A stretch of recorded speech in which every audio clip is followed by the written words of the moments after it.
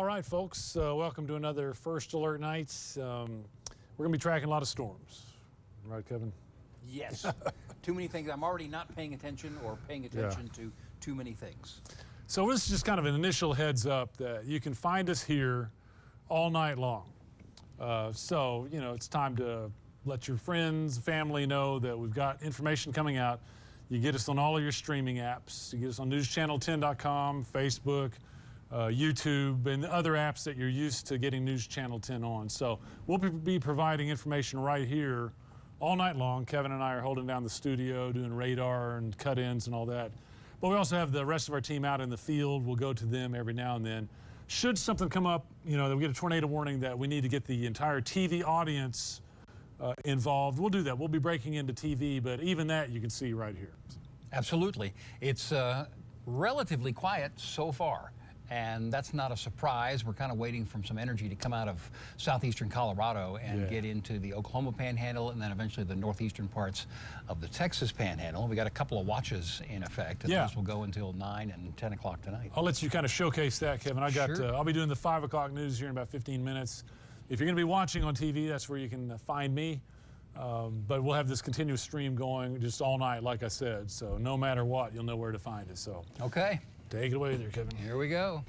So again, right now we have some thunderstorms, but generally fairly quiet, relatively speaking, as opposed to what we may expect a little later on. So what you're seeing here in the yellow counties, and that's going to be the central and eastern portions of the Oklahoma Panhandle, Guyman eastward toward Knowles. That's a tornado watch. That goes until 10 o'clock tonight. The counties in pink further to the west are a severe thunderstorm watch, and that includes Union County and Cimarron County, and then southward through Stratford, Dumas, Dalhart included, Channing included as well. Interstate 40 corridor not included in the severe thunderstorm watch. Again, that one's until 9 o'clock. So the storm of most interest over the past couple of hours, which has prompted a couple of warnings, but it has weakened a little bit, is the one just there north of Clayton. So some strong gusty winds, but you can kind of see the amount of orange and red in there is decreasing, and that has been a trend for really about an hour or so. So it's about to run through Clayton. Text line would be next. We've got our chasers, Shelby and Caleb, on that storm. They're getting some nice mammatus clouds here. They're northwest of Dalhart right now. Those mammatus clouds, you know, we see those around thunderstorms, and those little pouches that we see, those are little cold pockets of air. Cold air is heavier, and they sink down above that cloud deck and make those little cloud pockets. And of course, you've seen them around. Sometimes late in the day, around sunset, those will get lit up pretty spectacularly. But now they're there. They're not threatening anything. They're just kind of hanging out. And again, we may even see a little bit of a shelf cloud as it gets closer to them. That storm that I mentioned in Clayton is going to be moving generally south-southeastward and get a little closer to them. So they're in between text line and Dalhart right now. We can check in on Sheldon and Harris. They are in Perryton right now. The air mass is a little bit more stable or unstable, I should say, across the northeastern portions of the Texas Panhandle, and as I mentioned, for the tornado watch in Guyman eastward. So that's going to be a little later on, though. You can kind of see the cloud cover there is not really rising vertically. Those clouds have some relatively flat bottoms, but then they go up and they sort of level off, and that's an indication that the atmosphere, the parcels of air that would form thunderstorms, can't continue to rise at this point. What we expect is that they will do that a little later on tonight and produce some stronger thunderstorms, at least that potential. So we're continuing to watch that as well. We come back to our computer, and we'll spend a minute kind of looking around the rest of the region. Again, our watches until 9 and 10 o'clock tonight, 9 to the west, 10 o'clock to the east. The rest of the region is pretty quiet. We did have a little thunderstorm that developed just south of Childress, southeast of Childress. It has weakened a little bit. Actually, that might even be a little, yeah, there was a weak one there, but again, it is weakening, so we're about done with that. If we look into Amarillo, we kind of see something of a dry line. We're watching the dew points. We don't see any development along that right now, but this is the line that I'm talking about right here. And to the east of that line, at Pantex, for example, last time I checked, the dew point was in the low 60s. In Amarillo, though, it is in the low to mid 50s. So clearly something of a dry line right along that boundary that we will watch for the next couple of hours and see if anything tries to develop there. Right now, it is not. But that would be something where we would see potential development a little bit later on this afternoon and into the early evening hours. Rest of the region, pretty quiet. Take a look at a broader view and show you what we're talking about with the activity into southeastern part of Colorado. Here's that broader view. There's not one big storm system coming through, but these little disturbances are kind of rolling through the upper level wind pattern and creating the potential for these thunderstorms to develop like we see here. And let me catch up with the computer. You can see southwestern Kansas getting some heavier thunderstorms now. Those are easily producing some hail, but the general movement on those is more eastward as opposed to southeastward. And then we've talked about Clayton as well. But that low disturbance coming out of southeastern Colorado, that's the energy. All it wants now is the moisture and the instability, and that will come a little bit later on tonight. So that's the overall view. We're going to have the news coming up at 5 o'clock. And the stream will continue through that, and we'll leave it up to Shelby and Sheldon to give us some reports as we go along. In fact, I think we might even ask, as the studio is going to get a little bit more noisy here ahead of the 5 o'clock show, is we'll punch up Sheldon and Alex and see what they have going, and you guys can take it from there if it's okay with you. Guys, you're up. Thanks, Kevin. Yeah, so we're currently heading our way into Perryton right now. We're currently on Highway 15. I'll be pulling into town here pretty quick. So Perryton was kind of our original kind of target area, but as you heard Dave and Kevin talking about on radar earlier, seeing some little isolated activity that's kind of popping up in northern Beaver County right now. The big thing that we're seeing with a lot of these storms is they're kind of pulsing up a little bit. Especially things further off towards the east, is there's this cold front that's going to be coming through, and that cold front's going to be what allows those storms to start to move southward. Right now, based on the way these storms are moving, those little storms that have popped up just straight north of Beaver right now, they are going to be tracking more easterly. So that's going to put us behind them just a little bit, but we're going to watch them. That's probably going to be our next target area. Might head north up into the Oklahoma Panhandles. Right now they are looking to be traveling more easterly. They're going to need that cold front to hit them to start to push them down in towards the Texas Panhandle area and to possibly kind of aid in any potential rotation, as well as you have those southeasterly winds moving to the east as well are kind of feeding into it a little bit. So we're going to watch these very carefully. So those of you riding along with us, actually going to be pulling into Perryton here just, you know, in the next few seconds or so, see how things are going here. And then probably going to be moving north out of Perryton to see what these storms up here in Beaver County are going to be doing. And then after that, we just kind of wait and see what forms up and then what direction we need to go from there. Of course, you heard Dave saying as well, and Kevin as well, talking about Shelby. She is out near Dalhart right now, so she's going to keep an eye on those storms, which I think the cold front will probably get there first, which is going to push those storms further south. But if that air cools a little bit quicker, that'll kind of kneecap the severe potential of those storms. So a lot of different factors in play here, but with that slight risk, as we've documented well enough here on News Channel 10 today, is that we have all hazards in play. We're talking tornado risk, flash flooding, strong winds, large hail, all going to be in play with these storms as they form up. So tag along with us here. You're riding along. You're getting a live look of us right as we're rolling into Perryton, of course. Hey, should I go north out Perryton or Booker? Because you got that cell blown up north of Beaver. Yeah. And I don't know where the front is with the... Yeah,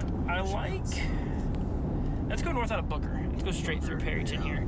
Because if we go straight north out of Perryton, they're going to get a good ways east by the time we get that far north. Yeah. I remember seeing all the damage up and through here just a couple years ago. First time back. Yeah, first time back since then. You can still see some of this. I remember we drove through here and then drove back afterwards. Yeah. Spent a lot of time in this parking lot right here. Somebody was up in that second floor when the tornado hit. Yeah. Thankfully, they were okay. Driver outreach, good folks there. Yeah, like all that right there It's is a all weird just... ride because you were half of that your is just- first time back. Yeah, back in Perryton since that tornado in 2023. And then on Sunday, it was my first time back in Matador because I was on Matador that day. All right there. I mean, you can see, half those lots right there down Main Street. You know, there's just the whole buildings just, they ended up having to demolish the whole thing. All right there along Main Street. A lot of those buildings there along the side, those were, some businesses that ultimately were destroyed. The second floor of a lot of them. You know, the first floor's still there, but the second floor, they had to take off and fix that. I mean, this power line's down all over here. When you can see kind of right up here, we'll actually switch. Yeah, folks will look around.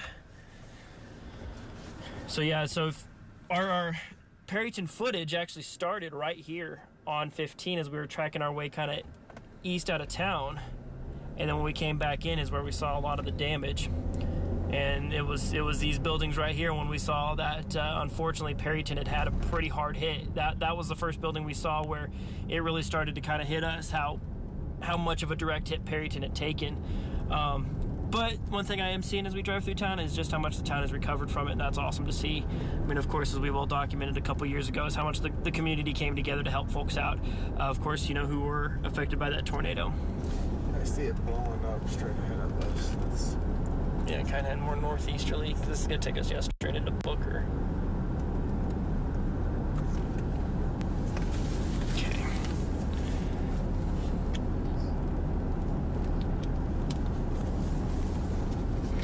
I mean, that core on that one just up near Forgan, that one I'll put to east is a little more stout.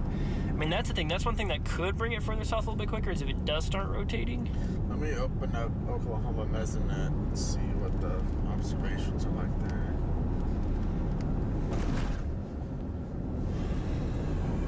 Yeah, looking up that way, 74 over 65 right at the state line. 81 in Border.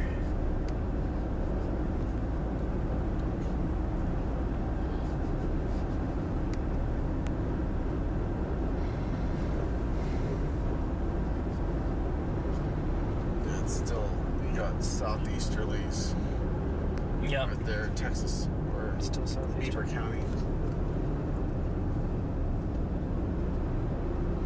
Yeah, so for those of you tagging along with the stream, what you can kind of see on your screen right there on that radar on the left-hand side of your screen, that's just popped up towards Beaver. That's going to be kind of our primary focus right now, because models this morning did show a little, isolated storms that pop out ahead of this line. And, of course, that's where you're going to see that really, I mean, your most, I'd say, dynamic, or I guess, where you see that stronger tornado potential will be out of those more isolated storms. When it does line out, tornadoes are still absolutely possible, but then it's a little more messy from a chasing standpoint because they could form up on just about anywhere of that line. So right now we're currently heading up 15 towards. And they're quick spin-ups too. Yeah, they're quick spin-ups. Yeah, they form up. I mean, it's hard to see on radar. Basically, think of what happened in Canyon, in late April there. It's ones where they just form up at a moment's notice and they may be gone within a couple seconds, where these isolated ones, that's where you see those kind of more long-track, long-lived tornadoes. Of course, that's like what we saw in Perryton, what we saw in Floyd, New Mexico just a couple days ago, things like that.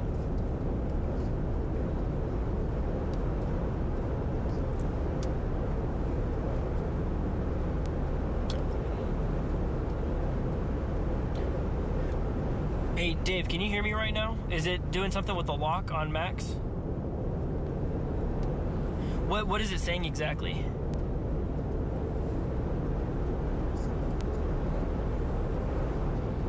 Oh, it's reloading everything. Okay. Oh, so are you logging in on Max 1 and Max 3? Oh, okay. Yeah, we probably need to get Kevin to log in on probably Max 3 or one of the machines, because if you're logged into 2, it can get a little wonky.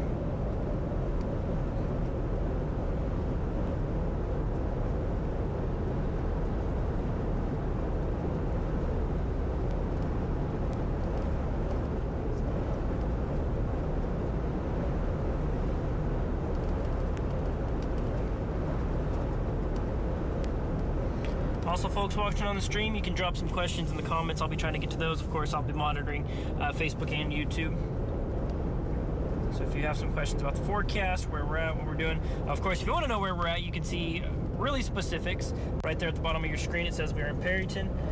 You can see right there. So when that does update, of course, we should still be on 15, right? Yeah. Yeah, we're on 15, not 70.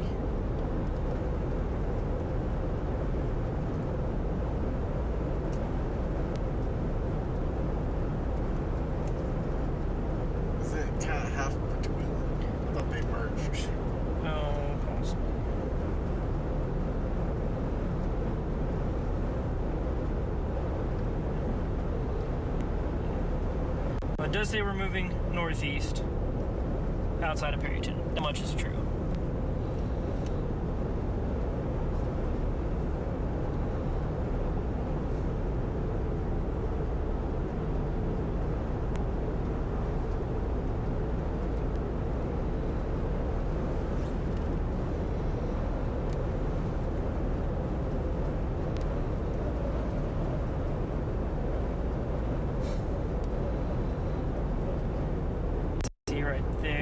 Starting to get that more northerly component. I think that front's hitting Clayton right now. Watch that. Yeah.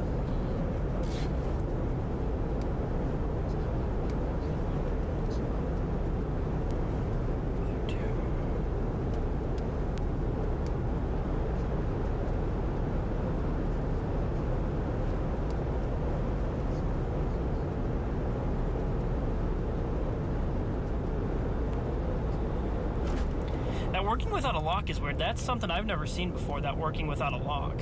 I'm not familiar with that. We may have to call support for that. Okay, so I get that northerly component. So we need to see where the north winds are kicking in.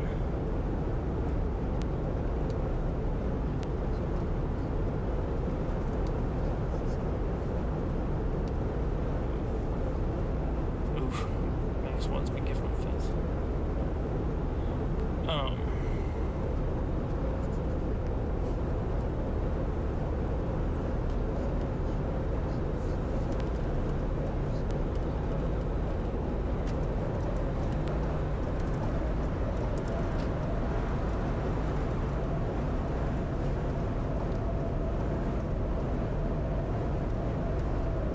Yeah, I'll need to get Kyle to look at that. Max one's doing this.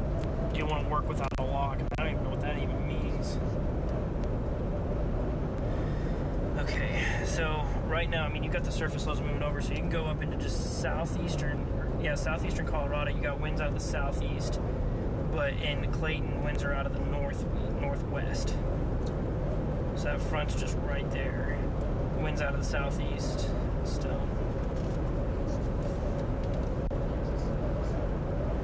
Shouldn't go to Dave. Yes. Yes, it should be. Dew point 61. Usually they should switch from us to Dave at the wall. Whoever's running OBS or VMix.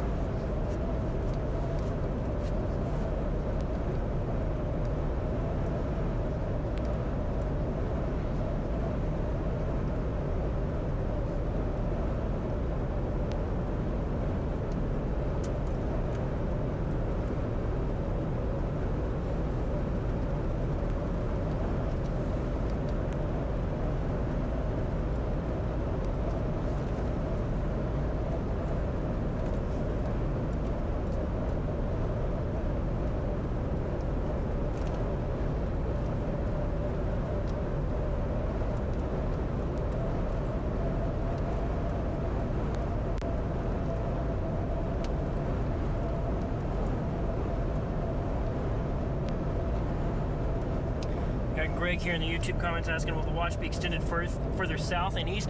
So far, we're not seeing any indications of that. I will not to say that that won't happen, but right now, National Weather Service Storm Prediction Center haven't given any hints to expanding that watch.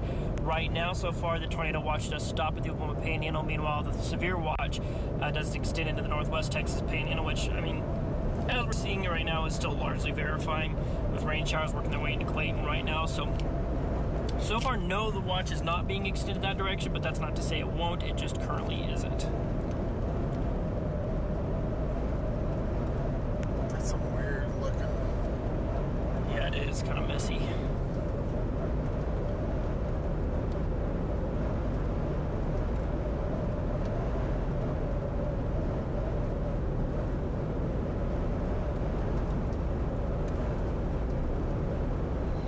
Those of you asking about some specific towns and stuff, keep an eye on Dave's full forecast here in a little bit. That should be popping up on stream.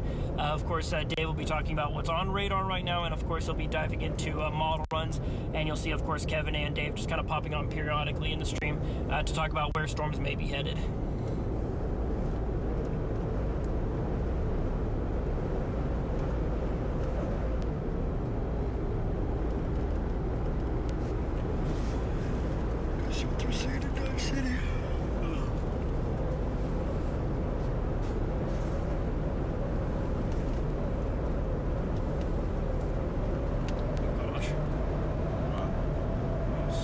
So far, storms have been interacting with each other, discouraging individual storms from becoming tornadic.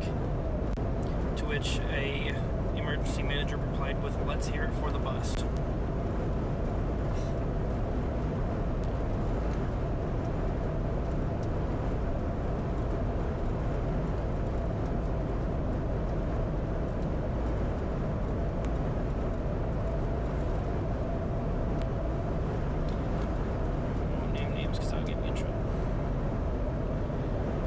Scott here saying things are starting to look nasty in Moscow, Kansas, for those who may be unfamiliar.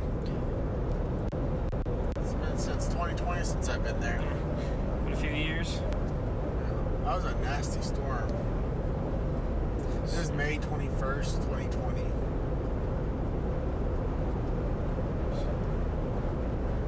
Seems all recall on specific dates there. It's pretty good. It is known. I remember like really hyper specific ones. Well, it's the day before my sister's anniversary. That's why. Oh, there you go. That makes it easier. So one storm near just north of Ulysses does have a TVS signature, but just throw some velocity out there. Not really much in the way of low-level rotation. Let's see what it looks like higher up. Not even higher up. It's not even looking.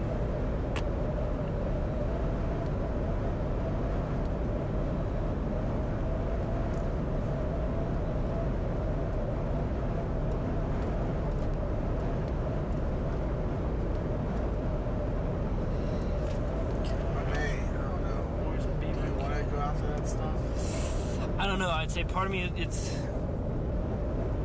I don't think it's a bad idea necessarily to start maybe moving up into the Oklahoma Panhandle, but to full-on commit all the way up to Foregone, I don't. Oh, come on, get over, dude. Golly, he got that one close. Goodness. It's not the kind of thing we want to catch on our Atlas camera.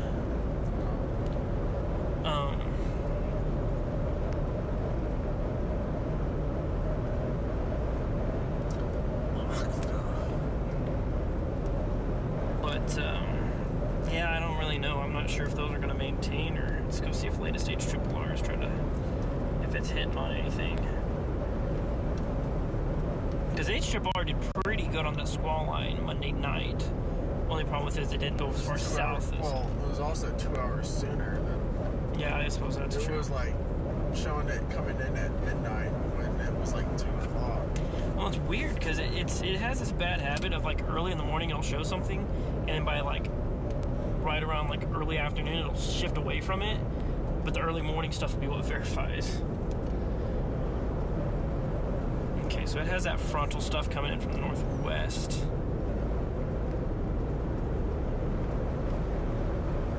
I still think Beach County is going to be our game. So you can see right there your frontal stuff, but you still get. Yeah. I mean, it doesn't, but it shows stuff getting carried in from Kansas. The stuff that's there right now, it doesn't show that. That's interesting. And so it's not initializing that very well. What's the other model? The RF. Oh yeah, Let's see what that says. Doom and Gloom. I can look at WRF too. Let's go RF. Let's see. All right. So those of you following us along on the stream, they're getting ready for Dave's first full weather of the Live at 5. So get ready to see him popping up on your stream here pretty quick.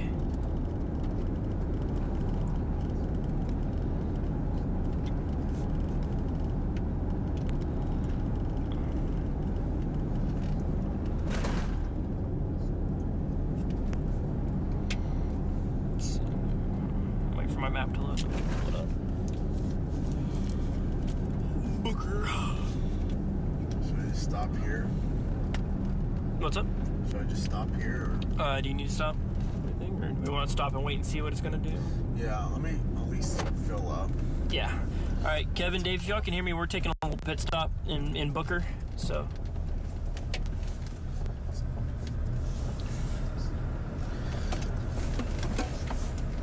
Can you direct page him and tell him to switch over to Dave?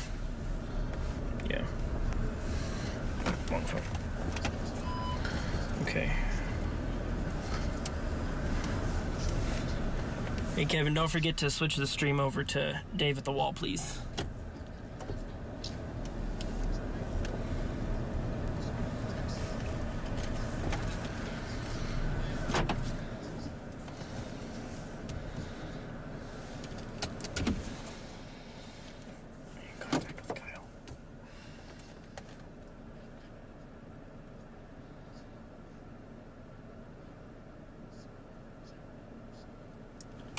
Just leave it here. Okay.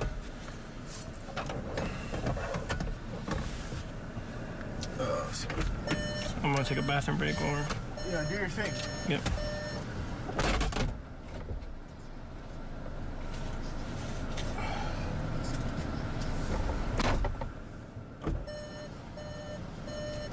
Yeah, go now because I'm gonna probably book it. Book it and booker. Booker and Booker. All right, I'm gonna direct page one more time and then... We're probably gonna be rocking and rolling. Kevin, here. don't forget to bring up weather wall so we can see Dave at the Wall.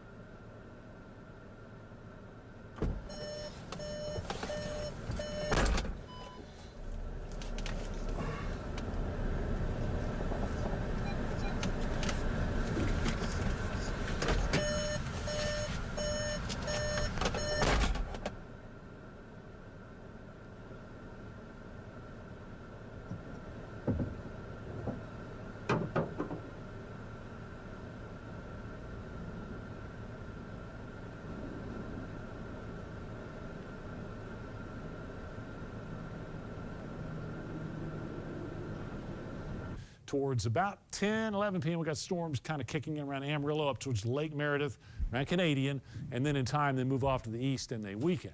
What happens tomorrow or the next 24 hours? Well, very important development. We get a cold front, we get a push of cooler air, and look what that does to the storm potential. Kind of stabilizes most of our area. Probably not going to have severe weather tomorrow at best out in New Mexico, the western fringe of our area. Maybe some isolated, probably non-severe stuff. Now, the next weather maker, the active pattern kicks back in. Look at our rain chances ramping back up late in the weekend, early next week.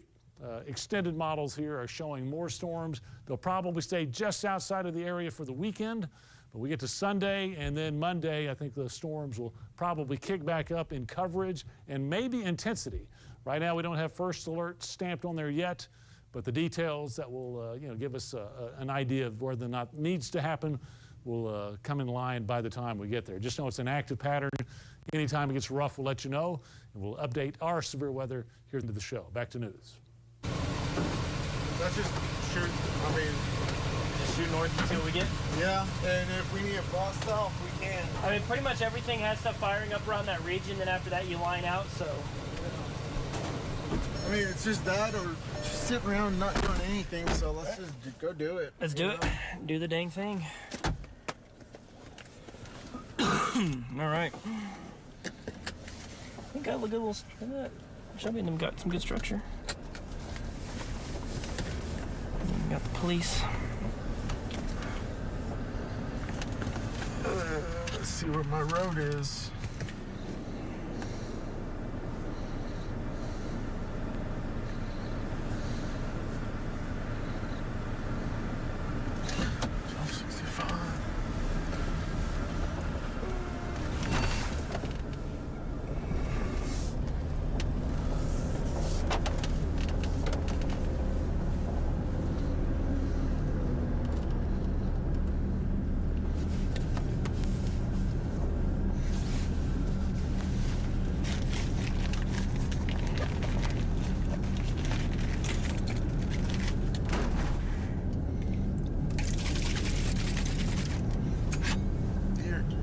that.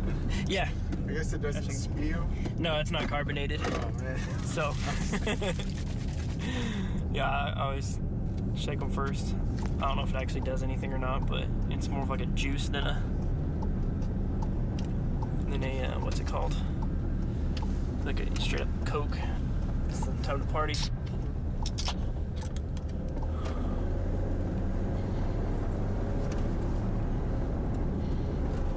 All right, Dave, Kevin, if y'all can hear us, we're gonna head up towards Beaver. We're gonna head towards that isolated stuff. Maybe that would be where we get some action with that. So we're gonna truck north out of Booker right now. There's RFS. Just one severe warning. Okay, cool. Okay, so here's. It's kind of weird. So the RFS here gets up. Oh, you're good. He's getting ready to turn. So it has that stuff kind of firing up a little bit. You kind of get. So this is RFS. It gets that, but it's pretty short-lived. Yeah, all the ones that were showing like popcorn, they were short-lived. Pulse storms, yeah. You see what this one does, and then. So we got a lot of cape, not enough shear to support it. I mean, the BRN numbers, the bulk Richardson numbers, they were like the 60s. They were real high. So it's almost like doing a cell merger. Oh, yeah. And then if it splits off.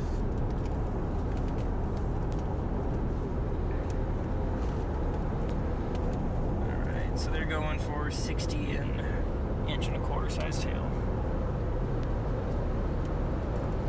So Texas County, if it can move further east, it will be entering a more favorable environment.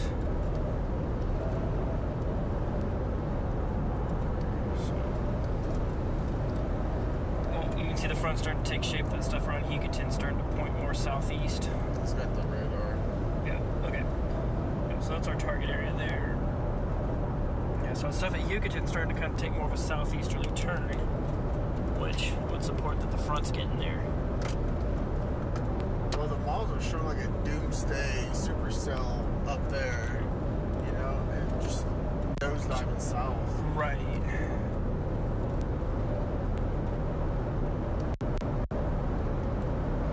So if you can hear our audio on the stream, that storm over foreground there that you're seeing, that's our target right now. So we're heading north out of Booker. We're gonna see what we get with that one. Got Alex taking his racing line here.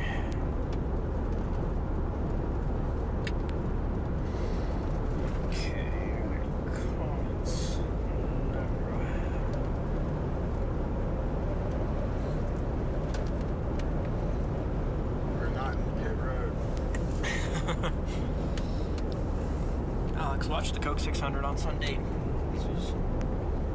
You saw the what? Said you watched the Coke 600 on Sunday. You're doing your. You know where I'm from? We had a mall called Katy Mills, and when they first opened up, they had like the NASCAR, and it was like a big deal for a bunch of NASCAR fans because it was like a racing simulator. Oh, that's cool. But like it was like legit, like you were strapped into like a harness and everything. You're like moving stuff? Yeah. That's awesome. Kids couldn't do it. That's how. It was that intense. It was that intense, yeah. Goodness. That's cool. That's awesome. I'd go do that.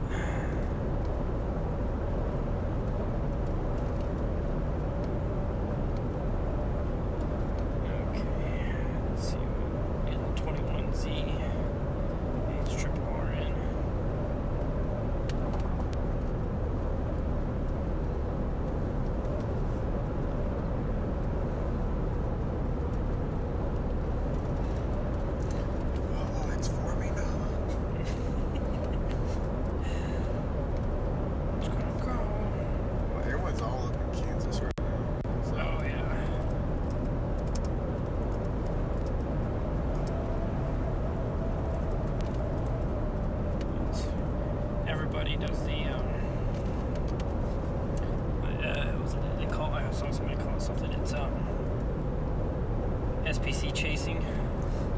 They just could have the storm chasing license and whatnot. Right, yeah, they see the 5% on the map. See, there.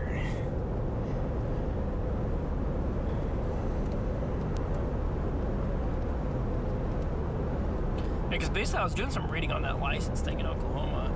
Basically what it would do is it wouldn't necessarily make it like illegal for like people, like if you're not licensed. Basically it would give like media partners and stuff like that emergency vehicle rights.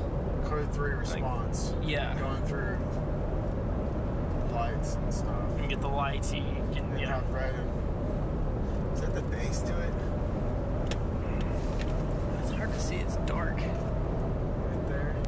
Oh, yeah. Oh, yeah, even look at that on the far Yeah. end. It's not nothing. I got it.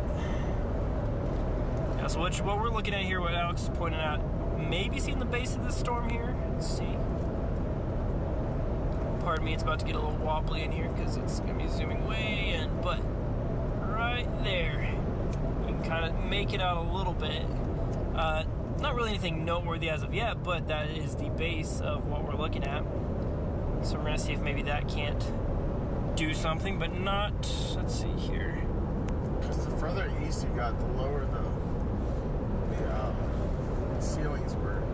Right, yeah, you start getting those higher. The west were pretty high up. Yeah, you're getting into the drier air. You want those dew points higher, gets your cloud bases down. Yeah, I'd say that's our base. Not really seeing. Look at the velocity. There's literally 1 pixel of red. Yeah. So.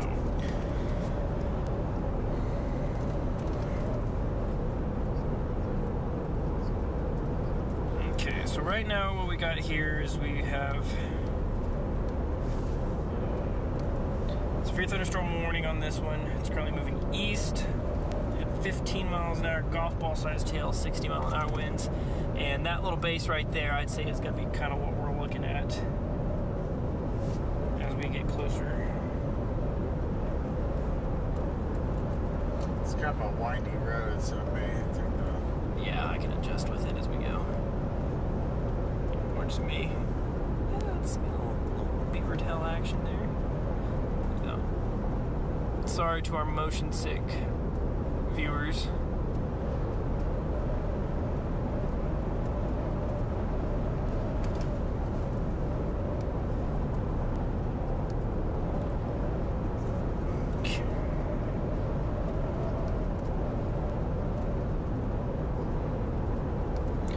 Jose here, he says he's from the same area. He said he loves the Katy Mills Mall. Oh, yeah. That's where I'm from. I'm from Katy. A lot different area. Yeah. Alright, so Belin here asking what are some recommended signs to look for when trying to spot tornadoes. So your big ones that you're going to look for, so you got to be looking at the right part of the storm, because a lot of times people will look at storms like what we have the camera pointed out right now. I'm not worried about that being tornadic right now. That's not something that we're really seeing as a tornado here currently, or any threat of that, but it is probably the lower part of the base of this particular storm. But you got to know that what you're looking at on the storm, especially at like a supercellular storm, you're generally going to be looking more towards kind of the probably the southwest corner of the storm if it's a stereotypical supercell. But what you want to see is you want to see what we call kind of a sharp lowering on it, your wall cloud. It's going to be this really discernible thing that it's lowering out of the cloud. It does kind of lean off towards kind of the bottom right, kind of like you are seeing with this, but you would really see these really kind of sharp angles on it. You wouldn't see those messy little clouds kind of hanging off the bottom of it. That's what we call scud. Generally that scud shows that nothing is necessarily terribly organized, unless you were to see that scud being pulled up into the cloud. That would show pretty good inflow to a particular storm. Should we go straight or? Let's go straight. Yeah, I like straight, and then that'll give us a good view of it. Unless there is a road that can take us north if we go further east towards I was Knowles. looking for if we have blast east if we need to. Right, it might have to come back We're to this good, intersection. yeah. But anyway, so that lowering right there, I mean, that's not terrible looking. I'm not going to immediately assume tornadic activity looking at that, but you want to see a lowering that looks a little bit kind of along the lines of what you're seeing right there.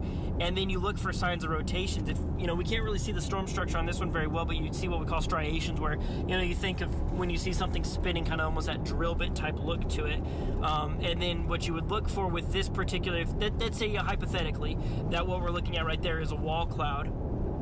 you would look for, you know, the little points coming out of it. Now, you kind of see the scraggly edges on the bottom right there, but you really want to see a very organized kind of point coming out of the bottom of it to really discern a true funnel cloud with it. So when you're looking for tornadoes, you want to see those sharp points. You'll see a lot of clouds kind of hanging out the bottom of the clouds like that sometimes, like I said, what we call scud, but those aren't necessarily your tornado indicators. You want to see those really fine points, those really sharp points to a funnel cloud. That really is a marker for good clear rotation. That's going to be what you look for when you're trying to spot a tornado on it, is those nice clear points on a funnel cloud. So we're going to watch this because it's starting to look, I mean, maybe a little more interesting. Not really seeing any, you know, at least on velocity. There's some broad rotation in there. Let's switch to the Dodge City one. It's getting some rotation on the back side. Straight ahead of us. Yeah. So straight ahead of where we're at. We're getting a little bit. Let's stay on it here. Here, Dave, when we crest this hill, Dave, Kevin, see what you think of this right here. Velocity may be showing some broad rotation, nothing really terribly sharp, but when we crest the top of this hill, we got a pretty good look at the base of this storm. Maybe trying to form up a wall cloud. It's not super defined yet, but it's certainly not nothing. Right there is a good look at it right there. See what y'all think of that.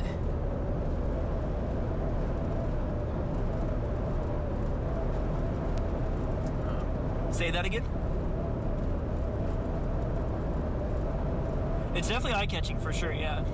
Not quite what I'd call a wall cloud just yet, but I mean, you're getting that lowering and off to the right like that, but sure is messy at the bottom. Well, what was Kevin saying there for a second in terms of what we're seeing on radar?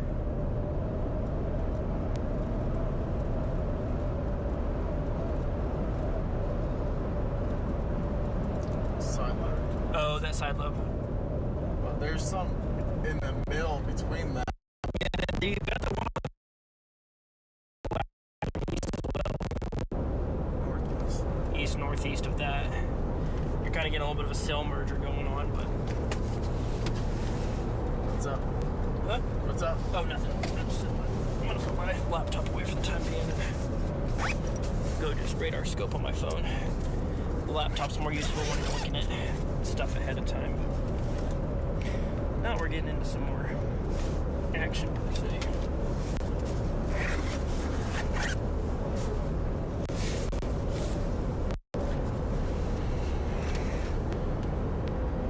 May 28th. Slight risk. Eastern Oklahoma Panhandle. 270.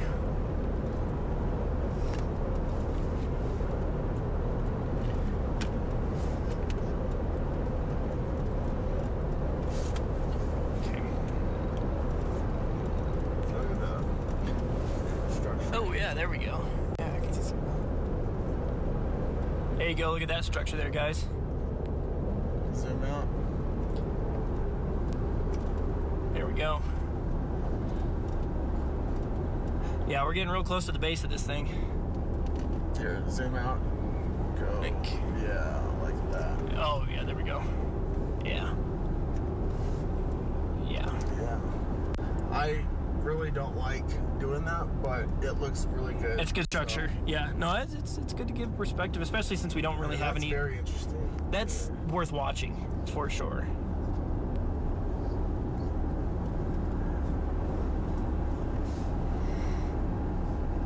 But that's the area right there is more interesting. You see it right On there that back the side, yeah, where you get that little finger hanging down. left. I think that's on the other. That's that further, yes, other sill. Okay, I'm sticking with the Dodge City radar right now on that one. It's giving me a good look at it. Rising Scud there on that. Yeah, look at it's changing shapes. Well, the one on the backside is On the backside, yeah. Rising Scud there. That one. Okay. Yeah, Dave, do you want audio and video or just video? All right, copy that. Yeah, we're on 270 just north of, or just south of Beaver, rather. Sorry, just south of Beaver. South of Beaver right now, yes, sir.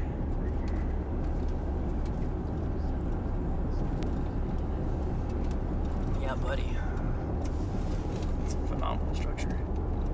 This is the environment where it was really good. Yeah, and I mean, that's the thing is when it's nice and isolated like this, I mean, if you're gonna get one, this is where you're gonna get where you're actually gonna be able to pinpoint what it's gonna do and where it's gonna be.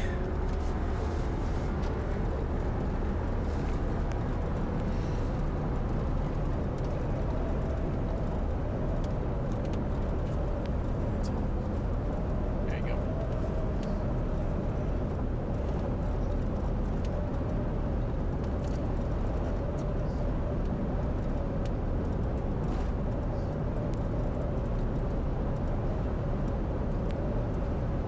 Make sure you get that area to that way. Oh yeah, there you go.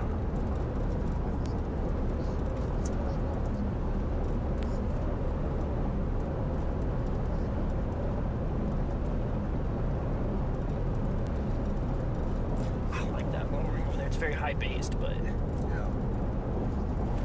Oh, that one looks lower than. it does. Let's see if Dodge City's saying anything on it. This would be Amarillo.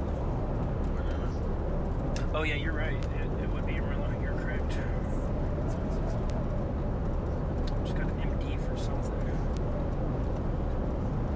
Southwest Kansas. Tornado watch is going to continue. Beaver County, they've updated to okay, never mind, that's from earlier. We knew it was baseball sized.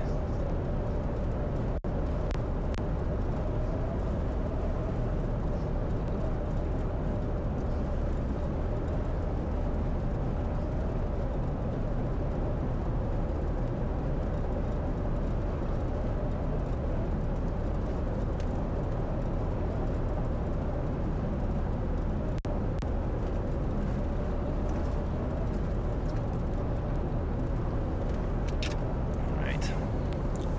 Now we're in the fun part. Get to really ditch radar for a little bit and just watch it.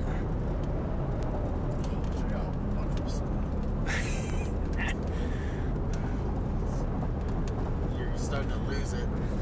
Yeah. What's up, Dave?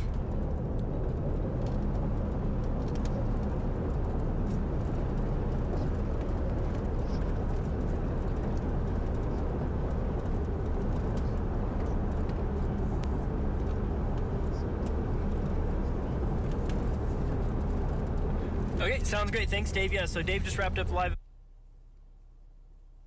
This might interrupt my Unity, so you'll have to listen. But A beautiful thunderstorm that we're on right now. This is the view from the top of our weather atlas right now. I mean, just phenomenal structure on this thing. I mean, not really seeing just a ton of, really exciting rotation indicators right now, but it is currently warned for golf ball sized hail. So if you're in kind of the Forgan area, it's just kind of right on the north end of Beaver. And we're actually pulling into Beaver right now, so you'll actually see that just right barely missing town. But very, very stout structure on this. You're going to see some heavy rains, possibly some strong winds. I think it's rated for 60-mile-an-hour winds, and it looks to be, they've upped it to baseball, or close to, right now, golf ball-sized hail. Golf ball-sized hail right now. But, I mean, large hail in this. There could be some damaging hail. Not seeing an imminent tornado threat, but right now we're looking at two different kind of features of this storm. One being this one. This is further off towards the west.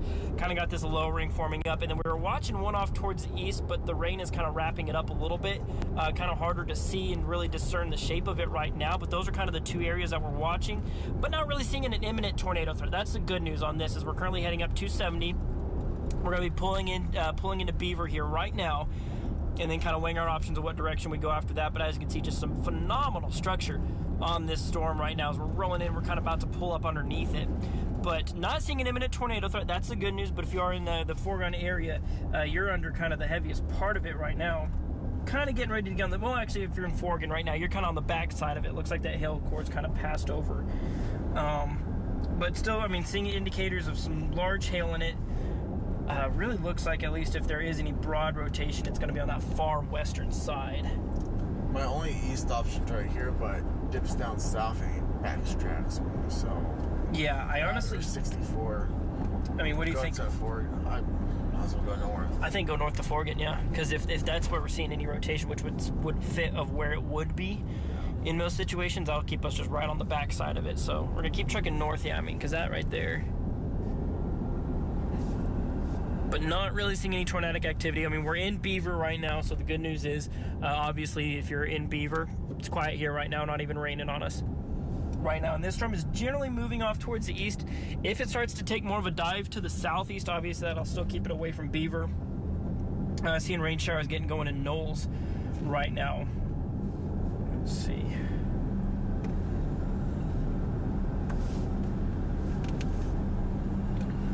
Okay, so there's our dash cams. Good place to eat here is at the Carmen's. Oh yeah, it's a good one. Good to know. That's one fun thing about chasing is you get to kind of learn the good places to eat in various towns around the Panhandle, whether Oklahoma or Texas Panhandle. It's at the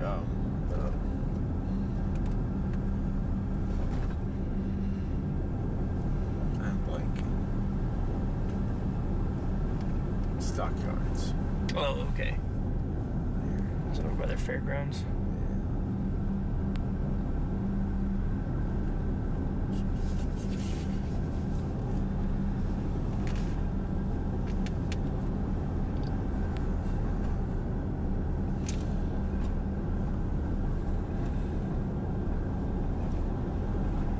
Come on, baby. There's the stockyards. We're one of the few people out here. Yeah, that's what I noticed earlier. One other chaser out. If it does anything, it's going to be just us. Okay. Yeah, because it looks like that main bit, if there is any. Man, you couldn't have a prettier backdrop for the pretty storm than all this, though. That's for sure. This is beautiful out here. Slow pan across. So there's that big lowering right there. I mean, like I said, not seeing any imminent tornado activity with this. Heading up north to Forgan right now, about 7 miles out of town. But still, I mean, just phenomenal structure on this storm. There is no doubt about that. Phenomenal structure. Like I said, golf ball to possibly baseball-sized hail. That lowering right there. I mean, look at that. Getting a good shelf on it. So, those of you who were listening earlier when I was talking about wall clouds, like what we're seeing right there, what you kind of see there sticking out the bottom of the cloud, that's not a wall cloud. That's what we call a shelf cloud. Not really, like I said, necessarily indicative of anything significant other than just it's very pretty structure.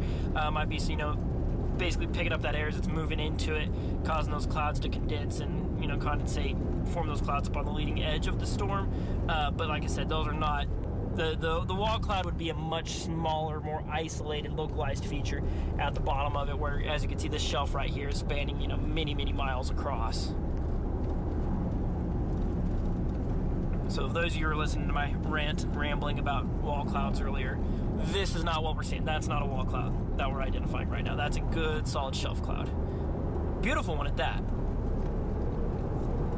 I'd say really what we're looking, I mean, obviously looking for things like rotation for tornadic type activity, but really I think another thing we're going to be looking for as we roll in closer to this is, you know, kind of getting that greenish color, you know, seeing the really, really big hail kind of gives the storms kind of a greenish look to it.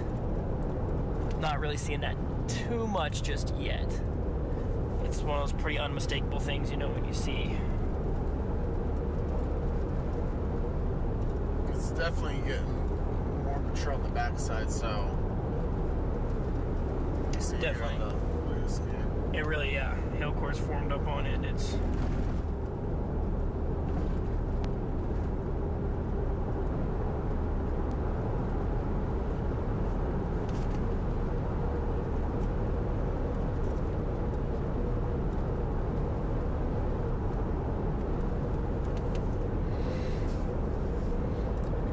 is that blowing in the air?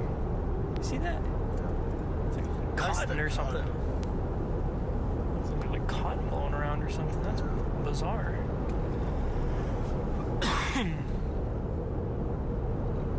God, beautiful structure. I'm seeing some straight ahead, right at 12 o'clock, some left to right. You see that? Yeah, those clouds are moving a little bit. Very, very. You can see those rise in motion right there with that scud. And look at it down the camera right there. It's a scene straight out of Twister right there.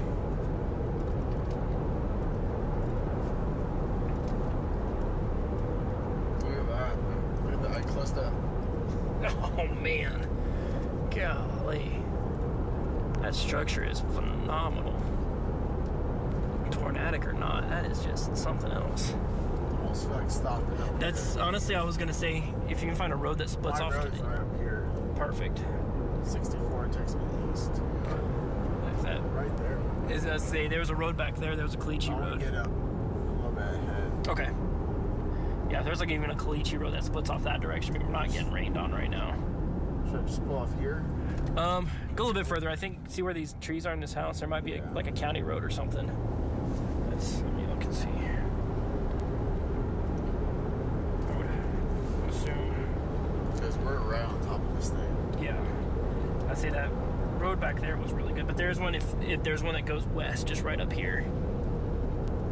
Can we go west? Well, I wouldn't say go west too much, but like there's just a road to like just get you off the highway kind of deal. That one right I just want there. to be able to see. Yeah. That one back there would have been really good if you want to backtrack. Which one? There's like that EW9. There's a roadside table in 1 mile. There you go. That might put us underneath it. Well, there's a pave west.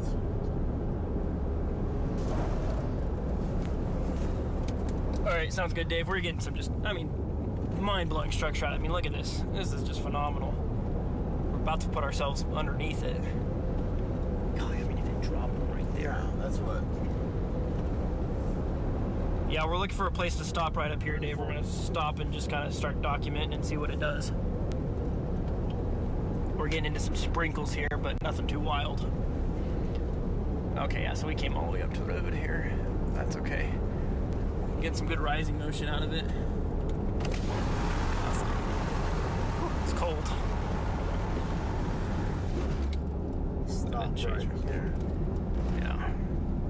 I'll stop right there. Yeah, so we're underneath it right now, pretty much. Good rising motion right there as well. Dang it. I'm gonna go pull next to this trooper here.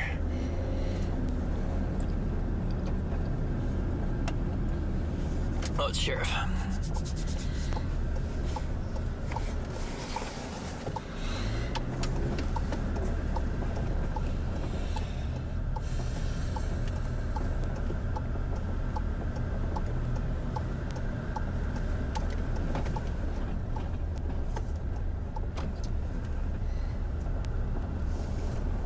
Oh, sorry, camera.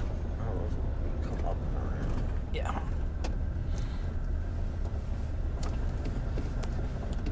All right, sounds good, Dave. We'll holler.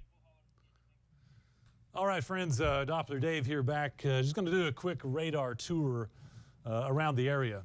Let you know what's happening around the region here.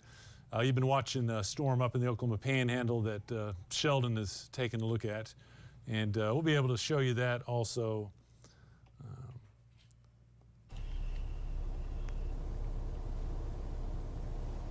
Oh, you think you can scoot a little bit, Alex? You just park me right over a puddle. Right over a If you puddle. can scoot just that way, just like 2 feet, that'd be great.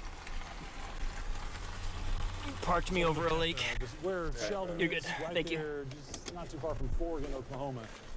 They got the base of a supercell storm that's definitely severe. Look at that rising We're motion watching right that there. for tornado potential, but It is right now, pulling air into it. just kind of watching it kind of organize. We'll see what it does.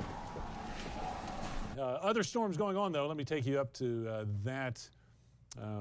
Once again, if you're just looking at radar, here's the storm that Sheldon is looking at.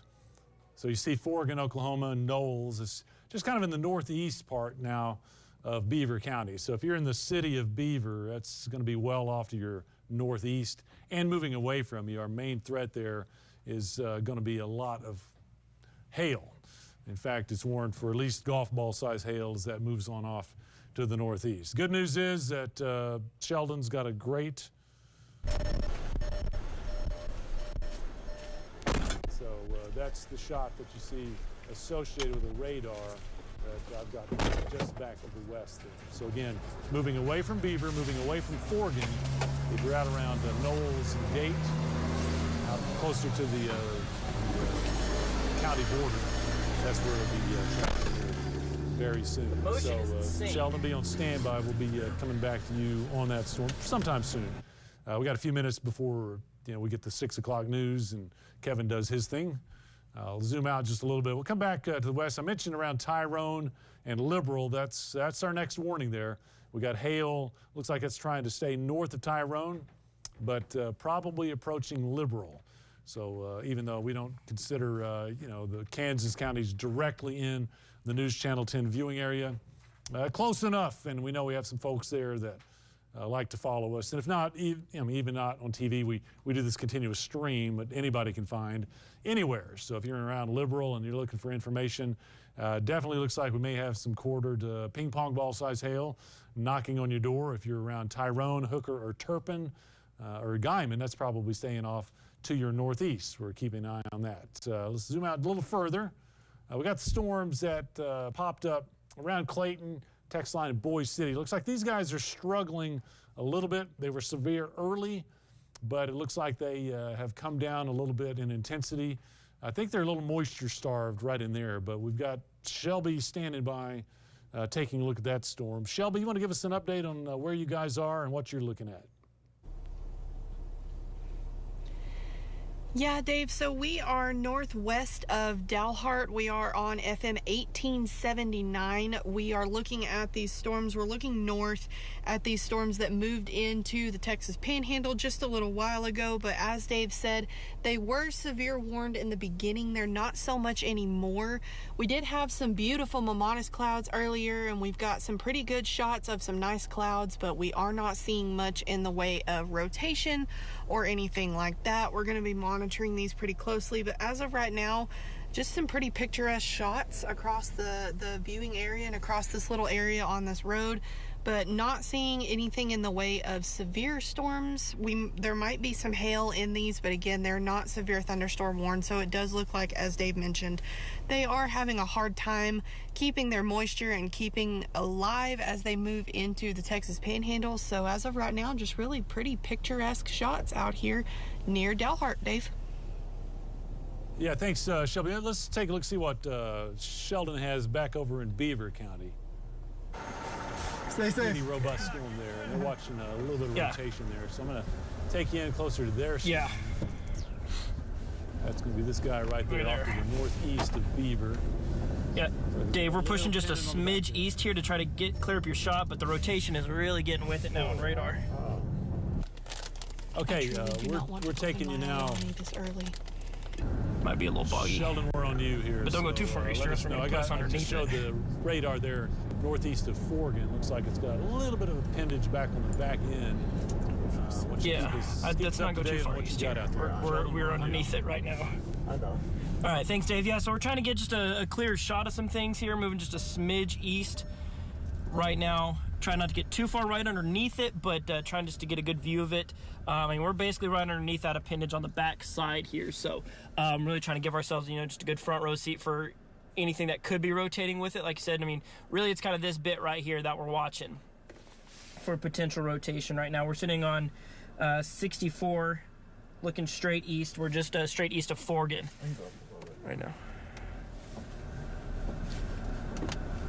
Okay, yeah, it's looking pretty intense in there. Again, it's warm. It's robust, Sheldon, for sure. You mentioned the hail. I know you guys aren't right in the hail. In fact, you're in a very good position to stay out of the hail and look right into that core. If we get any kind of wall cloud, funnel, tornado, any of that process, you should have a front row seat. Yeah, absolutely. I think we've got a great position on it right now. Like I said, really watching. That thing, as you can see on radar, you can isolate and see where that rotation appears to be trying to strengthen. But really, we're seeing the rotation here with our own eyes. Basically, it looks like there's a road right up here. Yeah. The cloud motion. You're just seeing clouds getting pulled up into it on just about every side. This storm is really, really active right now. And like you said, we're barely getting sprinkled on right now. Is the good thing about it.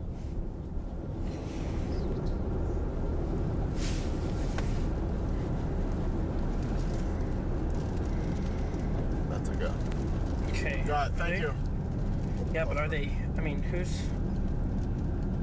Are there service I'm talking about? It's perfect right here. No, I don't think we need to go right now. Oh, we that's just need to be in place.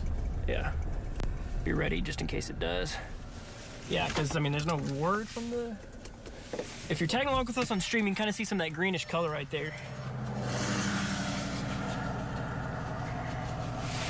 The rotation's tightening for sure.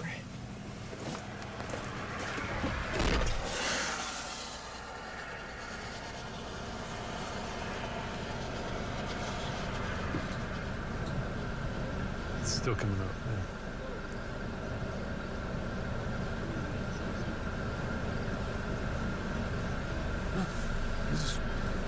I'm looking everywhere. Yeah, we'll pop up whatever we want here, but if you want to the wall with Keep weather looking warning, right I got over you there. Okay, we're anticipating. See that?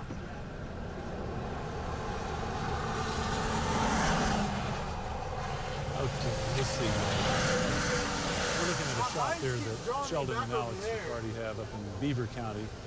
It's a storm that showing some signs of rotation. Obviously, we don't have a tornado on the ground at the moment.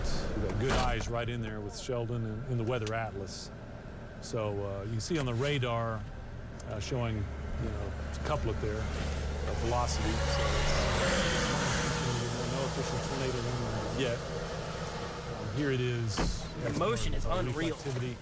You're showing the rain and the hail. Tell you what, Jared, good thing for you to do. Rotation's tightening up. Feed me I mean, it's information. look, we're getting an inflow notch. I got a report of 2-inch hail with a This storm can up do by it. Liberal, but that's the one that's back to the west here. Still no word from the National Weather Service on what they're doing. Liberal. I mean, we are- Turpin, that area. The hail, 2 inches coming. just outside of our area. Anybody we across know? the Oklahoma border to Kansas, just west of Liberal. If you folks are looking at or from Liberal looking for information and coverage, that's ahead. Yeah, there straight is ahead right there. possibly 2-inch size hail just back to the west of Liberal. Here's the storm that we're The seeing. movement. I mean, well, look, your cloud bases are Sheldon lowering. monitor The base for is us. dropping right now. That I'm Sheldon watching right that. That is, yeah, Dave. You Sheldon, seen our what do we- feed right there? That finger, is that rotating? I don't really think we're getting strong rotation out of that right now, Dave. It's certainly one we're watching. I can't really discern any strong rotation. You can actually see kind of the scud of it kind of breaking up a little bit. So I don't think that's a funnel that we're seeing. But, I mean, just you can see right there as we're watching this in real time, the motion. I mean, this storm is really moving. So while that one I don't think is necessarily rotating, I don't think that's becoming a funnel. I mean, I don't think it's out of the question that we don't see a funnel forming up. Okay. I know that, by the as you way- can see right there, it's just all but fizzled, but there's a lot of activity here. Okay, we're monitoring the chat, see if the Weather Service is thinking about doing a tornado warning. Nothing yet, but sure wouldn't surprise us with a little bit of a hook now back on the west flank. Don't open your Velocity showing door, you're going to get blasted with water. if some you do. rotation. So that's why it's so. That's what we do. We like to track on radar, but we like to give ground truth to what exactly is going on under that storm. So that's why Sheldon One of the Fred's typing right now. I'm curious to see what he's going to. let us know exactly what's happening right in there. So Yeah. Sheldon continues to look pretty healthy on radar. Of course, you Increasing know threat that. on tornado But it right looks now. pretty No healthy warning from yet. your shot also. Yeah, I think we're in a really good spot right here, Dave, to watch it. I mean, like I said, you can see it happening in real time. I mean, the motion of this storm is really moving. Haven't been able to really pick out anything that I would call a funnel just yet, but these clouds are really moving around. We're seeing clouds getting pulled up into it on just about every side. Lots of spots are rotating here currently. Yeah. Just the cloud as Yeah. a whole, not rotating funnels. I want to clarify that, not a rotating funnel, but just the cloud as a whole just seems to be having this nice big broad rotation. Because even look at this right here. I mean, look at this stuff Okay. just getting pulled in. Oh, tornado warning coming. Going out for Beaver County. Okay, it's coming. Okay. They're going radar indicated. Is it? Oh. That's supposed to be off. Yeah, that's me. That's supposed to be off. Okay. Okay. Tornado warn. They're taking that thing. It's gonna go. They're saying it's gonna go southeast. So they're showing it right turning. Okay, so get ready. They're probably gonna be coming to us. Go ahead. In fact, I'm on the wall now, Kevin. Okay. Jared, jump over here. Pass along any info you get. I'll drive for you, Kevin. Tell me what you need.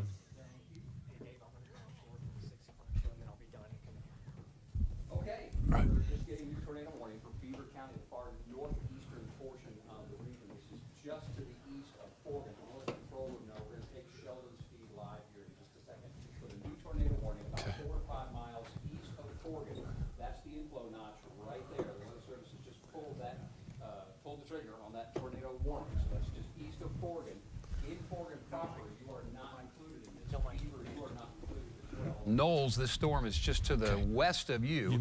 Your rain's going to be picking up here in the next 5 to 10 minutes, and eventually there will likely be some hail. So please, nobody travel in between Knowles and Forgan right now, because we have a brand new tornado warning for the northeastern portion of the region, and that's going to be Beaver County. Let's go ahead, even in Forgan, go over our safety rules. You want to be on the lowest floor of the building that you are in, toward the center of the house, bathroom, hallway, closet, small room toward the center. Bring something along to cover up your head. You don't have to go in Forgan right now, but you want to be prepared to go in case there is some back building of this storm. Sheldon Brashears is on the storm in the weather atlas, I believe near Forgan, in the town. Go ahead, Sheldon, tell us what you got. Yes, Kevin, we are currently just east of Forgan right now. What you're seeing here is this is the base of that storm. This is the start part that they haven't warned for. We have not been able to discern a funnel cloud or a tornado yet. So as you were saying, that current tornado warning is currently radar indicated. There's been a lot of motion with this storm. So, I mean, obviously we agree with what the National Weather Service is saying. Radar indicated, meaning that this storm is absolutely having the potential of putting down a tornado, but we don't see one on the ground yet. What you're seeing is you're looking at the part of the storm that's warned for a tornado right now.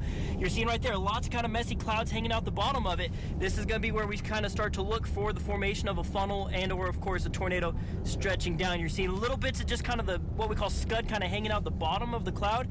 But, I mean, we're going to be watching for possible rotation. I mean, you can kind of see right here. I mean, obviously, I don't think that's a tornado that we're seeing there. It is, I'd say it's tornado-shaped for sure, but I don't think we're seeing any discernible funnels right now. But this storm is definitely strong and is currently rotating, so we're watching it very closely. We're just a few miles east of Forgan. We're heading down 64 right now. We're going to stay as close to this storm as we can. We'll get up on this hill. Yeah. All right, Sheldon, Dave, we'll come back to the Got rain curtains right here.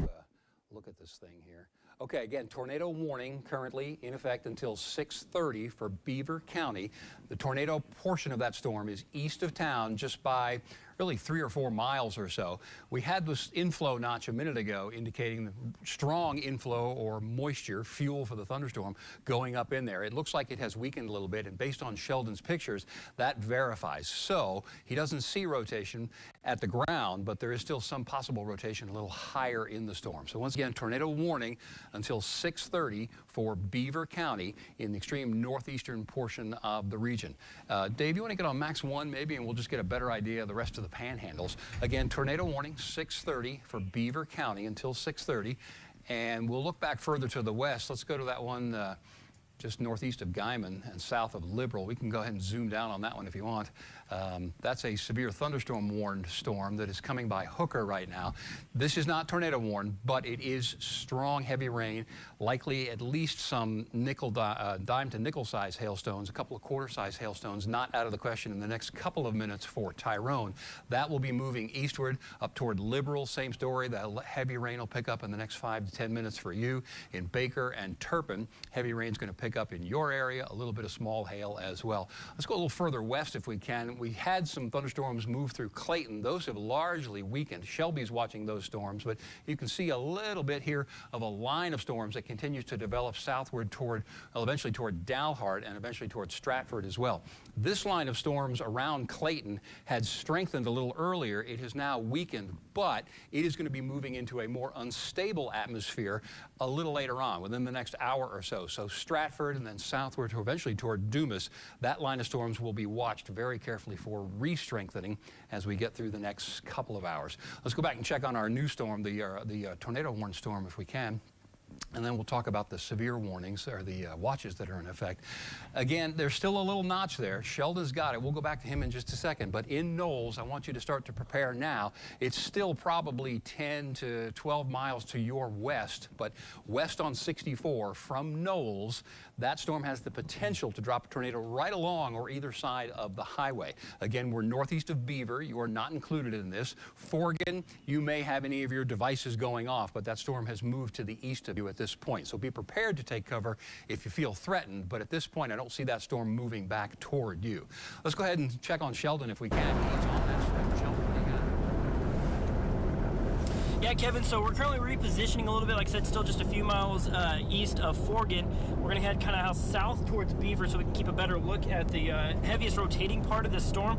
As we did get into some pretty strong some winds, some pretty heavy rain right there, what we call probably some refilling downdraft winds that we were just getting into there. So we're going to go and try to reposition a little bit further south, but still have not been able to make out a discernible funnel or tornado that we can see, at least with the naked eye. But as you can see there, I mean, there's a lot of, clouds kind of moving around, so there's a lot of different little features of this that we're currently watching, but so far we have not been able to discern an actual funnel or tornado touching down just yet, but still, like you're pointing out, with the backside of that storm still rotating, it's not out of the question at all, so we're going to continue to monitor from out here. Okay, Sheldon, thanks very much. We'll come back to you in just a minute. We're continuing to watch the storm along with the National Weather Service. It is developing or moving in a east-southeasterly direction. So the likely area for the tornado warning, or the likely tornado for rotation, is now moved south of Highway 64. Again, Forgan, I think you're in the clear. Beaver, you may be able to get a good view of the storm. If you look outside and look to the east, you're not under an immediate threat from this storm. But Knowles, we want you to be prepared now for that storm to be approaching. This is the velocity product. Thank you, Dave. What we're looking here is actually the Dodge City radar. This Dodge City, Kansas radar unit is actually closer to the storm than the Amarillo one, so we can get a better look at that. And what Dave is showing us here is the motion. You can see the green next to the red develop and then continue to move in an east-southeasterly direction. It is still fairly broad. In fact, maybe just pause it for a second, Dave. What we would want to see for a real heavy tornado or likely tornado is bright green next to bright red. So that would be right in here, and that's where the tornado warning was issued. But right now it is looking a little bit more broad here. The storm itself is rotating, as Sheldon has said, but we don't see a tight rotation closer to the ground, indicating that we have a tornado on the ground, but that potential is still there. So the motion is an east-southeasterly motion. That would eventually take this, and that's still 10, 12 minutes away from Knowles. But if that motion continues, I think Knowles, what you're in for is some heavy rain and probably some quarter-size hailstones. Dave's plotting a track there, and you got to take these times with a little bit of a grain of salt, but 639, based on the current speed, would put Knowles at the northern edge of that forecast fan. Right now, based on the current motion, I do think it will stay south of 64 and south of Knowles, but in Knowles, we certainly want you to be prepared for the approach of this storm. It is still, again, about 10, 12 miles west of town. It is continuing to move in a southeasterly, east-southeasterly direction, and that tornado warning is in effect for Beaver County, and that will go until 6:30. You can kind of see that motion, especially at the last part of it there with a little notch. Let me come back in here and explain. That's the little notch. That's the inflow, which may even be seeing a little reforming right here. But right now, the heaviest part of the storm is just on the north side of the highway. That pink area is extremely large hail. There's easily golf ball size hail, probably a little bit bigger. This is in a tornado watch area, by the way. What I want to show you here. Sheldon. Yes, sir. Let's go to Sheldon. Yeah, all right, so there we go. So we're currently heading south towards Beaver, getting in a different position. I mean, you can see right here, I mean, you can see the bright color within that storm. I mean, that's a big-time marker for some large hail in it. Still have not been able to make out any funnels or tornadoes with this storm right now, but, I mean, they're seeing some good markers right there for some very large hail, that kind of greenish color, but you can kind of see that structure right there. I mean, we're going to go head down to Beaver, and then we're going to head east out of town to keep ourselves right in front of the storm so we can see exactly what it's doing.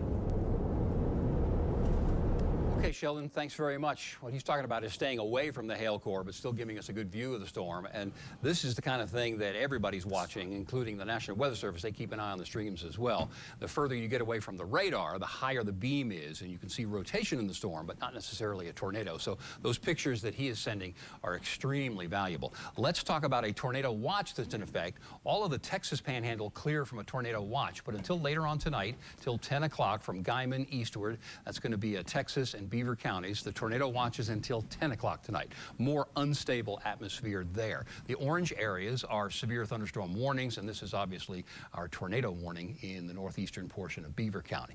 Till a little later on tonight, 9 o'clock, we have the northwestern portion of the region under a severe thunderstorm watch. Again, that will go until 9 o'clock. We have some thunderstorms rumbling there. Greater threat for straight line winds as well as some hail, as opposed to rotation, which would be which would provide tornado warnings, which we don't see again for later on tonight. Looking further to the west, here's a new line of thunderstorms developing just to the west of Tucumcari.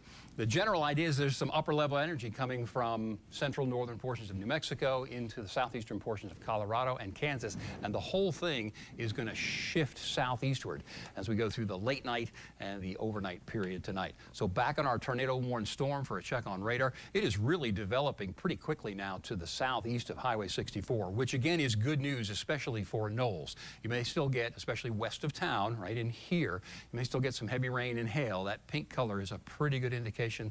In fact, I think we had a report, Dave just told me, of 2.5-inch hail within that storm. That's coming across 64, the highway right now. So clearly nobody wants to be traveling between Forgan and Knowles at this point in time.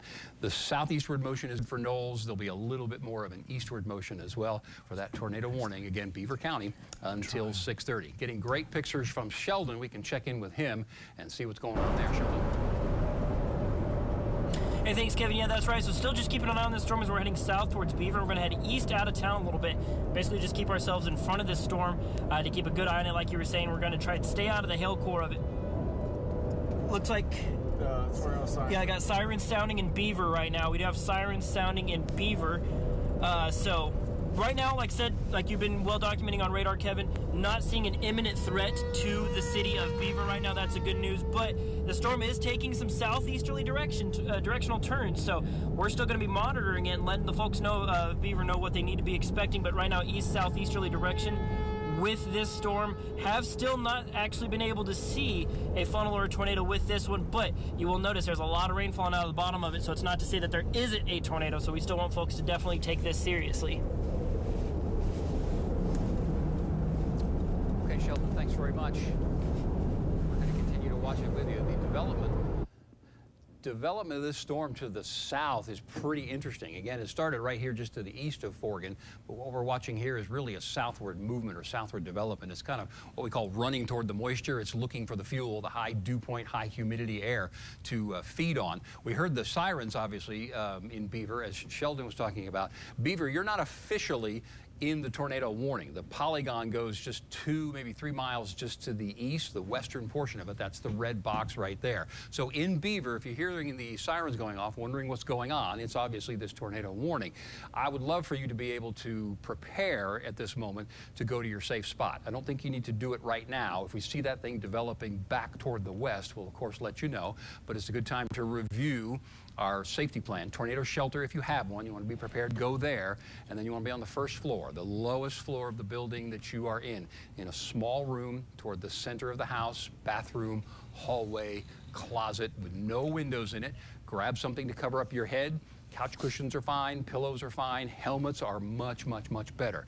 We're after work hours now, so you're getting into the evening when people want to kick off their shoes and relax. We've had a lot of reports over the past several years and a lot of guidance from the National Weather Service saying at least get a strong pair of shoes. You don't necessarily have to put them on, but if you've kicked off your shoes or put on your flip-flops, you don't want to be going around broken things in that if a tornado or some damage would come to your area. So you'll expect maybe some splintered wood, some nails, some broken glass, things like that. If you have your eyeglasses somewhere, you want to keep those by you. If you have your meds with you, you want to keep those by you as well. And let's get the phone tree going as well in and around Forgan, in and around Knowles, and in and around Beaver to say, okay, there is severe weather in the area. If you don't have the TV on, go ahead and do it. Get the app from News Channel 10. We're streaming on newschannel10.com and our Facebook page and YouTube page as well. So tornado warning just to the east of Beaver, just to the east of Forgan, and then west of Knowles. We continue to watch. This suggests to me, I don't know, Dave, you want to start jumping in here, but that suggests to me that we're getting maybe a little bit of outflow that's cutting off that little notch in there. Still a hail core right over and just to the north of 64. But if you want to jump in and comment, please go ahead. So Oh, what we're and looking- there's a 3-body spike. yeah, I mean, let me show you what Kevin's talking about right here. This right here indicates we probably have some big old hail in there, probably golf ball, tennis ball kind of hail. What happens is the radar beam gets in there, starts bouncing around on hail, might hit the ground, might come back up, and then comes back late. So it appears that there's something closer to the radar. But anyway, that's a good indication. And Sheldon, you guys need to take heed of this. That core is loaded up with some pretty size hail. So probably I'm going golf ball, tennis ball size hail. Kevin was talking about the rotation in there, and we still have a nice couplet. The Weather Service commenting on some mid-level rotation. Remember, we're out pretty far from the radar. Depends on which one we're hitting there, from Dodge City Yeah, or, that's or Dodge City. Amarillo. But anyway, that's the area of concern as far as the rotation is concerned. And we animate that. And you can see it's still hanging in there. And the good thing is that Sheldon is right in there taking a look at that. And we can know exactly whether or not there's a tornado there because he's right there. It's not, we don't have to go by radar. So let's get a update from...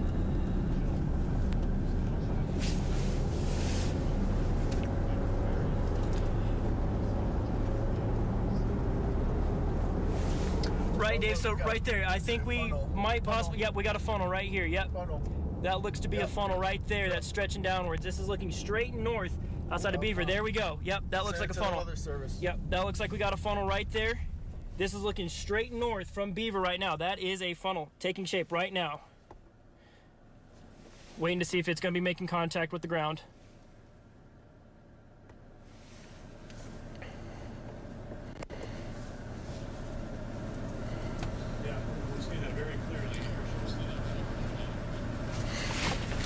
Yeah, so that right there, I think that's our first real true funnel that we've seen out of this storm just yet. Can someone there pass along to the Weather Service? It's getting down. It's lowering. Yes, sir.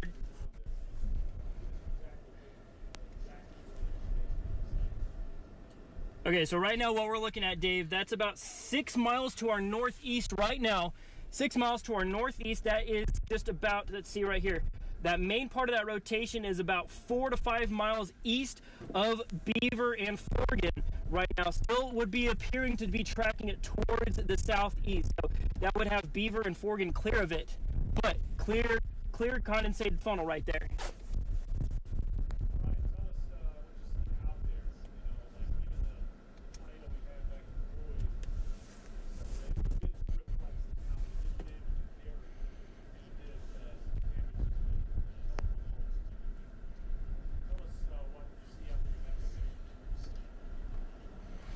Yes, sir. So right now we're not seeing a lot out here. I mean, I'm seeing wells, things like that, a lot of pasture land out here, but so far not really seeing a whole lot of farms or really dairy farms or anything like that. But as you can see right there, maybe that funnel getting a little more messy right now, not quite as sharp as it was, but a lot of open country out here. We're gonna scoot forward just a little bit and get a better view of this. But so far we're seeing a lot of wide open country out here, which is a good thing. But keep close on that funnel, as it might be getting a little bit messier right now.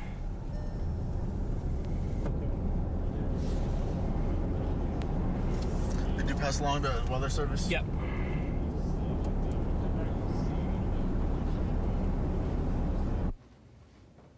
All right, Sheldon, thanks very much. This is the velocity product on radar, and Sheldon said just about, 4 to 5 miles northeast of their location. And so clearly, and it's obvious from the pictures, but clearly from the radar, we have rotation there.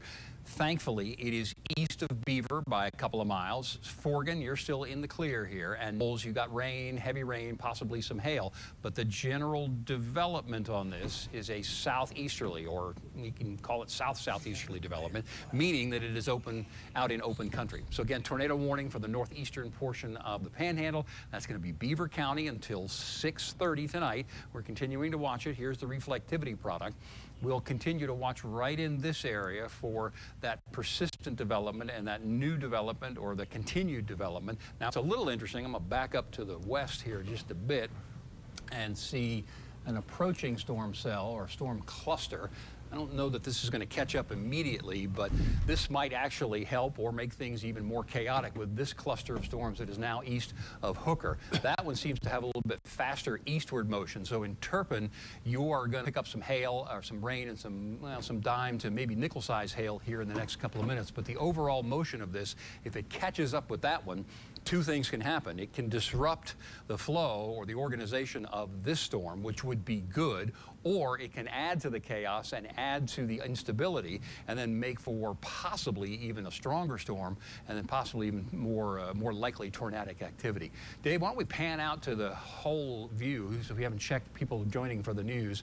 Most of the Texas Panhandle is pretty quiet. Now we go to Dalhart, County. There's some thunderstorm activity that we looked at a little earlier.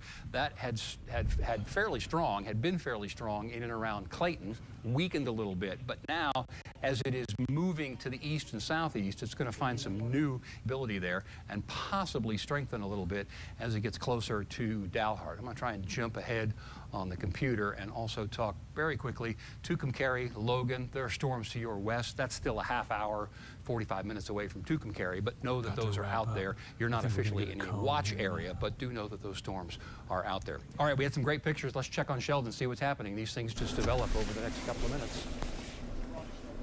Yeah, that's right, Kevin. So watching for redevelopment right now, but it would appear that that funnel has now lifted. We're not seeing a sharp funnel being seen right now, but that's not to say that this storm is done by any means. So we're going to watch for redevelopment in any part of this storm. I mean, Still rotating. yeah, still seeing plenty of rotation on it. There's still plenty of reason to suspect that this storm could put down another funnel in many different places. So we're watching it very closely. But that funnel we had on stream just a second ago, it has since lifted. There's not even a funnel that we're seeing right now, nor is there a tornado on the ground. But we are watching for the potential of another funnel forming up. Basically, what we have the camera pointed at is right where that funnel was. So we're going to watch to see if it tries to put down another one. But currently sitting, let me get my specific measurement here for you. We are currently sitting about 2 miles straight east of Beaver, Oklahoma right now. About 2 miles straight east of Beaver. This storm is just basically straight east of town a little bit, and we're watching for redevelopment, Kevin. Okay, Sheldon, thanks very much. We'll go back to our reflectivity product, talk about a couple of things that I'm seeing here. We have this little notch here, inflow notch. That is likely where we saw a good portion of rotation there, but also there's one here. And now we got a little bit of a new pendant developing here that is back closer to the highway, still just 2-3 miles east of Forgan. Now you see did they just trim the warning? I think they just trimmed the warning, which will be interesting to see. That little pendant developing right there, if we can get a little inflow notch there, or if that wants to try and wrap around, that might be a new circulation center that is trying to develop further to the northwest of the tornado that we saw just a few minutes ago. So we'll keep a close eye on that one, but that's going to be a little bit more dangerous as opposed to being out in open country. That's going to be right on the highway once again. So no travel east of Forgan. Anybody wanting to go chase, let's not do that right now. Same story from Beaver. Now this continues to develop the whole thing south and southeast. So what we've got there is the hail core right over the highway 64 west of Knowles and continuing to develop southward. So anywhere in between Forgan and Knowles, not a place you want to be right now, where we could see a minimum of quarter-size hail and probably some larger. I'm still interested in this next approaching cell. That's still, gosh, 20, 25, 30 minutes away of interacting with this one, but that'll be kind of interesting to see what happens in that interaction right there. Dave, you want to jump in for a minute? Yes, as a matter of fact, I do here. A couple things I want to point out. Kevin's all over that tornado-warned storm out there at Forgan and Knowles. This storm we have out in the northwest part of the area, even though it's not producing the giant hail or the tornadoes right now, it is putting out some outflow winds, and we want to kind of keep track on that. So let me show you what we have here closer to Boise City, Stratford, and Texoma out that way. That's where Shelby's been watching some outflow that's been kicking up. In fact, Shelby, we're on you right now. Can you give us an update?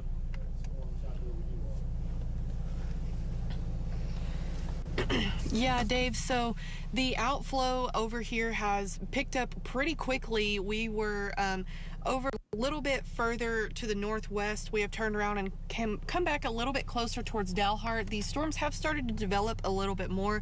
They're not severe thunderstorm warmed, but there is one cell just east of text line that we are watching right now that has kind of started to pick up in intensity again. But the wind picked up. I actually just sent in a photo just a little bit ago to the National Weather Service about some serious outflow. There was lots of dirt picking up out here for a little while, so it's definitely something to keep an eye on. I kind of thought that this storm might be weakening, but we think it might be gathering up a second round, so we're going to be keeping a close eye on this one. There's also one just west of Stratford that's also starting to develop and pack a little bit of punch with it, so we are keeping an eye on both of those from out here. No severe thunderstorm warnings right now, but we're thinking these cells might have, like Kevin talked about, have started moving into that unstable environment and have started to pick up a little bit of steam after doing so. All right, thanks, Shelby. A quick update on our tornado-warned storm you see out there just off to the east of Beaver. That's where Sheldon and Alex they streamed a live shot of a tornado just probably 10 minutes ago or so. Let's get the latest because we still have a current warning there and we still have a rotating storm. We'll take a look at their feed and see what they're looking at. Sheldon looks like...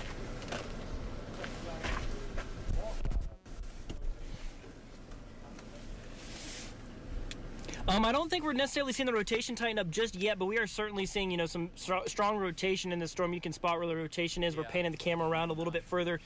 This is looking further off towards the west, but really kind of seeing different spots. As you can see, kind of some, you know, right there, that's kind of up towards the north and northwest right now, so kind of panning along the base of this storm. So the strongest rotation you can see on radar right now would appear to be kind of right in here. That's what we're watching. So got a little bit of a wall cloud right there. I'd say this little area that's kind of in the dead center of your screen, that's where we saw that funnel kind of form out of it earlier. Have not seen another one since then, but I mean, as you're noting on radar, it's not out of the question for sure, so we're monitoring closely. Good deal. Keep an eye on that. By the way, they're talking about 3-inch size hail. Kevin has some latest information. I don't want to find ourselves in the middle of that. Check that a little closer.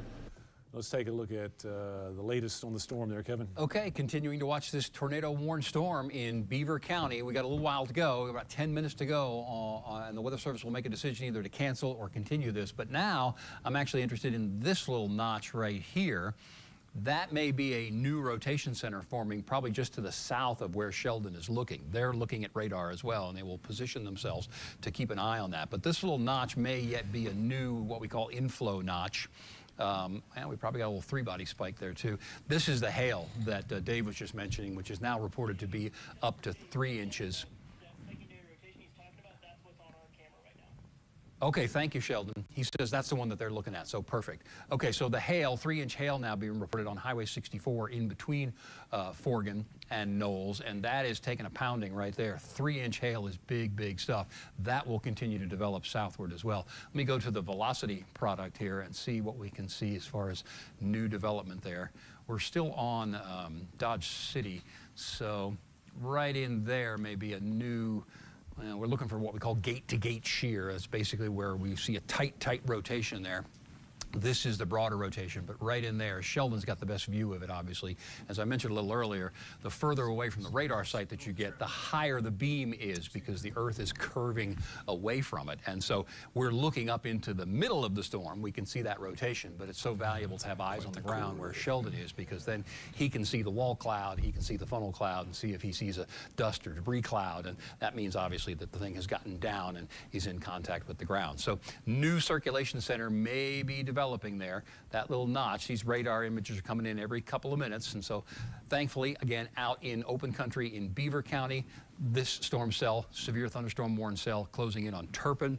If you know anybody there, let them know. Some hail's coming in just minutes, but the faster motion of that is kind of interesting to me. We're going to see if that gets in here and disrupts this. This is a new image right here. We've got, boy, we may even have something rain wrapped. Sheldon, we can see a new image here, and the inflow notch is still obviously there, but we got a pretty good round here with even some hail. So you may be looking at a new rotation or a lowering of a tornado that you might not even be able to see. You want to comment on that? Yeah, absolutely, Kevin. I mean, that's something we were kind of talking about earlier with this is, I mean, you can kind of see in that main part of the rotation here, just that heavy rain falling out of the middle of the storm. That is pointed at that secondary rotation you were mentioning a second ago. So, yeah, I mean, it's absolutely not out of the question that there could be a tornado that's just simply rain wrapped that we cannot see. We're so far not able to discern any significant rotation. So we can't visually verify any tornado on the ground, like you said, but that, you know, it's not to say there isn't one. There could be one that's absolutely rain wrapped. So, like you were saying, that rotation is still very much there. That potential for a tornado still definitely exists. So not able to necessarily discern a funnel right now, but like you said, there's a lot of rain in the center of that storm. So rain-wrapped tornado, not completely impossible with this one. Okay, Sheldon, thanks very much. We're continuing to watch other storms, and we're continuing to be in contact with the National Weather Service.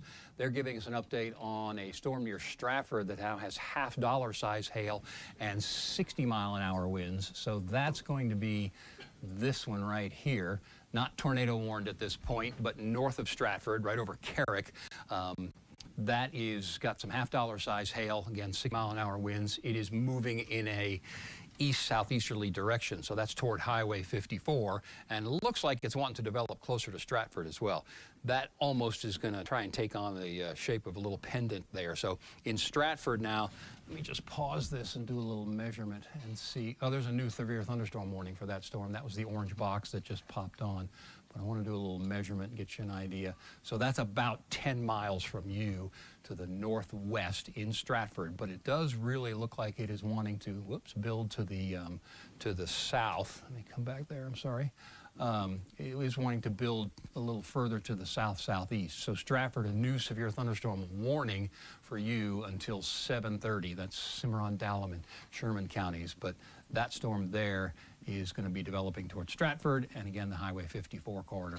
We'll continue to watch around some of the other areas. Most of the activity is north of you in Dalhart. Shelby is in that area looking around for storms. Let's check into New Mexico real quick.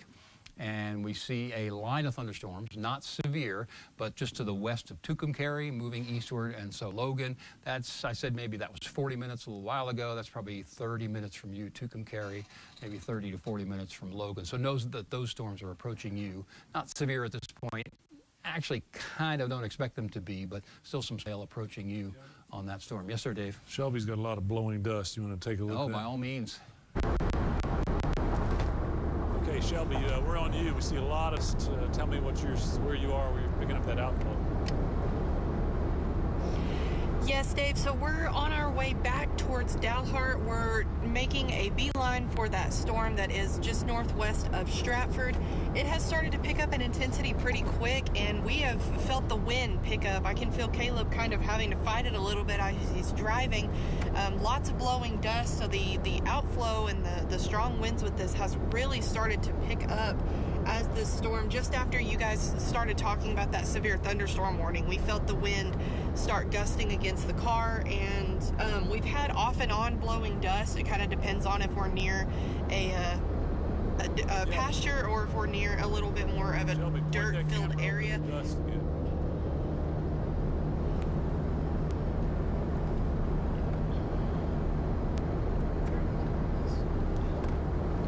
So this is that storm near Stratford. And then we've got a little bit, there was some dust blowing over here as well. It's kind of coming and going. We'll get a really strong gust and visibility will go down and it'll get really dusty, and then it'll kind of slow down for a minute and then it'll come back. So right now it's kind of in a little bit of a lull. Very good. Okay, thanks. So, thank you, Shelby. So we're tracking, a couple of areas. We have the stuff there north of Dalhart. Severe storm now around Carrick, approaching Stratford, or at least moving that direction up in the Oklahoma Panhandle. Intense storms around Baker, Turpin, Tyrone, and then we have the red box there, which is our tornado warning between Beaver and Knowles. So Kevin's standing by with some more on that. You want to take it, Kevin? Okay, thanks, Dave. The Weather Service is thinking about extending the warning, and I'll let the news folks know. We'll go ahead and take it till 6:30. then we'll see if they, or till, I'm sorry, 6:30, and then we'll see if they reissue, and we may just stay on beyond there. New tornado warning coming? Yes. Yeah, okay, so they are going to pull the trigger on a tornado warning. So that one will go further south toward the Highway 270 corridor, probably not to Elmwood. That very well may include Slapout and Logan. Again, as we see kind of a new notch developing in that thunderstorm right there. I'm still fascinated by this one. It's got a little bit faster forward motion. At this moment, I would think it would probably, and Dave, you can kibitz with me here, but that looks like it's becoming a little more outflow dominant, meaning there's probably a good shelf cloud there, but that's going to be some cool air. So briefly, it might enhance the lift on our tornado warned storm, but then the cold air coming in behind it would undercut the moisture that storm is feeding on, which would be a good thing and potentially help weaken that thing. I'd say it's still probably 5 to 10 minutes away, but it's a fascinating situation. Dave, you want to comment on that while you're looking at it here? Yeah, Sheldon, stand by. I'll get back to you. I need to kind of corroborate what Kevin is pointing out here. I've got a different product up. This is velocity. Of course, we use it to show the rotations, that red against green. That's our tornadic interest right there between Beaver and Knowles. But also you'll notice this is air towards that radar up there. And it's indicating, like Kevin said, some outflow. So it's going to be interesting because that's going to be rain-cooled air. And when it eventually gets to that storm, it's likely going to cut off the inflow or at least kind of overtake that storm with cooler, rain-cooled air. So we'll have to wait and see exactly what happens there. Right now, though, that cell is still discrete, we say isolated out there with its own inflow, and that's why we see that notch in there that Kevin's been tracking very carefully, and Sheldon's been watching that also. Right about in there is where we have the rotation in the storm, and Sheldon was just asking about that rotation. Let's see what it looks like from ground truth. No. Go ahead. Yes. Yeah, so this is looking straight east at the base of that storm right now. This is kind of looking into that inflow notch that you were just talking about a little bit. The bottom is certainly a lot more messy than it was before. This is kind of panning off towards the north right now. As you can see, the bottom of this storm is very messy right now, but, I mean, still a lot of movement. I'm going to pan just a little bit further, look more east. And I'm going to hold it still right here and just let you kind of watch these clouds right here. You can see just how much is moving. So, I mean, there's still a lot of movement within this storm. It's still pulling air into it. And so, I mean, we're still watching for funnel redevelopment, but we're kind of, you know, seeing two spots of rotation on it. But this is the primary one that you've been showing folks on radar. This is that tornado warned rotation, but we still have not seen another funnel yet. We did have one previously. We weren't able to confirm whether or not it was actually able to touch down or not. It lifted pretty quickly. But as you can see right here with the absolute just crazy motion in this storm, another funnel is absolutely possible within this, and we're going to be watching it closely. As you can see kind of further down on the bottom right of your screen, you're kind of seeing those storms moving to your left. Meanwhile, the clouds in the foreground are moving to the right, showing that cyclonic rotation. Sheldon, since you're there, why don't you, if you can, let's go back to his picture for a minute if we can. Sheldon, if you can pan back to the west, see if you can see a shelf coming on that other storm that is gaining on the storm here, because that's probably what, it may be still out of the range of the picture here, but I just wanted to see what we could see. Yep. It's probably 5 or 6 miles away. That's kind of looking west. Yeah, West northwest right there. Tornado warned storm. So will be interesting to see, and maybe even keep an eye over your shoulder every now and then to see if that's going to catch up. Yeah, we'll be keeping an eye on that for sure, Kevin. Thank you. Okay, you can come back to Max if you want. Couple of other things. We're continuing to see what we call our three-body scatter spike. See the little green coming down here with a little spike? What's happening there is that's an indication that we have a lot of large hail. We've already had confirmed hail of 3 inches that is continuing to move south of 64, but just a little explanation of what's going on. The Dodge City radar is right up here to the north and northeast, and so the way this works, it's kind of fascinating. The radar beam goes out across the land, it hits these radar echoes, the rain and the hail, the energy bounces back to the radar site. But in this case with the three-body scatter spike, the radar beam is going out, it's hitting that rain and hail. Some of the energy is actually bouncing off the hail to the ground and then bouncing back up again off the hail again and back to the radar site. So it takes a little longer, and that's what causes this spike. The reason it's of note is it's number one, we've got hail in the storm, which we know, but it looks like it may be developing a new hail core that is aloft, indicating that this thing is strengthening once again, and within the next couple of minutes, some of this hail will start to come out right along and then to south of Knowles. In and around Knowles, if you've been paying attention, you've obviously gotten some rain, but please be careful if you're going to go out and look around, because these hailstones can pop out of the side of these thunderstorms and travel a very, very long way, and in some cases come from a direction that you might not expect as they get down into the lower levels and hit lower level winds. Here's a pretty good notch on this thing right now, so I think we're probably strengthening a little bit, and that's why the Weather Service is going to, we got a confirmation on that? They're going to extend? Yes. They're going to extend 17. the tornado. Oh, there it is right there. They're going to extend the tornado warning until 7 o'clock. It looks like it doesn't change the polygon too much, so that's good news for anybody along 270. That would be east of Beaver. That's well east of Elmwood. Slapout, you're not included yet. Logan, you're not included yet. And then we get into Ralston and Laverne. That's obviously into Oklahoma, where there is a severe thunderstorm watch. But the yellow box for Beaver County, that is currently a the tornado watch until 10, and we obviously have the tornado warning. Maybe, Dave, you want to go back to Max 1 and just let's pan around and get an update on some of these other storms? That's the one we're talking about that's going to catch up. In Forgan and Beaver, you're going to get some rain here in the next 5 to 10 to 15 minutes to the outside. There'll probably be some hail in there as well. This storm north of Stratford, so we were right on that one a few minutes ago. It is developing southward. We want to watch for some sort of an inflow notch there or some rotation there in Stratford, but in Stratford, and especially north and then northeastward on Highway 54. There's some rain and some at least pea-size hail, maybe a few dime-size hailstones that's going to come across northern portions of Stratford in the next minute or two, and then anywhere in between Texoma and Stratford on Highway 54, your heavy rain and some hail is going to pick up. It may even be a bit larger, maybe some nickel-size hailstones, some strong gusty winds. That's why we have the orange box there, which is currently a severe thunderstorm warning. Same story for Dalhart. I don't know if this one's going to develop as far south to you, but Shelby's there. We'll check in with her in just a minute in that area, but this one is looking like it's wanting to develop southward, just like this one is. So anywhere north of Dalhart, especially along 385 and west of Conlin, you want to be prepared for that storm to come in. It's smaller, it's tighter, it's not severe at this point, but we're all of these are getting into a more unstable atmosphere that is further to the east. Further to the southwest, as I mentioned, the Tucumcari, you're still 20 to 30 minutes away from some thunderstorm activity there. Is the line unzipping further to the southwest?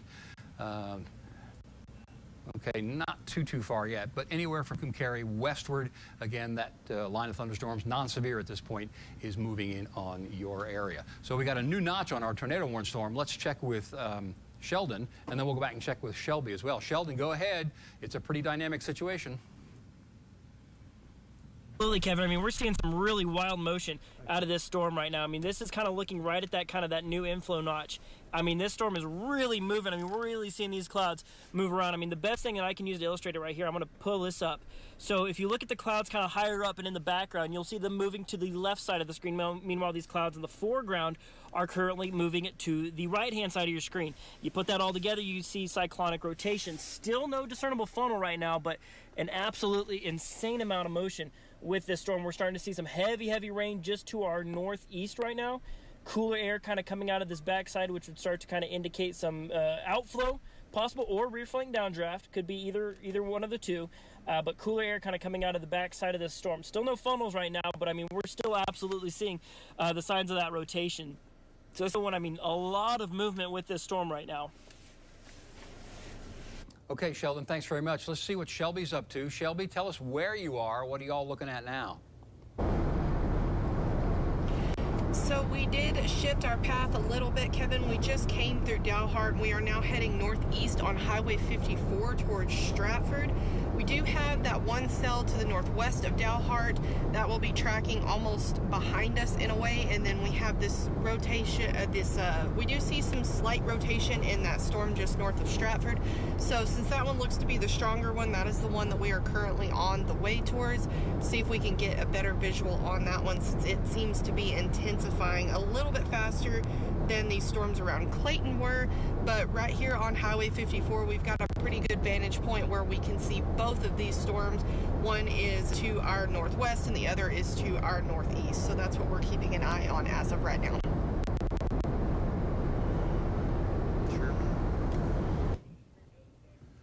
Okay, guys, thanks very much for that report. Really fascinating situation.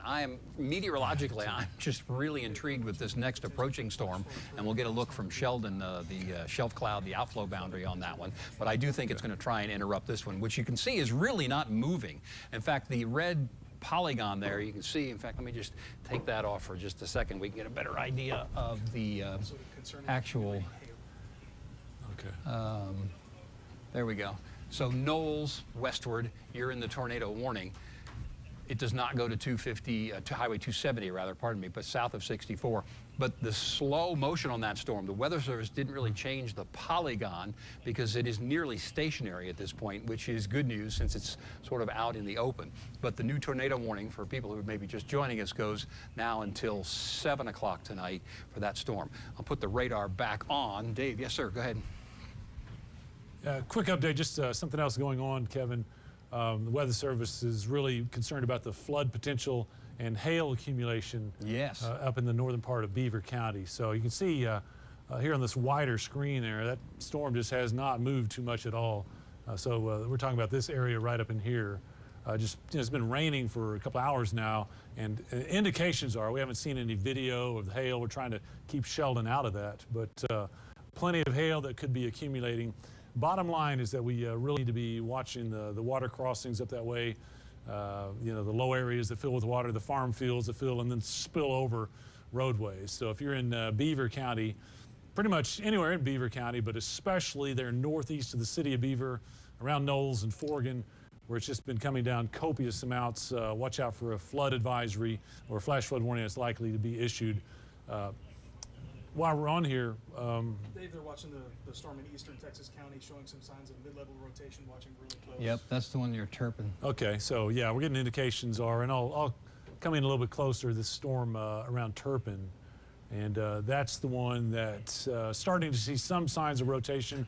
Right now we have a severe thunderstorm warning over Turpin and approaching Beaver. Beaver, you've been safely in between storms, but that's going to change now within the next 15 to 20 minutes. Kevin has been talking about that storm that has been approaching and will interact and probably undercut that supercell structure. We'll see how that transpires, but the storm that is approaching has gotten stronger. So now it's a hail threat. It's a threat for strong straight line winds, and it's just going to kind of compound that flooding issue in Beaver County also. So Kevin? A new severe thunderstorm warning coming for the storms moving into Beaver County from Texas County. Okay. Ping pong ball size hail and 60-mile-an-hour wind. That's what I just referenced around Turpin. That storm coming in, likely ping pong ball size hail, 60-mile-an-hour winds. That is not a good combination. So if you're on Turpin and the city of Beaver now, like I said, you've been outside of that storm moving away from you, but this next one coming in is going to make a beeline right to you, it looks like. So, Kevin, let's keep the folks there in Beaver safe. We'll kick it over to you. Yeah, absolutely. This secondary storm is really getting fascinating for a couple of reasons. So this is the primary area of our first storm, our tornado-warned storm right here. Beaver, obviously right here, that's about between 5 and 10 miles. The tornado-warned area is about 5 or 10 miles to the east of you. But to the west, this is the outflow that we've been talking about that's coming into Beaver. So that's going to catch up here in about the next 10 minutes. But this storm's going to have a double shot. It's going to help us with this. And now this is the new potential rotation area that is southwest of Turpin. So right there, we're starting to see a little bit of an inflow notch. See right there. And then we're starting to hook back around. That moisture starting to hook back around or rotate around a new area of rotation that is showing up on Doppler radar as well. And so that's just 3 to 4 or 5 miles to the outside, west of Highway 83. So that one in the next 5 to 10 minutes is going to potentially produce some rotation, or is producing some rotation and has the potential for a tornado. We'll continue to watch that one, but that's going to be south of Turpin. From there, it will go in an almost east-southeasterly direction. So that rotation should stay south of Beaver, but then we'd put Elmwood into the possible path there.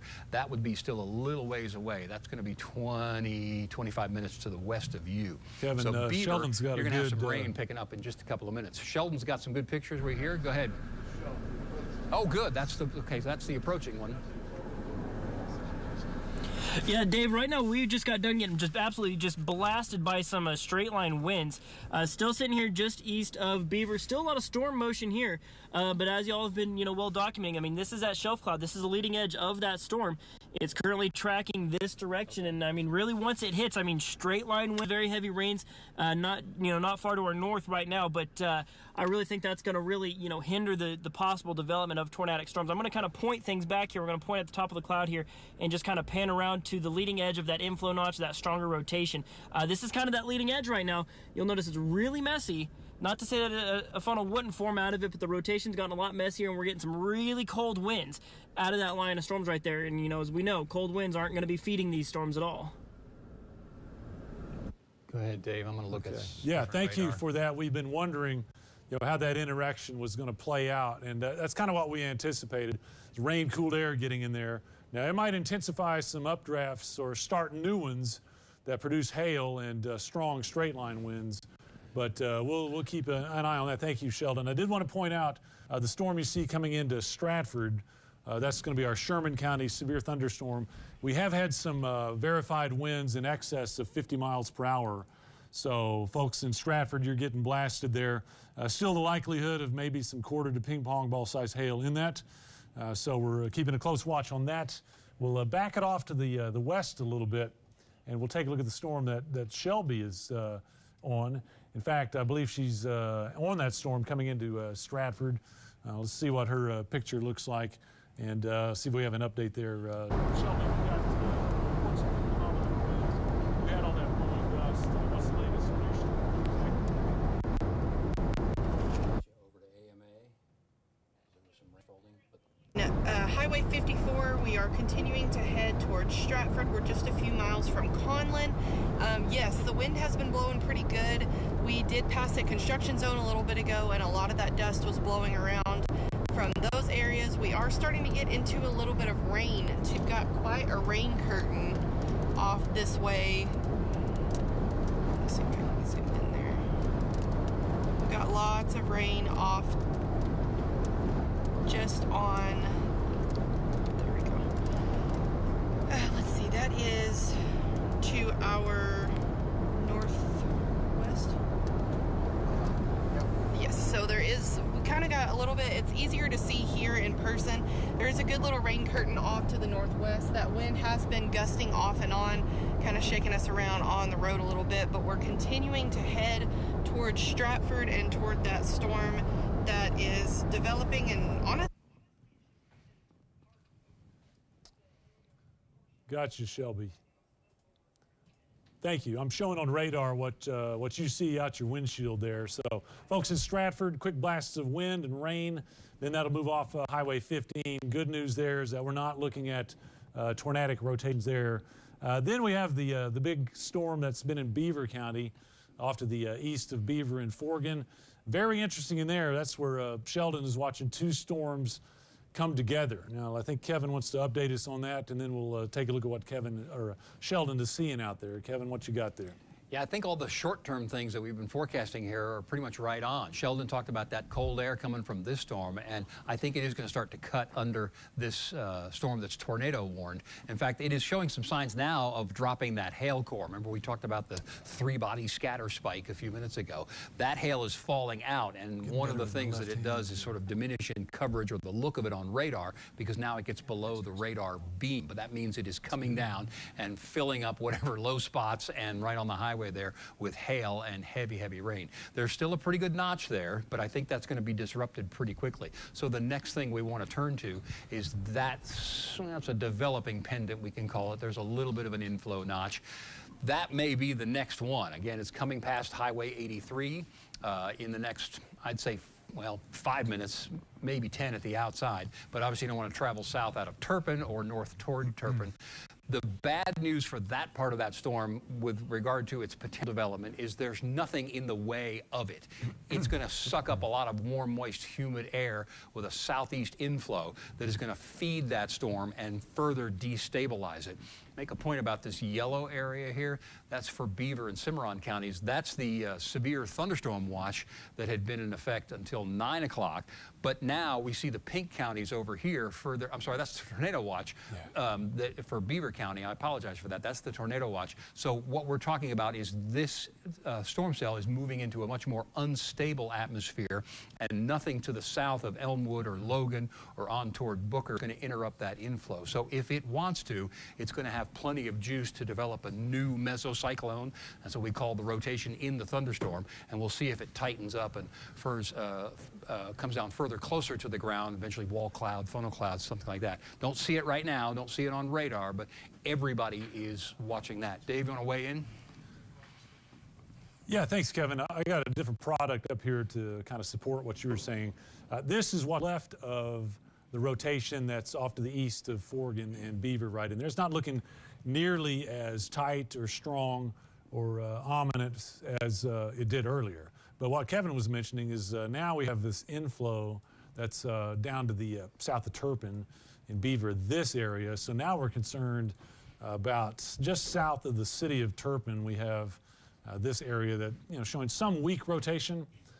If the inflow continues to feed that and the updraft strengthens, that could promote a tighter rotation. We'll just have to wait and see how that goes. But no tornado warning there. We still do, however, have the one back there, not too far from Knowles, actually, that continues to show a decrease in intensity, but still a formidable storm. And that's where Sheldon has been watching. He's been watching two cells come together. You want to give us an update there, Sheldon, on... Yeah, absolutely, Dave. So still just getting absolutely just blasted by some straight line winds right now. The rotation's been getting a lot messier on it. It's not quite showing quite as much motion as it did before. We're just going to get a little bit of light rain. This is kind of starting to look more towards the west-northwest, so we're seeing kind of, like I said, these storms kind of colliding. That's where you see those, like you were saying, those brief spin-ups that are certainly possible with storms like this, where you kind of just get these boundaries that hit each other. You get these brief spin-ups. So we're going to continue to watch this, but still just sitting east of Beaver right now. Have not seen another funnel cloud. You can kind of see right there some of that cooler air pulling those clouds a little bit lower down. That's not really a funnel right there that we are seeing, but we're seeing a lot of, low-hanging clouds out there for sure.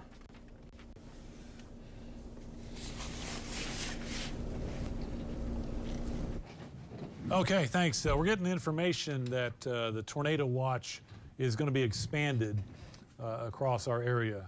Flash flood warning coming out for northern Beaver.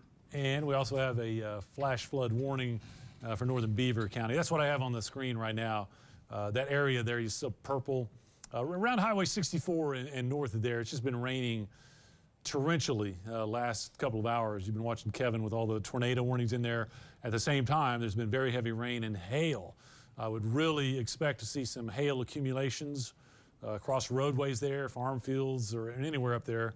Sometimes the warm, moist air blows over that. We get fog, so you need to be watching out that. But our main concern there would be for water going across roadways, and we all know that you got to avoid that. So let me take you now to the watch areas that we talked about.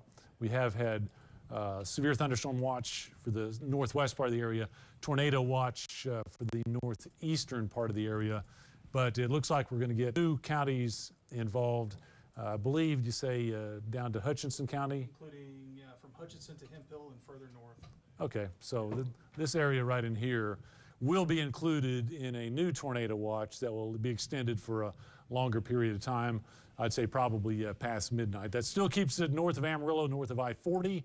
But just know that if you're in Spearman or Perryton or Follett, Lipscomb, also Borger, Miami, Canadian, those areas, you're going to be included in a new tornado watch. The environment there is very conducive to rotating storms, just kind of a continuation of what we've seen just extended down to the south. Getting a really neat shot from Sheldon up there in that tornado watch area, places that have had the tornado warning. There's still one in effect in Beaver County.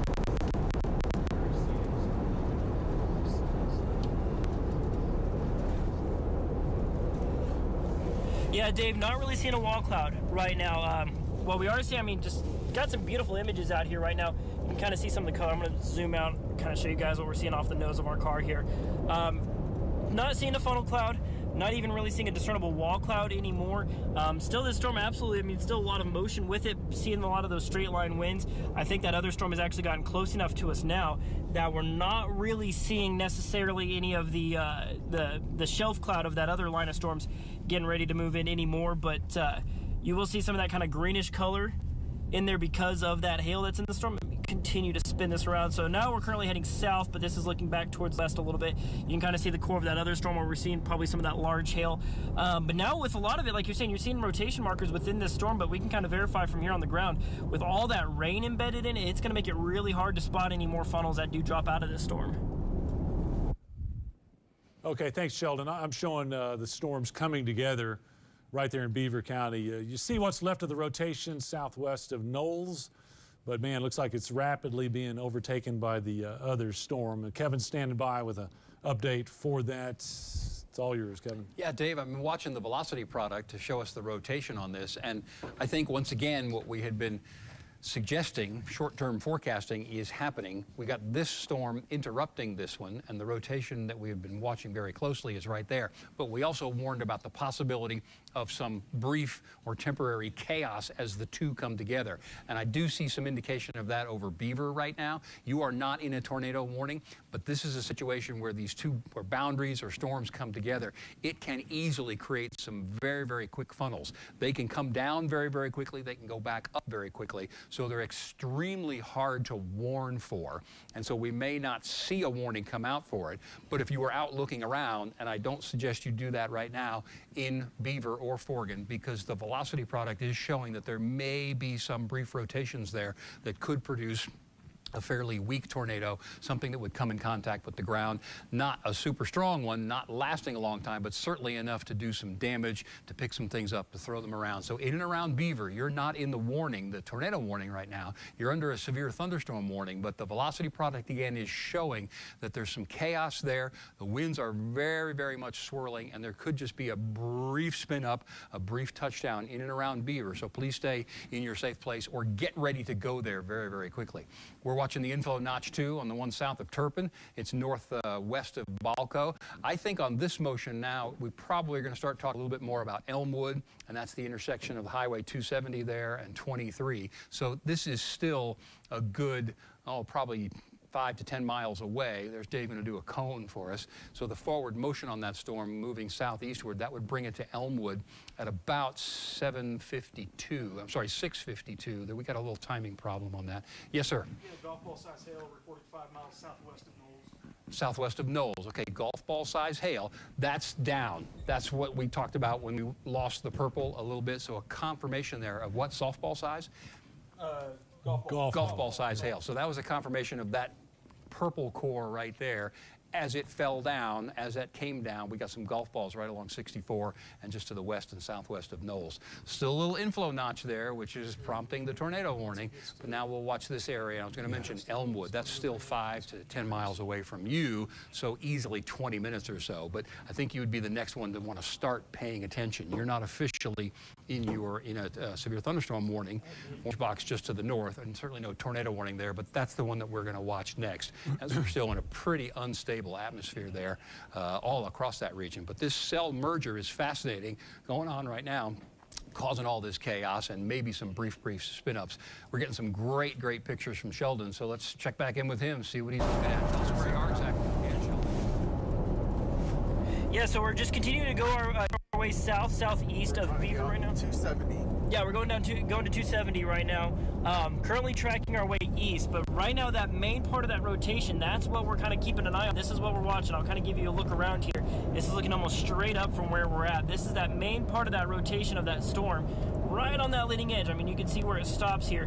So we're kind of keeping an eye on this particular feature of the storm, and then just kind of all around here, just up towards kind of the north side. Good. And the rotation markers are still absolutely strong enough to suggest that this storm could go tornadic here anytime now. I mean, to see a funnel cloud, very close lightning strike right there. Let's see. Yeah, I got some scud kind of here off towards the north side, looking north. About the last south. Yeah, we're working our way to try to get south here just to continue to stay ahead of the storm, Kevin. Okay, Okay, Sheldon, thanks very much. You're coming up on 7 o'clock. Katie, would you turn that monitor toward me so I can see the clock and what's on TV? Thank you. We got about 5 more minutes on this tornado warning that goes until 7 o'clock. So we'll go back to programming, or go to programming at 7 o'clock if the warning is allowed to expire. We will continue to keep you posted and stream on all of our platforms, NewsChannel10.com, on Facebook, and on YouTube. So we'll keep it going, because this is going to be a several-hour event here into the mid and late night period tonight. But we'll keep it going on the streams, but go to programming if the tornado warning is allowed to expire, and that would happen at 7 o'clock. Dave. Kevin, do have word from the National Weather Service. They do not plan on reissuing that tornado warning. Perfect. So that's this will be expiring here very soon. Okay. Well, then let's do a little radar tour if we can, just to give everybody else an idea what's going on as things have started to quiet down a little bit. Sure. Again, we're going to watch to the northwest of Elmwood and see what may develop there on the western side of that storm that's south of Turpin, coming across Highway 83 near the 412 exchange. So these two storms are merging together. We've got the yellow box, which is a tornado watch until 10. We've got the pink boxes, or counties, and that is a severe thunderstorm watch until 9 o'clock. We did have some reports of severe weather going through Stratford as well. Until 7:30, a severe thunderstorm warning will continue for there. But in Stratford, you are now in the clear from this storm that has moved on to your east. It will eventually go toward Groover if it holds together, and I think that one probably would, but that's still miles away. That's easily 45 minutes away from Groover and Spearman. So know that it's there, know that we'll continue to stream, and we'll keep you posted on that. This should stay north of Cactus. It is trying to develop a little bit further southward, as you can see, but I think that the bulk of that one will move to the north and northeast of Cactus, so no problem there. In Dalhart, you've been lucky so far today. We don't see any southward development of the storms there, so you're okay for now. Still the potential for some storms to develop, but nothing severe at this moment. Into our New Mexico counties, let's check on Logan. Now we're getting closer. We're within 5 to 10 miles of a storm that's not severe, but will bring brief heavy rain and maybe some small pea-size hail, a couple of dime-size hailstones, not out of the question. Same story for Tucumcari. That looks like it's weakening a little bit, so that would just be a brief gusty wind and some rain there. Dave, you want to check in before we go back to programming?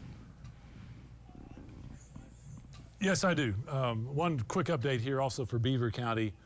Just on that last frame, you see kind of the purple disappear. I think the hail threat is really coming down. Yep. Certainly the tornado threat is really coming down. Those two storms have merged and weakened the tornadic one. But one update is if you see the pale green line there that circles around Knowles and then back to the east of Forgan, that's a new flash flood warning that has been issued. We kind of anticipated that. You can see it's still raining very, very heavily in there. Estimates of probably a few inches or even more going to really cause some runoff, and that's going to be a danger that we have to deal with even after the tornado and severe thunderstorm warnings kick down. So I think we're about to wrap up and head back to programming. I'll let you do that, Kevin. Let's do it. Yeah, we're going to go ahead and go to programming, so we'll let Master Control know that, and then you can watch your shows, CBS shows. Do know, obviously, that we are here watching, and if we get any new tornado warnings or any super strong gusty winds, we will break back in and let you know. As far as the stream, that will continue on NewsChannel10.com, on Facebook, and also on YouTube. So just a couple more minutes left, just 30 seconds left on the tornado warning for Beaver County, which will be allowed to expire here at 7 o'clock. The stream continues. Our chasers are in the field continuing. Sheldon's on the Beaver County storm. Shelby's wandering around Dalhart and Stratford area looking for some possible redevelopment there. And we're going to continue our stream. We're going to come to you, Sheldon. We want to say thanks for staying with us, which you can tell me. Just tell me. Okay, we'll go over to the news desk and they can tell us what's going on for the rest of the evening, guys. All right, so there you go. So you heard Kevin kind of wrap up the severe weather coverage there as that tornado warning is expiring right now. So we're going to wait for that to officially disappear. They're going to bring back a severe thunderstorm warning for this. So what we're looking at right there is that's looking off towards the west.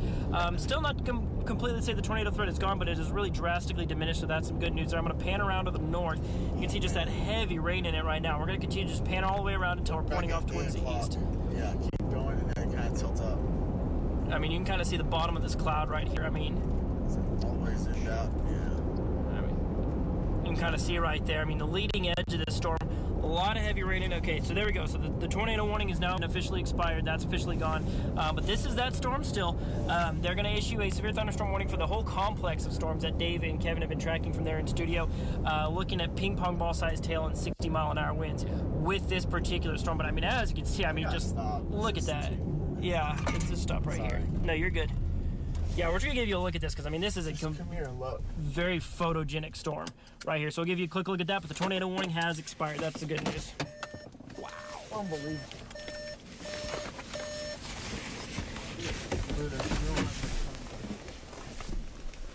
Whoa!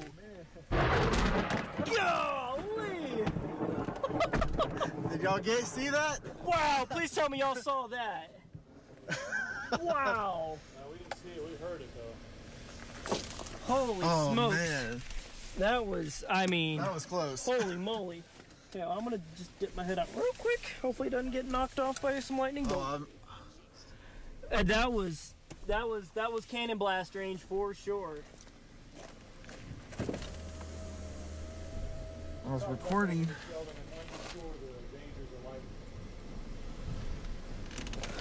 Yeah, absolutely, Dave. So, I mean, that's the thing about it is, I mean, I'll zoom out a little bit here. Yeah, close to it. I mean, you can see, I'm going to pan this straight up. We're kind of under the leading edge of the storm, but we're not under the heavy part of it.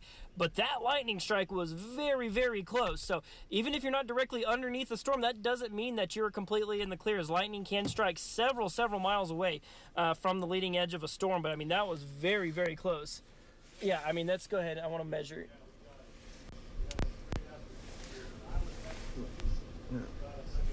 See? Yeah.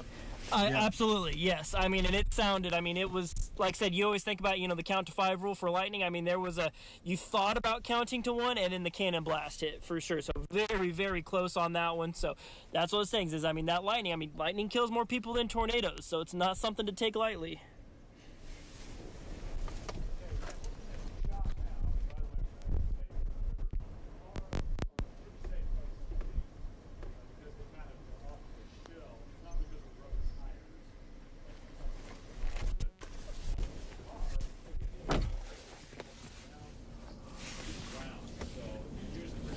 Come on.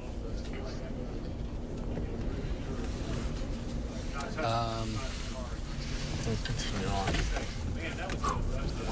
Let's pencil in 60. Absolutely. As soon as I took up my phone, that's when.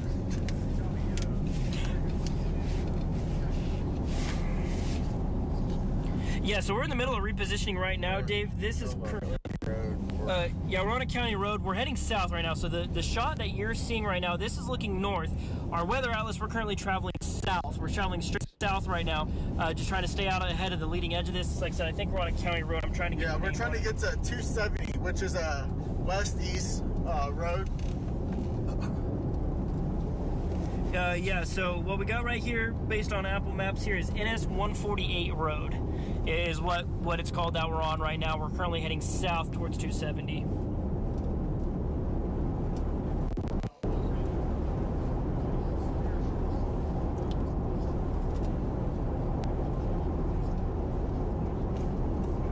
Wow.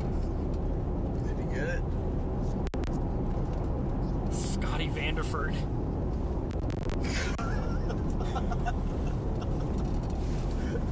Let's go.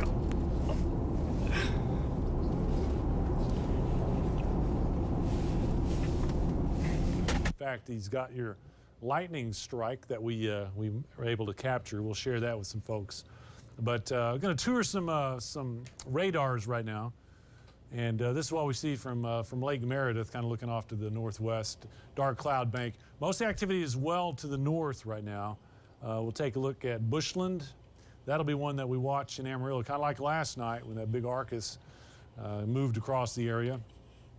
That will be one, but they're off in the distance. Here's Amarillo looking northwest and just not seeing anything there that's very close. Follette, now I have been seeing lightning here. This is up closer to your activity, Sheldon. So those are the storms that will eventually start to build south into the northern part of the area. And remember, that's where the tornado watch has now been extended you see the counties that are now a little further south. So earlier it was only Texas and Beaver County. Now it's going to include Hansford and also Ochiltree, Lipscomb counties, Hutchinson, Roberts, and Lipscomb counties will be involved in that tornado watch. The severe thunderstorm watch continues unchanged, and it gets down to Hartley and Moore County, not quite down to the Canadian River, not quite down to I-40, not quite down to Amarillo, at least yet. So as we kind of tour around, there's Guyman, still have some big clouds off in the distance. That'll be one that we watch. Here's radar, and right now we got about 3 clusters that we're looking at.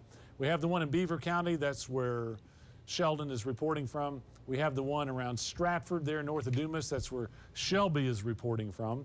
I've been watching storms with quite a bit of outflow. In fact, we haven't heard from Shelby lately.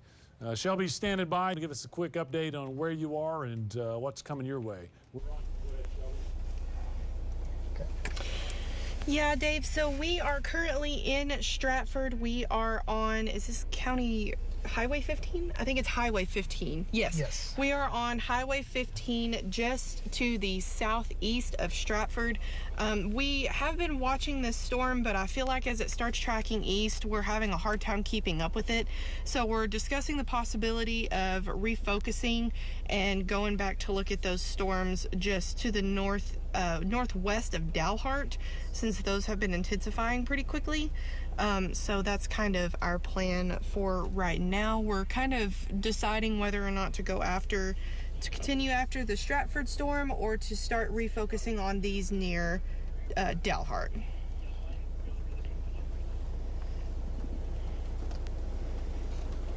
Okay, let's see. Sheldon, you mentioned all your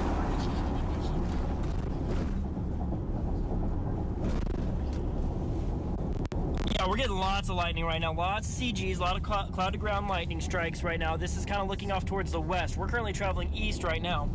Still on that county road, still working our way towards Tosa. Yeah, the lightning is really up, and it's, very close. Every once in a while, we don't actually see the bolt. We just kind of see the flash fill the car real quick. Be careful, these guys are slowing down here. Oh, is this your turn? Okay. Yeah, it's getting ready to turn our way back south now.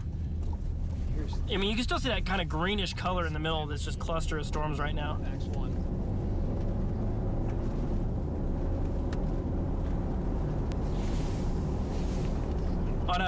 Gotta have a good shot off the west side of our car here. Let me pan this around. There you go. Leading it. Okay, Sheldon, if you can see our stream, I've got your light shot that rattled you guys. So again, I estimated about 100 yards. Might be, I don't know, it's hard to tell from the picture, slightly farther than that, but that is a spectacular shot. Did that start a grass fire or anything? Not that we saw. Thankfully the fuels are nice and green out here, so we did not see any flames or any smoke or anything arise from that. That's very good news. Thankfully everything out here is nice and green, so that definitely helped with that. But there was a little windmill out there. Originally I thought maybe it hit the windmill, but it's kind of hard to tell from that screen grab. But we were within about a half a mile of it, without a doubt.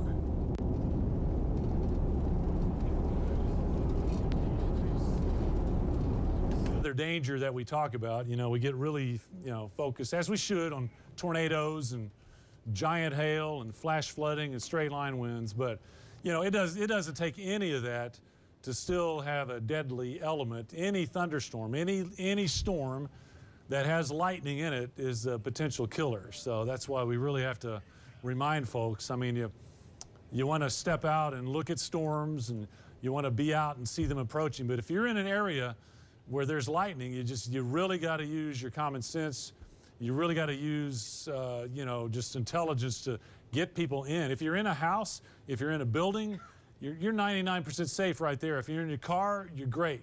When we're out chasing storms, we don't get out of our vehicles very much because that lightning is going to be one of the deadliest elements we face. I think it's really, really unlikely that we get sucked up and blown away by a tornado, but it is a threat that is really real. And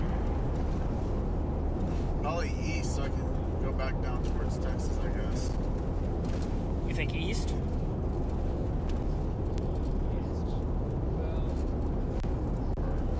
Is there a road? East will take us to Slap Out. Is there a south No, pass. Oops. Thanks. look for, I just need a south option. Okay, you get down to 270 here. We're trying to figure out our game plan right now, trying to figure out what roads we're going to take from here. Stand by 2 seconds, Dave.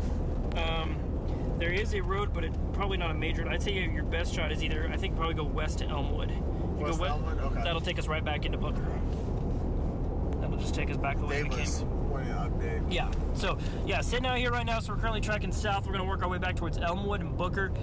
This is just kind of giving you a good look at the front edge of that storm here. So, I mean, beautiful shelf here on the leading edge of it. Now that it's kind of clustered out, you can kind of see just that leading edge. I mean, beautiful structure on it. Like I said, lots of lightning in it. I mean, look at that right there. I mean, how do you like that for just good old-fashioned, just supercell structure right there, Dave? Okay, it's official now. I'm envious, okay? Beautiful shots coming in. I did want to point out a couple things on the storm. I've got your storm on radar here, Sheldon. And just a quick review for somebody that might have been out of touch the last couple of hours. We had a tornado touched down. It was off to the east of Beaver, between Beaver and Knowles. Rural tornado, down kind of briefly. We don't think it did much damage. We haven't heard anything like that. We've had hail over 2 inches, probably bigger out in rural areas.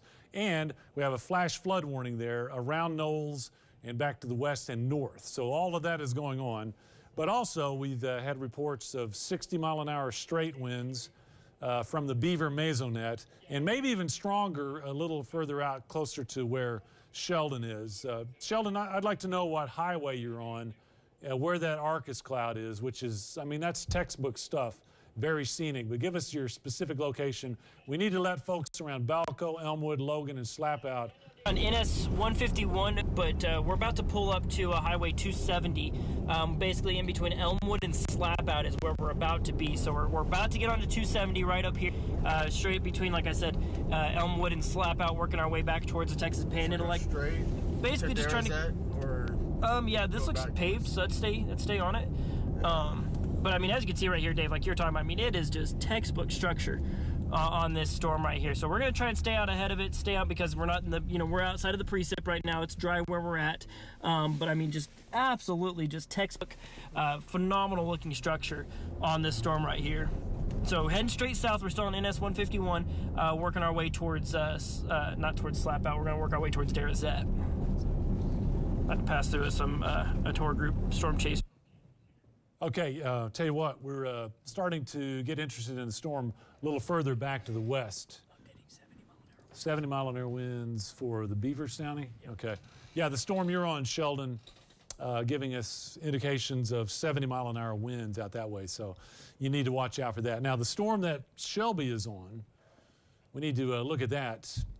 I've got it here from about Cactus to Groover. Now, back to the west of Groover, we have indications of a new rotation. Kevin, you want to jump in and talk about that? Or? Yeah, for sure. Just to the west of Groover there, on the right-hand side of your screen, we see, if nothing else, increasing green indicating some straight line winds, but there's a little bit of a kink on that radar, so we may have just a little bit of a notch there could produce a gustnado. So that's still west of Groover. In fact, let me do a little distance on that. While you do that, Shelby, that's where you guys need to focus your attention. Yeah. Back to the west of Groover, Highway 15 or so. So let me, I'm going to pull up Shelby real quick. That way we can hear her audio. Shelby, are you guys on? Tell us where you are.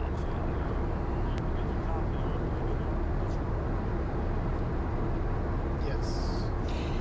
Yes, Dave, we did copy on that. We did hop on 287 and we're heading south towards Cactus, but we are going to wrap around and see if we can try to get either in front of this cell or get position for the cells to the northwest of Dalhart that are starting to develop and head this way. We weren't going to go directly east at the time because that was when the heaviest portion of that rain and hail was, but we're trying to get some repositioning to see if we can get in front of this cell.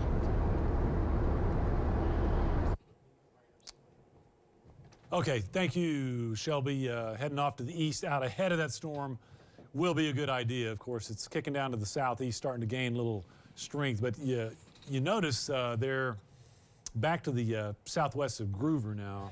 We got a little more of a inflow notch and potential, maybe, I don't know, call it a hook yet, but it's certainly that area that to keep an eye on. So if you're in Groover, it looks like that's staying back to your west. Could be ping pong ball size hail in there, but I'll take you over to another product, and that's going to be this radar that shows the storm. I'm going to zero in a little closer to Groover, yeah, down to Cactus. Now, as I put this into pause mode and we take a look at the wind velocity, you'll see what we're talking about. Okay, there we go. There's our classic red versus green. This area right here. And I've got assistant here, Jared, to keep me up to date on chat. Any indications from the Weather Service that they're, monitoring that or thinking about a tornado warning. Right now, the rotation's pretty broad. It's not really tight like we saw there in Beaver County when Sheldon streamed that live video of the tornado. But nonetheless, it does bode watching very carefully because, rotations often start broad and they tighten up. And if they tighten up rapidly and really get compact, that's when we might see a tornado. So I'll animate this for our friends in Groover. And you see it working its way down to the southeast, it looks like. If I were to draw a direction, it's going to be crossing Highway 15, probably 5 or 6 miles west of Groover. Between Groover and Morse is where I'd draw the direction. However, if it tends to start to turn a little more east and come down 15, our friends in Groover are really going to need to pay close attention to that. So that's the next storm that we're going to watch very carefully. Again, Shelby and Caleb are starting to track over to try to get a little better picture from that location. Let's see if we. Okay, we will be adding a tornado possible tag to the line of storms in Beaver County. The environment is supportive of a tornado, but not imminent at this time. Okay. So getting back to our Beaver County storm up there where Sheldon is. Try keeping track of those two names all night. Shelby, Sheldon, okay. But Sheldon is on the Beaver County storm, and Sheldon, I'm sure you've noticed that the Weather Service on the latest warning is going to add a tornado possible just because, and I see why. Wow, we're really getting a notch in there. So I'm going to take it over to Sheldon, and let's take a look at that rotation there. I should stop right there. Go down that road, maybe. I'm gonna get up higher.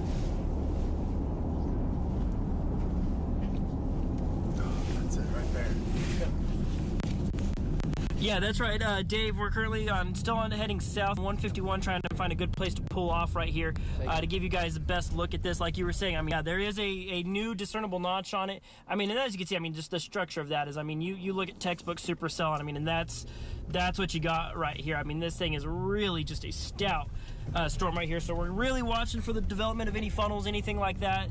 We just turned around. We're going to try and head down a road right here, keeping an eye out for the development of any funnels. Like I said, you find that inflow notch on it. Of course, the National Weather Service did say, of course, adding that tornado possible tag to it. So we're going to kind of set up shop right here. This is looking north at the leading edge. So where that inflow notch is, let me see exactly where we're at in respect to that here real quick. I mean, yeah, this is looking almost right into that inflow notch right there. I mean,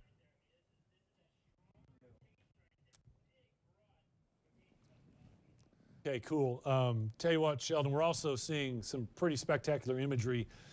This storm is getting closer to Lipscomb County, and I've got the picture up from Follett. Just it's pretty ominous looking shelf Arcus, one of those kind of curved Arcus clouds, real scalloped, real layered, real striated. So just know our friends in Follett, we'll be tracking this as it comes on down into your county. One thing that's real interesting on this camera, you can see the tail fin of an arrow. You can see the tail fin of the wind instrument, and it's obviously pointed south.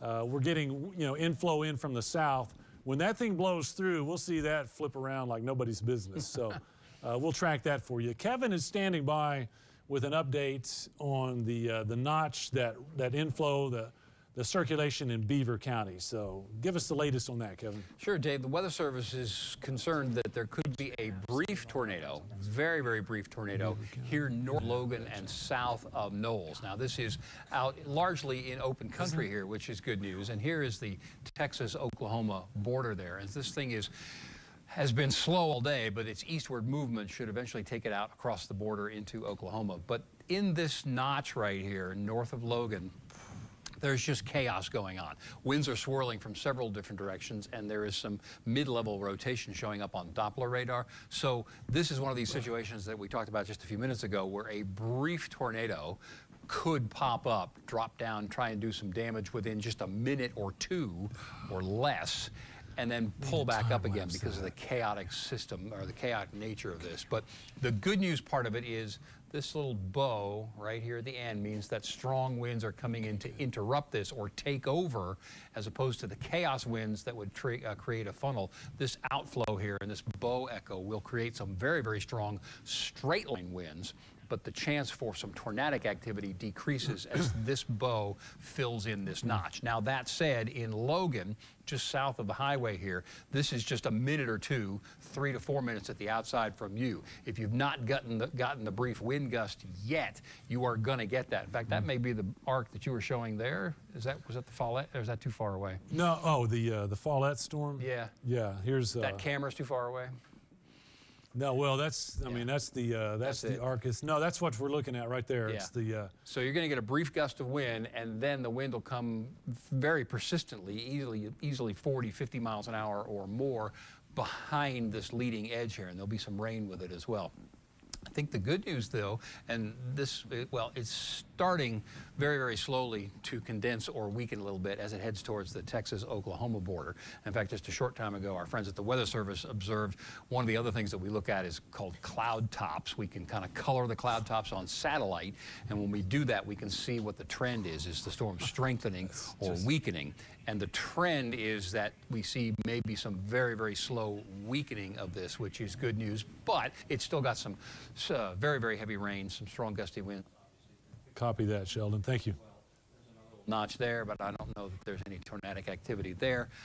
But once again, in this chaos with this cell merger, anything can happen. It would be brief. It wouldn't be super, super strong, but do know and stay in Elmwood and Logan. Be prepared to get to your safe place. But this looks like it's accelerated a little bit now that they've caught up, Dave, and heading for the Texas-Oklahoma border. And there's obviously a severe thunderstorm warning, Follette not included, but I see Follette at the bottom of the screen there. Yeah, that's the storm that we were watching on the camera there. Okay, I wanted to show you real quick. Oh, yeah, you can see the arc on the velocity. This is the velocity. You know, got this big, old, broad rotation, you know. We'd like to, if there were to be a tornado, we'd see that rotation really tightening up in here. And by the way, that's north of Logan. Yep. It's back to the northwest of Slapout and south of Knowles. And as I animate this to see where that rotation is going, pretty much southeast. So yeah, our friends down in Logan and Slapout, we need to watch that pretty carefully. And then once again, the pink out ahead of it is your camera. That's the pink on the Doppler. That's the strong gusty wind. That's easily a 40-mile-an-hour gust when that cloud hits you there. From a distance, Kevin, take a look at that. I mean, this is coming out of Follette, looking straight up there. Yeah. And it's getting closer and closer. This is going to be a beautiful, beautiful scene to watch. I mean, meteorologically. I mean, it's not going to be beautiful if you're facing the 70-mile-an-hour winds, but this is what it looks like underneath. And tell you what, Sheldon, you just mentioned some cold air that's causing this Arcus, but you're right in there close to where that rotation is. Oh. Hang on, just 1 second. One second. Yeah, Dave, so currently, I mean, we're under the leading edge of that Arcus cloud right now, and like you said, just some really strong rain-cooled air blowing out of the leading edge of this. I mean, we're looking right where that strong rotation is. There's a lot of rain off in the distance, so like I said, we're watching for tornadic development, but there's a lot of rain just to our north right now, so it's not to say that there's not a tornado. We're not currently seeing it right now, but those velocity signatures you're showing on radar right now certainly indicate that a tornado threat is still very present. Okay, once again, Sheldon, this is what we're seeing south of you. So people down around Follette and Darrozette and Booker, they're looking up and seeing this. And, you know, it just looks crazy. It looks like a big rotating supercell, and they're hard to tell apart. I mean, they have similarities, especially when you get those striations in there. But I want to point out that this one is much more outflow dominant than it is rotation dominant. Now, we still have an area there south of Knowles that we have to watch, because even in an outflow situation, there can be a couplet. And here's what I'm talking about there. And when we just look at velocity, certainly the spot there south of Knowles is noteworthy. Weather Service, and we are too, watching that very carefully. Dave, Kevin? I can do an update here too on Max 1. Okay. Kevin's got a little more on that. He'll tell us about that rotation and the significance of it. I'm actually going to go to the west Okay. on Max 1. The storm that's sliding by Cactus and about to clip Sunray, that orange box is a severe thunderstorm warning that's going to be allowed to expire here in just about 4 minutes from the National Weather Service, which is good news, meaning that it's not a severe warned storm. It is showing some signs of weakening, but it will put out some strong gusty winds in Sunray and then around Groover in the next 10 to 15 minutes, and then southward toward Morse and Pringle. That's still probably 20 minutes away from you in Morse and closer to 30 minutes in Pringle. So it's still a heavy thunderstorm, but the good news on that one is it is weakening such that the National Weather Service does not think that it will reissue that at this moment in time. Dave? Very good. Okay, a lot of storms out there, and I'll just kind of do a broad view here for you also, because we have storms out to the west that we're interested in as well. I don't want to zoom too far out. I mean, we want to keep it on the continent here, but we have storms up in Kansas and Colorado. Yeah. They will be moving down to the southeast. So we Check need the to, velocity again on slap out. It is really picked up. okay, coming up. So we're going to zero in on, man, Yeah, we're getting 70 plus now. okay, so remember, we use velocity to not only look at rotations, but just wind in general. And so we see this right here. That is a major push Yeah. of outflow. That's that notch we were talking about a minute ago, and the notch is filling in, but the chaos that's being created and the downdraft, the downward motion from this rain coming down is really hitting the ground. We got 70-mile-an-hour straight line winds. That's going to come towards slap out, probably 40 in just the next minute or two. And then from there, we'll get another blast that would be easily in excess of 60, close to 70 miles per hour. And I would include Logan in that as well, Dave.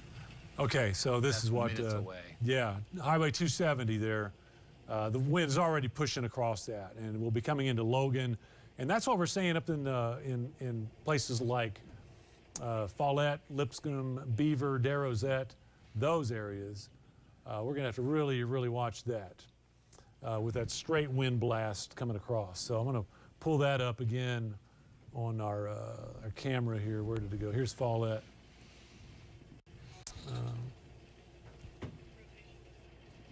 Okay, There it latest- is. Latest scan, that's, yeah, the wind coming down just a hair, but Okay, there's a little side loop going on there too. Okay, we're seeing storms in the distance from Lake Meredith, still distant from Amarillo and Bushland. We'll get ours later if those storms stay together. But this is really impressive, Kevin. Well, That arc is up Yeah. coming out of Follette. we're going to geek out a little bit and go to the Dodge City radar. Okay, we're on you. Oops, there we go. Yeah, I do that. Look at that. Oh, There's a little bit of side lobe contamination there, I think, especially down in the slap out. But all of this, we can do a little analysis again. We're kind of geeking out as we go. But let's move there. Now we're 60 plus. We did have 70 on the last scan. okay, so that's around slap out. Yep, straight line wind. coming Folks in 70 slap miles out per need to shelter up. It's not a tornado, but you know, you could have a branch through the roof or the window in a situation like this. Yeah, let me highlight slap out right there. Need to be out of mobile homes. And then we will run this right there. So that's clearly heading toward you. That's that notch we were looking at a few Yeah. minutes ago, and the thing has filled in, and now all of that air is coming to the ground and creating some extremely strong winds. Slap out to Logan, any rural interests down there towards the Texas line need to shelter up, be out of mobile homes. I mean, it's not a tornado warning, But, you know, 70, 80 mile an hour winds can do damage similar to that. And, Easily. this gets more and more impressive, Kevin, when we see it approaching Lipscomb County. Let me back it up just a little bit. There we are. Man, that's textbook. That's what that's, say, 60, 70, 80 mile an hour wind is like a big cold front, and the warm air ahead of it is riding up and over it. Yeah. And it condenses, and you can see the swath. I mean, that's not a compact area. That's a pretty large area that's going to have some major wind with it. Well, it's that's a good about point. down to the Oklahoma-Texas state line. It's about 15 miles across. Okay, and that's going to be folks in Darrowsette and Follette. You're going to catch some of this. Booker probably not as strong. Yeah, I think some friction will take over and it will start to slow down, but it is still going to come in pretty hot. Okay. We'll go back to on the, you, Kevin. Here we'll go back to the Amarillo radar and see, because that storm's about almost halfway in between the two radars. Yeah, thank you. So now we're back on Amarillo. Okay. And we'll let that pause a minute. So this is the shelf cloud that's approaching Follette. And that's what that looks like. Rotation right there. signal, yeah, the rotation signal. Well, yeah, it's trying to rotate broad, but that's right in there. So we'll take those off. And at this point, I think we're just going to sit and watch it come in. Oh, we need to check on Man. Groover too, though. Okay. Here, we can do that over Yeah, here, Kevin. I can get the reflectivity back up here. Okay, better at Guyman. Okay, here we go. Okay, so that's the one where the Weather Service decided to let the warning expire, but there is a special weather statement. So the potential for 3/4 inch hail and 55 mile an hour winds with that storm Yeah, from that's gonna be Groover southward toward. It's going to clip Sunray too in the next minute or two. That's a lightning wind threat right there. Yeah. Yeah, and it's knocking on the door of Groover. Folks in Groover, you know, just go ahead and get everybody indoors and away from windows, and away from the lightning, away from the debris that may be kicked up by that straight wind. Spearman, probably going to catch some of that, and then down to Cactus Morse Pringle also. Yeah, real quickly here.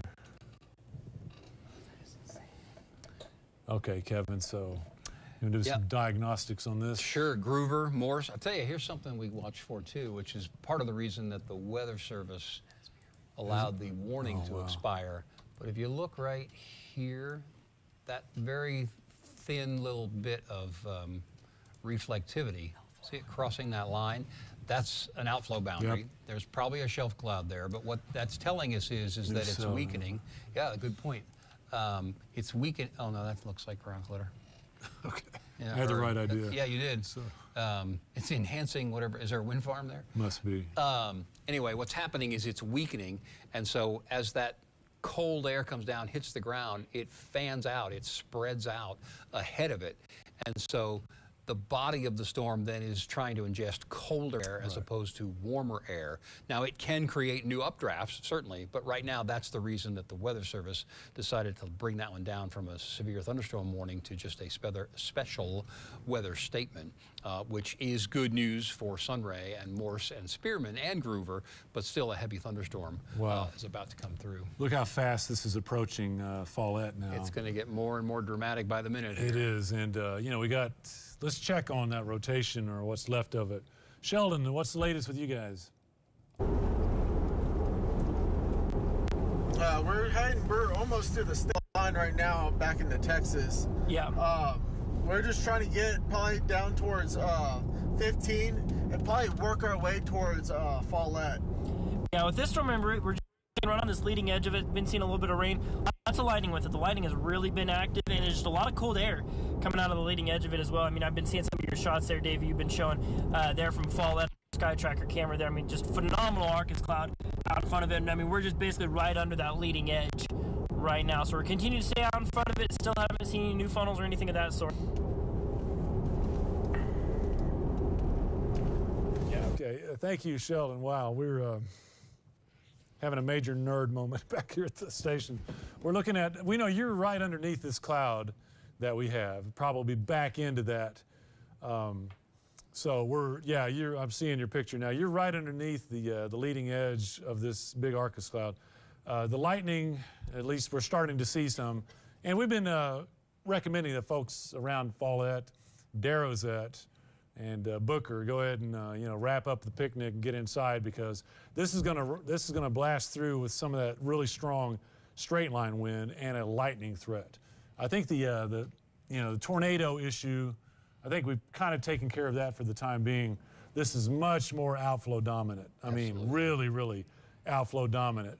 And it's really approaching rapidly the northern Texas Panhandle. Once again, Highway 15, Booker, Darrowsette, Follett.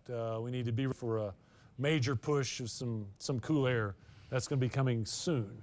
And I guess we want to thank our friends at Pantex for the camera, too. They're the ones who give us access to this camera, and just dramatic, dramatic pictures. But still some inflow into that, as you observed by the little tail there at the bottom of the picture from that anemometer. Very good. And so that's going to turn around in just a minute or two. Yeah, when you see that the wind gust comes through. But look at the striations. Tail fin looks like a dorsal fin. Yeah. Hanging out there. But that's pointing into the wind, which is still out of the south. And might be kind of breezy there, but that will reverse rapidly, I think, here in the next 15, 20 minutes. Tornado watch up there in the yellow. Severe thunderstorm watch in the pink. Both of those set to go until 10 p.m. Just cycling around Guyman. See the storms now moving away.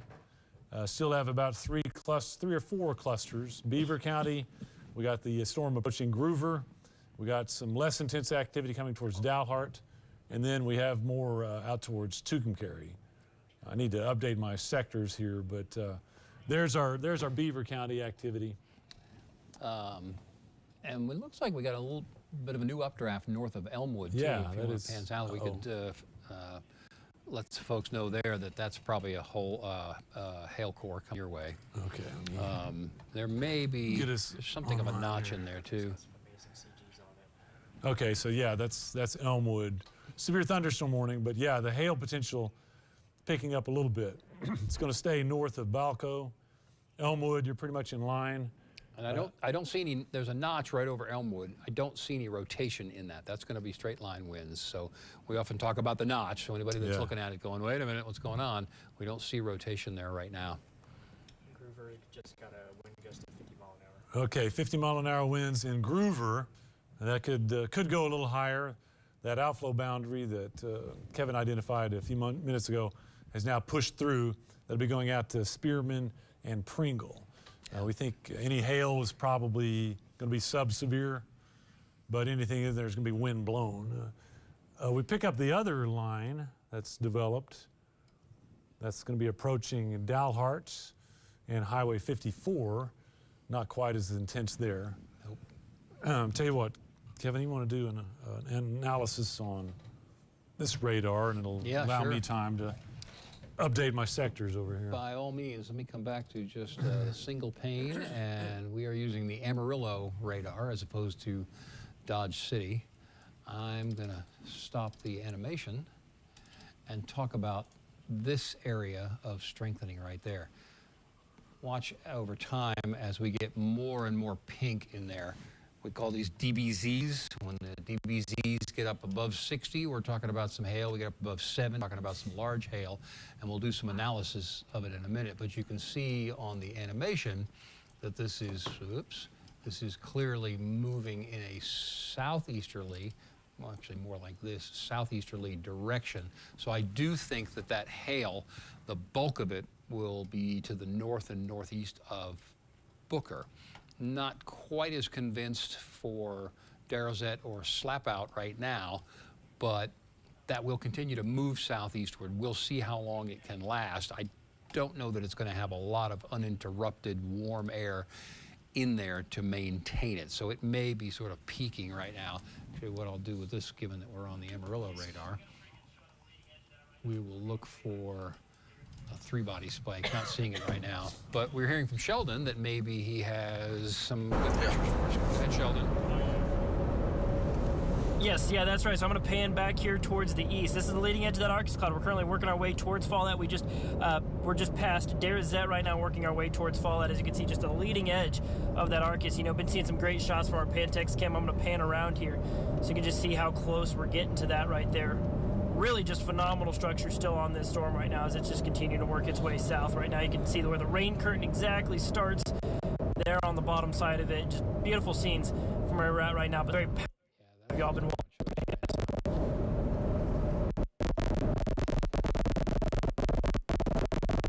Okay, so you saw Sheldon's vantage point. It's coming in. If you're at Follett, you see the Arcus. We can't see those striations from a distance anymore because they're pretty much moving overhead. Tail fin anemometer arrow vane still pointed to the south. It'll be fun to watch and see if we see any dust kicking up with that as it comes across the state line into Lipscomb County. Sure wouldn't surprise me. We'll be able to watch the trees blow and everything that goes with a big wind shift. So that's live in Follett. Hopefully by now, word is out. You got some wind coming, followed by some rain and some lightning. Looks like we may have a little bit of hail north of Booker. Yeah, we got 68.5 on the DBZs Okay. there. So Hail may have picked up there north of Booker on 412 and 15, or 412, I'm sorry. Yeah, 15 goes east-west, so 412 would be up to the north. And that's what we're seeing on Sheldon's feed. So they're kind of coming back into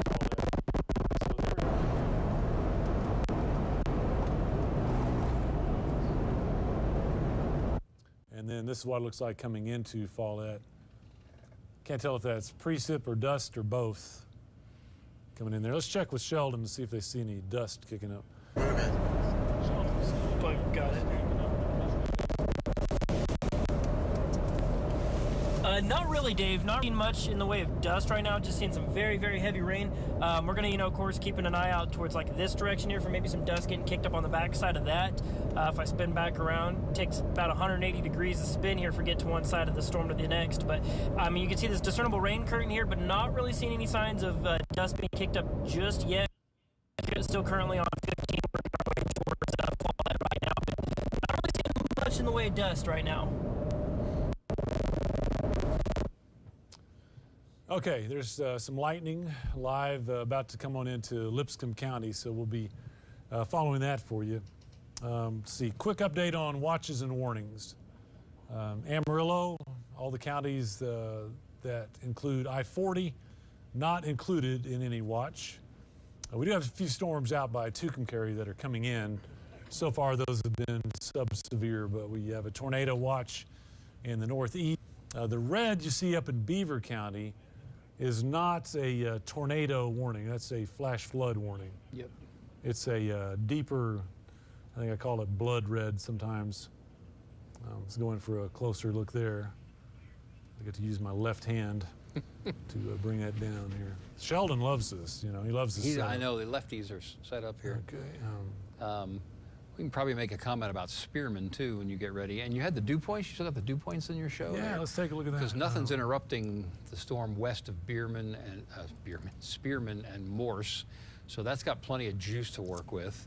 We got 56 in Borger. It's like the hail core is dropping down in size to 1 inch. So what we're talking about on the dew points, Amarillo's at 50, Borger 56, Yeah. Pampa's 58. So there's plenty of juice there. When you get above 60 on the dew point, that's plenty of juice for severe thunderstorms. So it's not an enormous amount, but in Borger and Pampa, we've got plenty of juice. So when we come back to the radar in a minute, we'll show you what the storm looks like heading toward Groover, or in Groover now, heading towards Spearman and Morse. But Dave wants to make a comment about the wind. I was going to say that south wind, I think, may start to bring in some higher dew points as these storms move south. So we'll have to watch to see if the environment gets a little better to sustain these or not. Yep.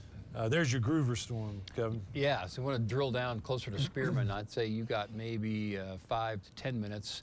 It's not severe warn, so it's not 1 inch hail, but some, half-inch hailstones are certainly not out of the question. As I watch the trend on that in the last image or so, I would say maybe well, it's maintaining as opposed to weakening, but it doesn't appear to be strengthening. But that said, in Spearman, you're going to have another 10 to 15 minutes, and then south on 207, 10 to 15 minutes before that storm moves through. Yeah. It will definitely get your attention, but it is not severe warned Yeah. at this moment. But it is coming into that moisture-rich atmosphere, that 55 to 60 degree dew point air. And Shelby's got some good pictures. A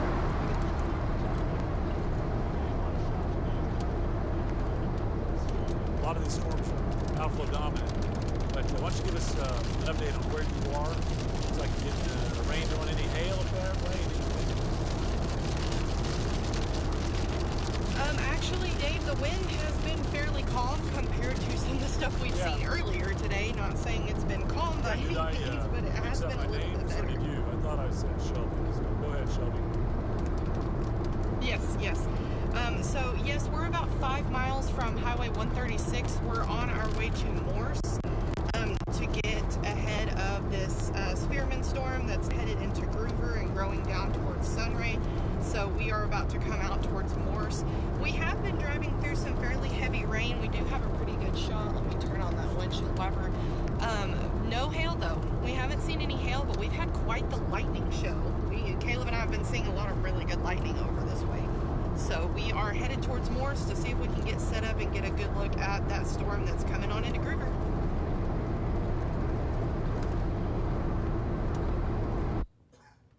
Okay, thanks, Shelby. Yeah, that's a formidable storm, even though we don't have a warning on it at the moment. That sure wouldn't surprise me, because if nothing else, the wind potential there, I think, is going to be worthy of watching. That's Groover towards Spearman. The anemometer swung around. Oh, did it? Okay, well, got to take a look at this. Development here that we anticipated was the wind shift at Follett. Okay, so now you can see the ragged underside of those striated, features on the leading edge of that Arcus. And yeah, I'm watching the trees, and yeah, we lost the tail fin. It's pointing the other way now. Just on the edge of the shot. Yeah, it's kind of cropped right there. Okay, so wind. Okay, I see the trees moving around a little bit better now. So that's coming into Follett. Still got some sunshine there, but you're going to be followed up with the wind, the dust, and then we've got another core there between Booker and Beaver that we need to point that out. So let me show you that. Again, this is the storm coming up here. So, okay, you see the echo. Wow. Okay, I tell you what, this is all cool and everything, but we have a wonderful shot. Shelby's got a wonderful shot with that Groover storm. So, Do you have humidity? what's in there? I know it's not a tornadic storm, and at the moment we don't even have a warning. But give us kind of a ground truth on that. It looks like we can bow echo just south of Groover that could kick up some wind there. So again, give us your location and what you're seeing. Anything dust, anything blowing around out there? Yes, Dave. So we're not seeing a whole lot of wind out here right now. We are seeing a little bit of some wind. It hasn't been like we saw earlier at the boundary. We are south of Groover. We are about 1 mile from turning on to Highway 136, heading towards Morse. How do you query those wind velocities? Up here, Yeah, okay. and you got to center it. Okay, yeah. Kevin and I are doing some diagnostics. This is the wind coming into the Groover area, or just south of Groover. 30. Going to take us towards Morse, and we're going to see if we can set up in front of this pretty ominous looking storm, like you were saying. We are on the radar. Okay, good stuff there. Shelby, we're looking at that storm, the velocity, approaching Groover and Spearman, and it doesn't look horrendous, but Yeah, if you want to geek out, the beam is 5,000 feet up. okay, at about 5,000 feet, we're getting 35-mile-an-hour wind. You know, if you think about rain-cooled air falling, though, and hitting, it could be stronger than that. Nice outflow boundary, Morse to Dumas. Anyway, that's a cool-looking shot for our Groover storm. But please let me underscore that it's not a tornadic storm. I mean, those Arcus clouds, when they're bent around like that, they look like rotating supercells. And I mean, they're hard to tell apart, you know, from a lay perspective. Visually, it's just hard to know from a distance. But we got an outflow boundary there that stretches down to Dumas to Morse. And, you know, wind is becoming more and more of a threat across the area. The storm that might be a hail producer, Kevin, what do you got there? Yeah, well, two good things. The leading edge of it that has come through slap out on the right-hand side of your screen, the orange and the red, that's crossing over the Texas-Oklahoma border. So we're about done with that one. The one further to the west, north of Booker, that one has shown signs that it dropped some hail 61 and then mile an hour wind, weakened a little bit. So slap out, but that came through, so Yeah. a 60 mile an hour straight line wind gust. But we can just about give that one over to Oklahoma, and I'm sure everybody will be happy to see that one move away. Indeed. Good news from Booker. The hail core is going to stay to the north of you. Darosette, let's see if there's any new development. In slap out after your 60 mile an hour wind gust, there could yet be more from this last cell, but it is cooking along, so we'll soon give that one over to Oklahoma as well. You looking at Groover, Spearman and Groover? This is, I mean, look at that shot. Oh, yeah, look at that. Shelby, we got to ask one more time. We're looking at radar. It looks like a little bow south of Groover. Earlier we thought maybe 35 mile an hour winds, but that is one sculpted storm you got right there. Tell me, I know the precipit's coming into Groover and rapidly shooting out towards Spearman. I tell you, just based on that reflectivity, I bet the wind is stronger than 30 to 35. But tell us, are you seeing outflow and dust or anything that would indicate a strong blast? A little dust over there. We do see a little bit. I'm going to see if I can zoom in on it here. There is a little bit of some outflow. It's not a lot, but we do see some dust being kicked up right there underneath that storm there. We've had quite a lightning show. We didn't have anything like Sheldon. It wasn't quite as close as his bolt, but we did have one not too far from us here just a minute ago too. It's out this way, but that is about all of the outflow that we have been seeing so far, Dave, is that dust that's picked up over in that. Okay, thanks, Shelby. And looking at that dust, you know, sometimes you can get little rotations or spins as that outflow pushes out and you get little eddies. We call those gustnados. Would not surprise me at all for you guys to see something like that. Not a full-fledged tornado that's wrapped up in a mesocyclone or anything, but, you know, little kind of like dust devils, but they're because of the outflow of the storm. And, you know, they can be associated with some pretty strong outflow, but they're not full-fledged tornadoes. So we'll keep an eye on that. While we're here, let me see. Oh, wait. It's going to be time to geek out here in another minute. Give me just a second. Okay. We're going to... Shelby, since you got a really shot there, we're just going to let our viewers see that. If you look at the radar part of the screen, you know, we've got the two box there. You can look carefully, and you can see Groover and Spearman. I'll kind of keep it on those locations that will be affected by the storm. Kind of get them both in here at the same time.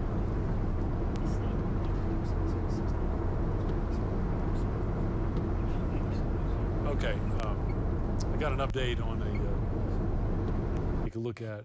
It's going to be our storm that's further back to the northeast. The one that's coming into Follett and slap out around Elmwood and Highway 270 there.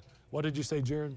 We're looking at ping pong size hail and 60 mile an hour winds. Okay, the hail potential there is about ping pong ball size. So that's Elmwood.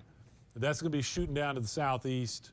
Folks around Logan and Darosette, you know, that's where we might see some hail, along with some of that 60 mile per hour wind. You know, wind is certainly associated with a lot of these storms. I'm looking at Sheldon's feed. It's kind of chopped up for the moment. But wind is definitely going to be one of the highlights out of the storms. Kevin, what are we looking at? Yeah, if you want to go to Max 3, or Max 1, I'm sorry, we can, like I said, we're getting on this part where we geek out a little bit. This is infrared satellite. And Amarillo is in the center of your picture. I know the cities are a little hard to see, but Perryton is up to the northeast there. And so what we watch here, we've colored the cloud tops, and the more they get into the orange and the red, that means the higher the cloud tops are. If you look north of where it says Perryton there, and this is not visible satellite, I just noticed the banner, I didn't get a chance to change that. But see the dark red coming out from the banner, and the E, the last E in satellite there. That is that dark red indicating that those thunderstorms were particularly strong, going higher and higher into the atmosphere. And this is the time at which we had the tornado warning and the large hail warning. But you can see that that dissipates, and we call that cloud top cooling. It would be trending back toward the yellow and eventually the green and the blue. Same story with the cell near Groover. This, you can see they're halfway in between Dalhart and Perryton. We've got still some red in there, but the general trend, and the reason I bring this up, is good news. I can't say good news anymore without your thing coming to mind. But anyway, it's good news with regard to these storms because the cloud tops are warming, and that means that the storms are going through some sort of a weakening trend, which is also good, Dave. It is. Mainly because we want to Stay ahead of stay ahead of it.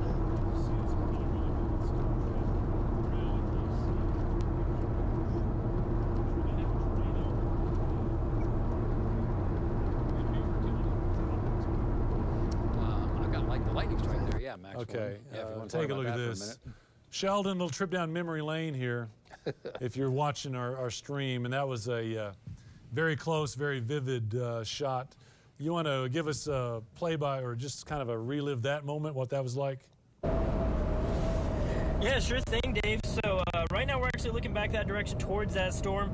Still seeing a lot of lightning in it as it is, so the lightning threat is still very prevalent. But yeah, that was when we stopped. We were just kind of watching that, like I said, on the leading edge of that Arcus storm, where we were just really monitoring as we got closer, and we got out just to kind of take some pictures of it.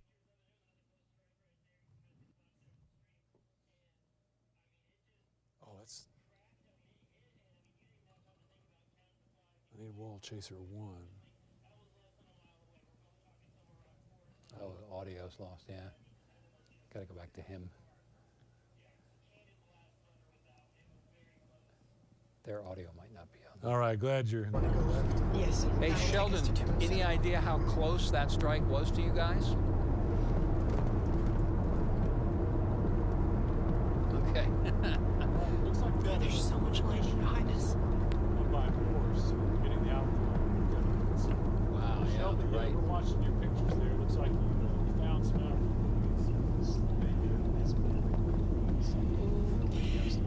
Yes, Dave. So we are at the intersection of Highway 136 and FM 281, and yeah, we finally found that outflow. It took us a minute, but this is kicking up pretty good. This has just started to come up. We're about to take a left turn and head on FM 281 to get a little bit further east on Highway 207, but we did find a little bit of that outflow.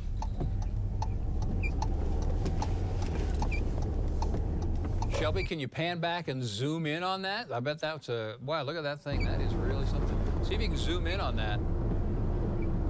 It's dissipating now. It hit a little dust spot on the ground. Fascinating. To be clear, it's not a tornado. Nope. It's just dust, outflow, you know, pushing air, rain-cooled air, kicking up some dust. Check But a this out, visual Dave. representation of If I can something we turn just got on the it. chat when that escaped through the It's wind gust so came slow. slap out. We did get a report of measurement there. Look at that. That's beautiful. We got a measurement of almost 90 mile an hour straight line winds. That was a few minutes ago. Looking at those velocity products.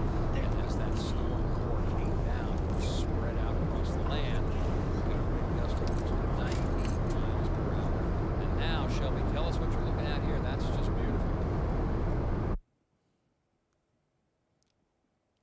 Oops. I lost him. They're on you. Okay, yeah, Dave. So we are currently on, let's see where we're at.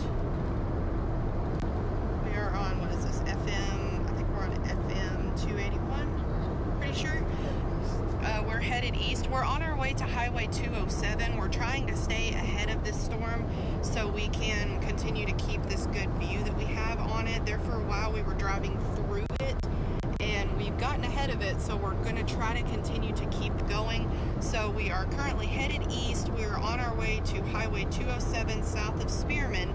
I do see that there's a fairly possible good-sized hail core just north of Morse. That's probably what we have pointed you guys at, what we've got showing you right there. So we're going to continue to try to stay ahead of the storm and see what comes out of it. And so we are headed towards Spearman, towards 207. We've got a little bit more of some outflow here. Yeah, Shelby, the hail core is increasing on that too. And if you're heading towards Spearman, we obviously want you guys to be safe, but don't go plummeting or rocketing toward that too quickly, because I think that's about to cross the highway right in front of you. Right. We're just now going towards, we're coming out on 207, but we are about halfway between Spearman and Stinnett. So we are south of the heaviest part of it right now. Okay, the closer you get to that, and I do want to emphasize that the reflectivities are going up. There's a new severe thunderstorm warning that was just issued for that just seconds ago, So if they say because anything. that is showing what you're showing, some strong winds. But the hail core in the middle of that, about halfway in between Stinnett and Spearman, is increasing. So the potential for large hail, golf balls or even better, is going to be in that sector right there. So I don't know that you guys, and you know where you are better than we do, but we want you to be extra careful not to drive into that hail core, because that's going to move across the highway here over the next 5 minutes or so. Right. Okay, so Okay, as long as I've got a little advice for you, Shelby, on a road network. You probably want to catch 281 going east. You've got that. That'll put you right out ahead of the hail core. You're looking right into the notch, and you ought to have a beautiful, beautiful Arcus just to watch. Oh, and all that lightning you're looking at. So anyway, yeah, 281 heading east will give you a good vantage point. Yeah, and then the warning text. Right, we are on 281, and I think if we hang a right on 207 instead of a left, we'll be able to stay south of that hail core threat. If we take a left and head towards Spearman, then we would be heading towards it, but I think if we take a right and head more towards Pringle and Stinnett, we should be able to stay out of the path of that. Yep, Shelby, I think that's a good choice. The text from the Weather Service on that warning, and it's a new severe thunderstorm warning that just popped up. It's in effect until 9 o'clock, but the threats there are ping pong ball size hail and 60-mile-an-hour winds gusts. We're seeing some strong wind. That's clearly the storm of choice, and the breeze will play now. Loaded with lightning. Yeah, loaded with lightning. It's so green. Okay, and if you can see the radar associated with Shelby's picture there, from Morse over to Spearman is where we're going to have wind with the hail in between. So let me pull that up on this radar here that you're kind of used to seeing, kind of a full screen. So what we're looking at there is you see Groover, that's already weathered the worst of it. So now we have that severe thunderstorm warning. When did that pop up? That's fairly new. Severe thunderstorm warning, again, that includes Morse and Spearman, and then the rural areas down to the south of Spearman. Again, I mentioned Highway 281 that goes east. That's where I think that hail core is probably going to track, and the gusty winds too, which aren't fierce. They're not like the 87-mile-an-hour winds we had up in Beaver County, I don't think. And by the way, you also notice as I pull out just a little bit, getting a little new development down towards Dumas. Not holding together that well, but we'll see if we get any more development on that southern flank, if we get any new updrafts on that outflow boundary. If that happens, it would be around Stinnett and Lake Meredith. We'll take a look at that. And while we're doing that, I'm going to... Dave?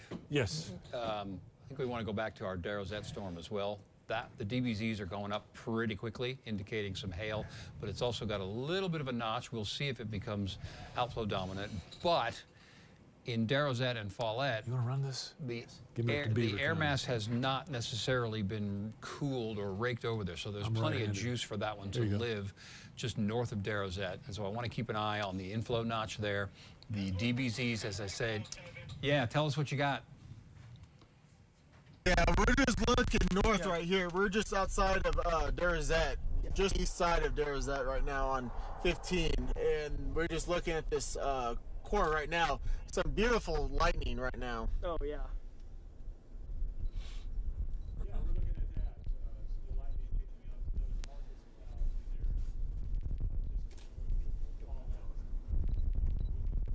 We're looking at that all that.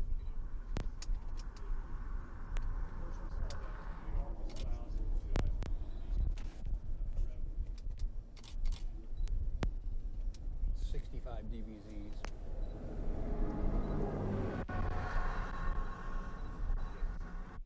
Pick that up here. All right, yeah, so that looks pretty cool. A lot of lightning in there. And we can see, just kind of looking at our picture, that you're kind of up underneath what we have from a distance on the Pantex camera in Follett. So good to have eyes on that. It's generally a straight blast. Still some hail potential, though, north of Darozette and north of Follett. Yeah, and in Follett, don't think that you're out of the woods here, even though I guess that the front has come, the gust front has come through there, but that hail core is really strengthening. And it is, let me do a quick measurement here on that one from Follett. Okay. So that is about 15 miles to the northwest of Follett, heading southeast. So the hail core, if it holds together, is still a good 10 to close to 15, probably closer to 15 minutes away, but it is coming, and we'll keep you posted on that, obviously. But the hail core in there is quite large right now. So in north of Darozette, in Follett, just because you've had something come through, don't think that you're done, because that one is looking pretty ugly at this particular moment. That's for sure. Yeah. We had the big Arcus cloud that came through, and you might have thought, well, that was kind of hyped up. We saw that cloud, and we're not getting much impact. We had a second cell pop up north of Elmwood. This is the hail producer, and it's pushed the hail core south of 270 there, but it's a few miles north of Darozette, coming southeast at a pretty good clip.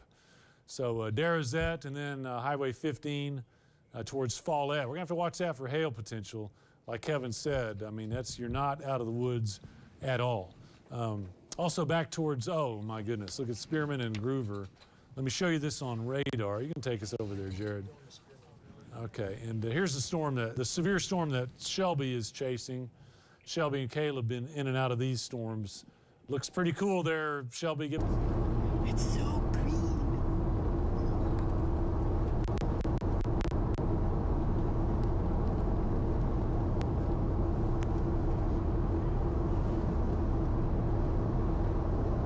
Oh, yes, Dave, sorry, we're in some bad cell service, so I have been in and out on comms. So we did just hit Highway 207. We are currently heading south away from this monster. It's kind of hard to see on the camera, but this cloud, especially right in the center, it is getting very green, which is a good indicator of some hail. So again, it's really hard to tell on this camera, but right there in the center parts, not only are we seeing lots of lightning, but the cloud is turning very green, and this is a monster. It is a very large storm. It wraps all the way around. We've got quite a bit to look at, so we're headed south on 207 towards Stinnett and near that 207-136 intersection to see if we can continue to stay ahead of this and keep an eye on it for you guys.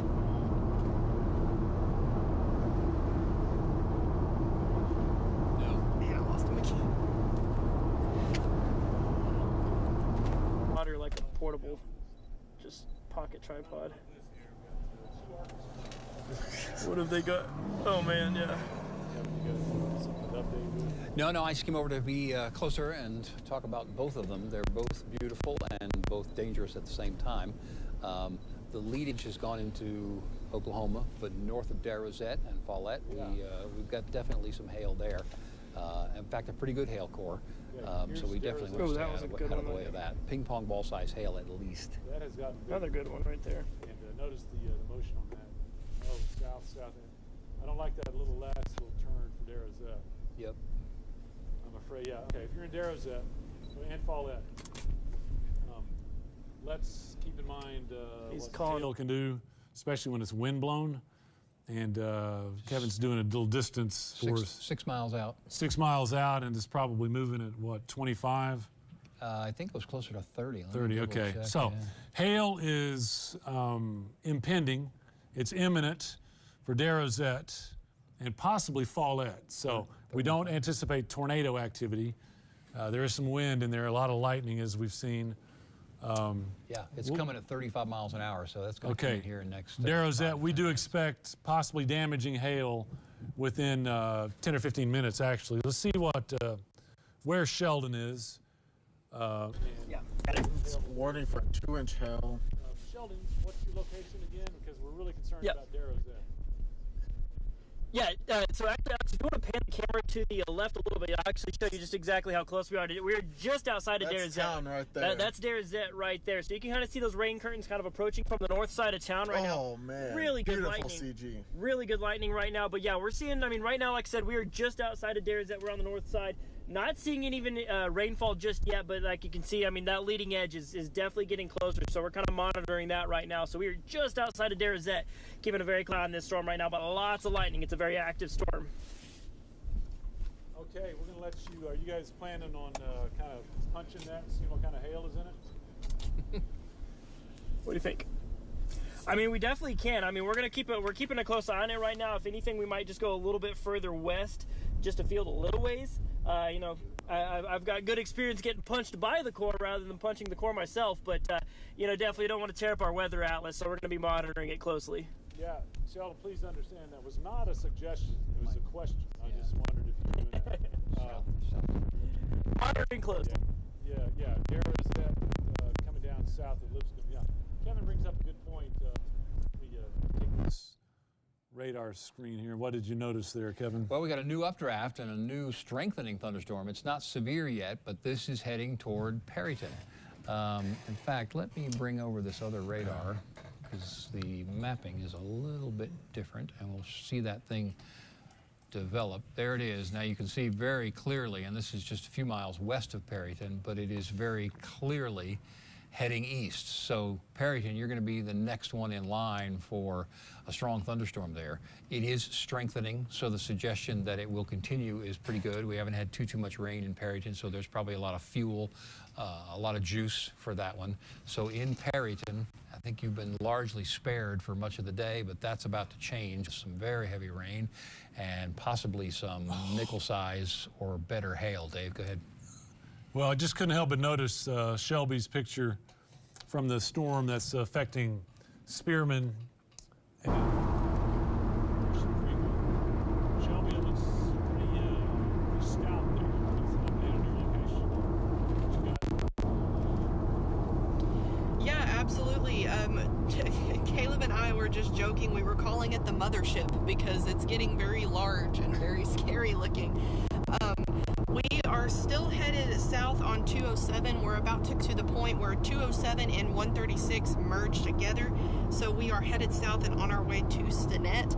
Right now we're figuring out a roadway to try to continue to stay in front of this. And so we're looking to see if we can find a track to the southeast so we can stay ahead of the storm as it continues tracking southeast.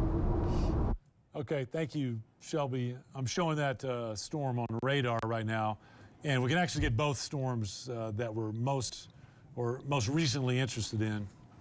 We're looking at the storm that has come through Groover now. Spearman, you're going to be in it for a while, but looks like you're mainly going to get the heavy or moderate rainfall and a lot of lightning. Morse Pringle, looks like that core has gone off to your east. It's going to cross over, looks like 207. 207 and 51 right there would be probably the most likely area for hail. I think the hail core may have diminished a little bit. And once it crosses 207, of course, it puts that out over rural terrain. So that'll be kind of good news, unless you got a crop out there and you're worried about hail. But I think the hail size might have diminished just a little bit. But you also see on the northern edge that new storm, new updraft, that's putting down some heavier rain around Waka, Farnsworth, and approaching Perryton. That one's moving almost due east.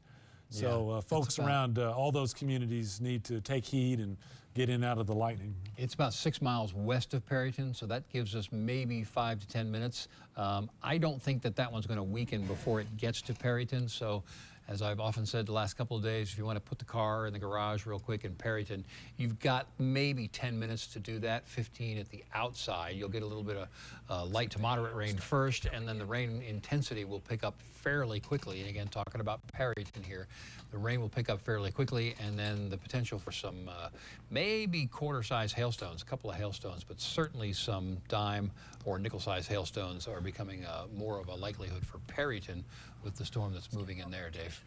Okay, I've noticed that Sheldon and Alex have found a shelter, an awning to get underneath. We're now looking at the storm up around Derazette. Sheldon, it looks like, well, two things.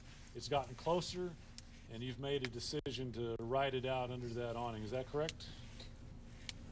Yes, sir, Dave, that is correct. Yeah, so right now we're right at the intersection of Main Street and Broadway here in Derazette. Right now we're under an awning, so we're going to just see what this storm does. We're right across the street from the school. Yeah, right across the street from the school as well. I mean, so we're going to let this roll in. It's rolling in from our north. You got a great view of it right there on our camera. So we're going to see how this impacts things as it rolls into town right here. So we're going to go ahead and just ride it out from right here in Derazette. Is it frozen? Okay, Sheldon, thanks. We'll be watching that, and you start getting into the rain and hail, we'll take your video. This is we got a tower cam shot up from Follette. Remember, Follette is going to be a little further off to the east, but probably in line looking at the latest track on that. So we'll be monitoring that shot as well. Let's go to radar. Inside of 10 miles from Follette. Canyon, you got or you just watch it? Okay, good. Okay, yeah, we're looking at the latest there. Moving away from Elmwood. Looks like it's going to dive south of Logan and slap out. So now it's Texas that we're interested in, northern part of Lipscomb County. If you're in Booker, it's off to your east. I think you're all right. It's Derazette to Follette, and we got a lot of eyes on that. The storm heading towards Perryton is now getting ping pong ball size hill with 60-mile-an-hour winds with that storm. Okay, take us over there. We got an update for Perryton. Adrian. Oh, and that's new, and that's got implications for Amarillo. Okay. Yep. We're talking amongst ourselves. I know it just sounds like a lot of chatter, but notice what we have on the screen now, the storm that's approaching Highway 15, coming across now, Waka, Farnsworth, and approaching Perryton.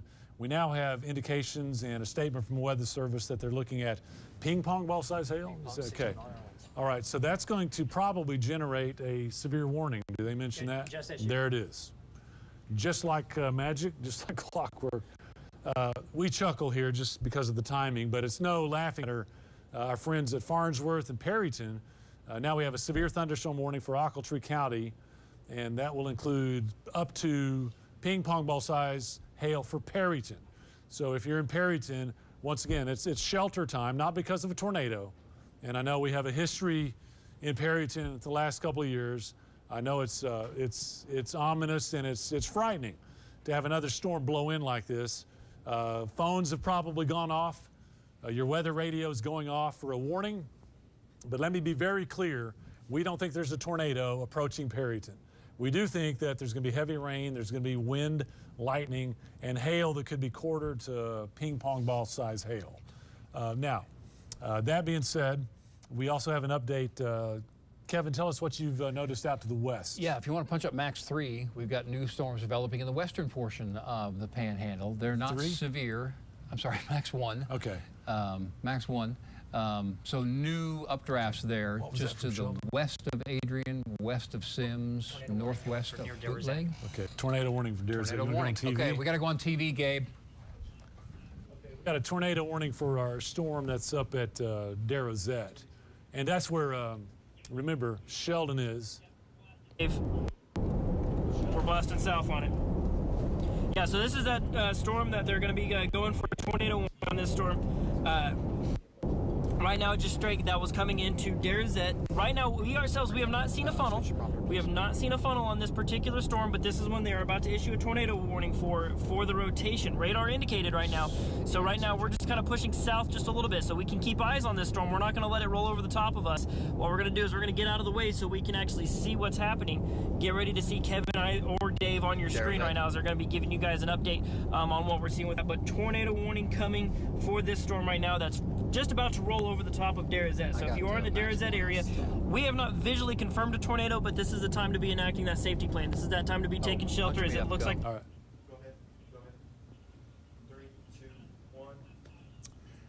Well, good evening. Got a new tornado warning if you've been watching the bug at the corner of your screen, and this is going to be for Lipscomb County, and that's going to go until 8:45. We're talking about a storm cell here right near Derazette right now. The red box, the red polygon is the tornado warning. So again, until 8:45. It's currently about 8:20 for a storm that is going over Derazette right now. It is going to move, the rotation signature will move just to the west of Follett. But Follett, I'd like for you to be able to go ahead and be ready to go to your safe place. If you're not there in Derazette right now, let's review very, very quickly. This severe thunderstorm, this tornado warned thunderstorm is right over you. So don't wait for me. Go ahead and go to your safe place. Lowest floor, first floor of the building, small room toward the center of the house, like a bathroom, hallway, closet. Quickly get something to cover up your head. Sofa cushions okay, pillows okay, helmets are better. In Derazette, you need to do that right now. Be prepared to go in Follett. Grab your shoes, your sturdy shoes. You don't want to be barefoot. You don't want to be in your flip-flops at this point in time, or your slippers. If there is some damage, and I don't think we have confirmation, visual confirmation. We're going to go to Sheldon in just a second, but visual confirmation I don't think we have. But if we get some damage from this, you don't want to be walking through anything like splintered wood, broken glass, nails sticking out, things like that. So again, it's a new tornado warning for Lipscomb County until 8:45. Sheldon is on that storm. If we have him, let's see if we can take him and get a report. Sheldon, where are you? What are you seeing? Yeah, we are just on 2172. We are straight south of Derazette right now. So we decided to push a little bit further south so we can give everybody a good look at this storm and what it's doing. Have not made out a discernible funnel with this just yet, but I mean, as you've been talking about, there is strong rotation that we are seeing on radar. So, and this is that time for Derazette. I mean, to be taking shelter for sure. Like I said, not currently seeing a funnel cloud right now, but you can kind of see those low-hanging clouds a little bit. There's us kind of looking up at that storm. So we're looking north towards Derazette right now. This is that live look that you're seeing. We have not seen a funnel yet, but radar indicated still means to take it absolutely seriously, Kevin. So we're going to continue to monitor for a funnel, and we'll pass that along if we see anything. But for right now, I'll send it back to you in the studio. Good. All right, Sheldon, thanks very much. So we continue to watch this. The rotation signature on Doppler radar is strengthening. It's organizing. That's what prompted the National Weather Service to pull this warning, again, for Derazette, right over town right now. If you know somebody in there, they're obviously hearing the thunder, lightning, the heavy rain, but maybe not watching television. Get them on the phone real quick and say, look, there's a tornado warning for your area right now. Please go ahead and go to your safe place. If you're in there and listening to us, we're also streaming on NewsChannel10.com, Facebook, and YouTube. But I want you to have the television turned up just loud enough that you can hear us, but also be listening to your surroundings. If you feel threatened, go ahead and go to that safe place. Again, small room toward the center of the house. That's going to put as many walls between you and the outside as possible. So if things start flying around, that gives you a little bit more protection. The smaller room is a good idea because that has more structural integrity. A larger room, even like the living room, and we saw really, I was going to say perfect example, but bad example of this in the Canyon tornado, where the roof was lifted up and then the ceiling drywall came down, all the insulation came down in the larger room. But the smaller rooms and the hallways were not nearly as affected because that small room gives you a little more structural integrity and tries to keep the things above you and keep you safe. So small room, center of the house, no windows, bathroom, closet, hallway, something like that. So again, the rotation signatures right near Derazette, moving to the south and southeast. The bulk of that rotation should stay just to the west of Follett. We'll watch for any new rotation signatures there, but right now in Follett, I think it's going to be primarily heavy, heavy rain and possibly some large hail. So Derazette, you're under a tornado warning for Lipscomb County until 8:45. Dave has some information? Just good picture. Okay, let's get a picture from Sheldon now.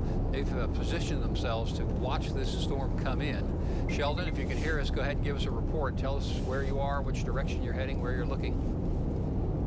Yeah, so right now we're currently heading south on 2172. We are straight south of Derazette right now. This is a live look at that storm. This is that tornado warned storm. We ourselves, we have not seen a funnel cloud or a tornado As we've been tracking our way south, we're going to slow down right up here and get just a good look where you can kind of see everything that we're seeing right now.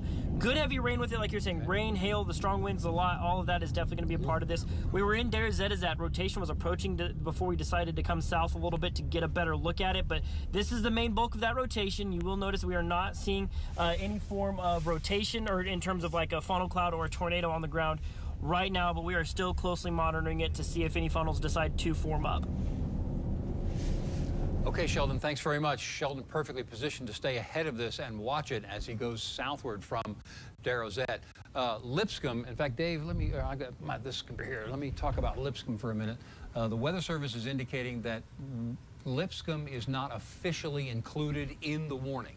That does not mean in Lipscomb that you should not be paying attention, but the polygon goes right up to town. They made the point of saying you're not included in this at this moment, but the potential for you to be is absolutely there. So again, Lipscomb, let's be paying attention. It's still a good ways away from you, but I want you at this point to be telling your neighbors, getting in your mind where you will go if this thunderstorm holds together and the possible tornado holds together north of Lipscomb or in Lipscomb, because that could be approaching. It's still a good 20 minutes away. We've got Sheldon just out ahead of the storm right here, watching backwards to see it, but we'll see if that can move any further on to the develop rather any further to the south.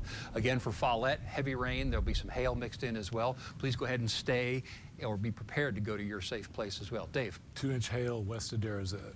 West of Derazette, we got a report of 2-inch hail. So in addition to the rotation in the storm, and you can see the pictures from Sheldon that it is producing some large hail. That's going to be west of Derazette, and then east of Derazette, there's some hail there as well. Some of those larger hailstones may move toward Follett. Dave, if you want to guide me and put max 3 up, we can do that, and I'll just kind of follow you. But once again, tornado warnings in effect for Lipscomb County. Oh, maybe we can't. Can we get max 3? Yeah. I'll get you on 1. Okay, yeah. Well, let's just travel around there. We're going to kind of look at the overall situation here. We're getting closer to the Oklahoma-Texas border, which is some good news. But we also want to talk to Perryton.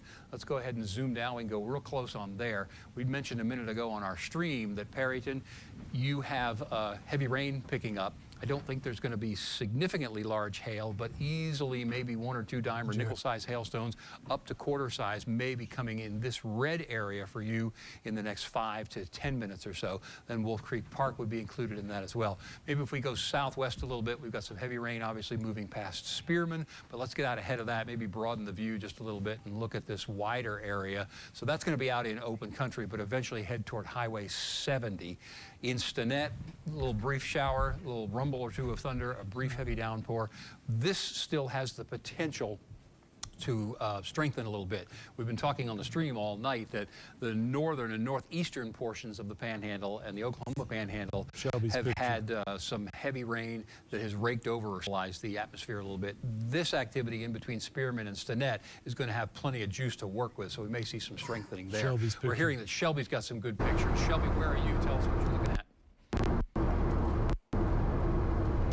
Yes, so we are currently on 687. We're on our way back towards Amarillo.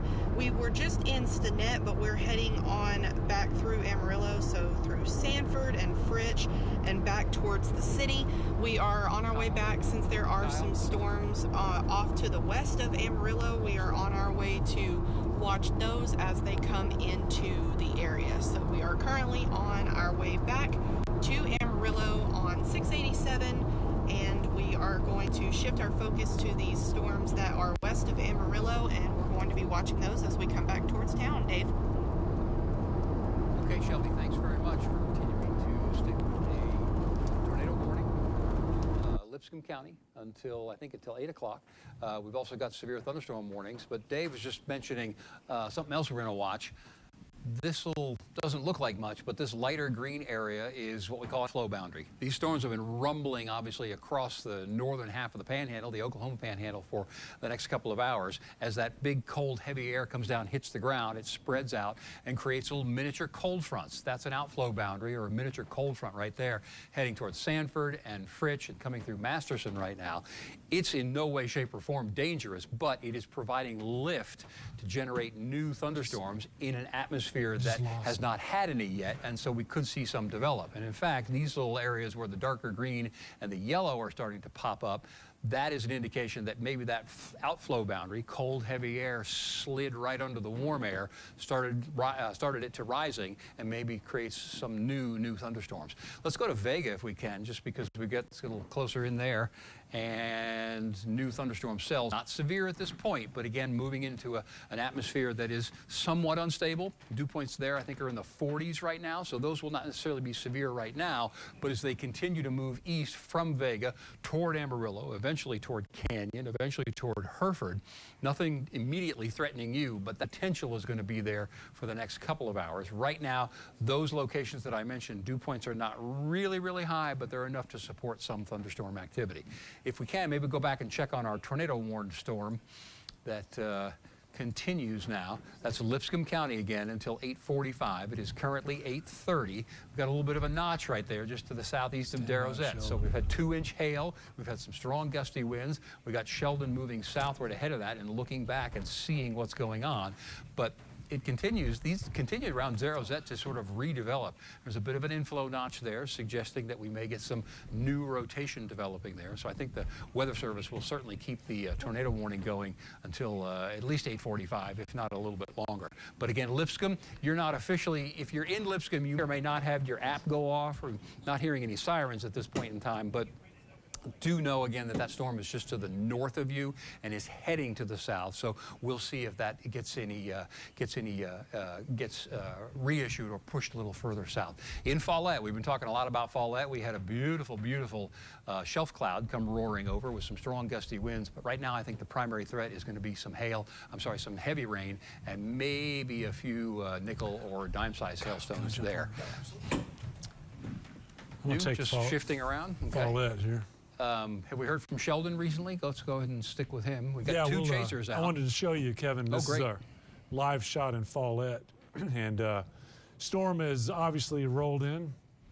Right now, very heavy rain, but there's hail pockets both sides, both east and west of Follette. Wouldn't surprise us to get some hail in Follette, along with that heavy rain and all the that's going on. Kevin was mentioning Sheldon. Let's see what his picture shows. Outside of Darrozette. Still got a tornado warning out there, Sheldon. What do you guys see? Yeah, so far still have not seen any funnel clouds or anything tornadic as of right now, but as you can see, just the color in this, I mean, very green type storm, so I mean, that's a big time indicator of some very strong, large hail.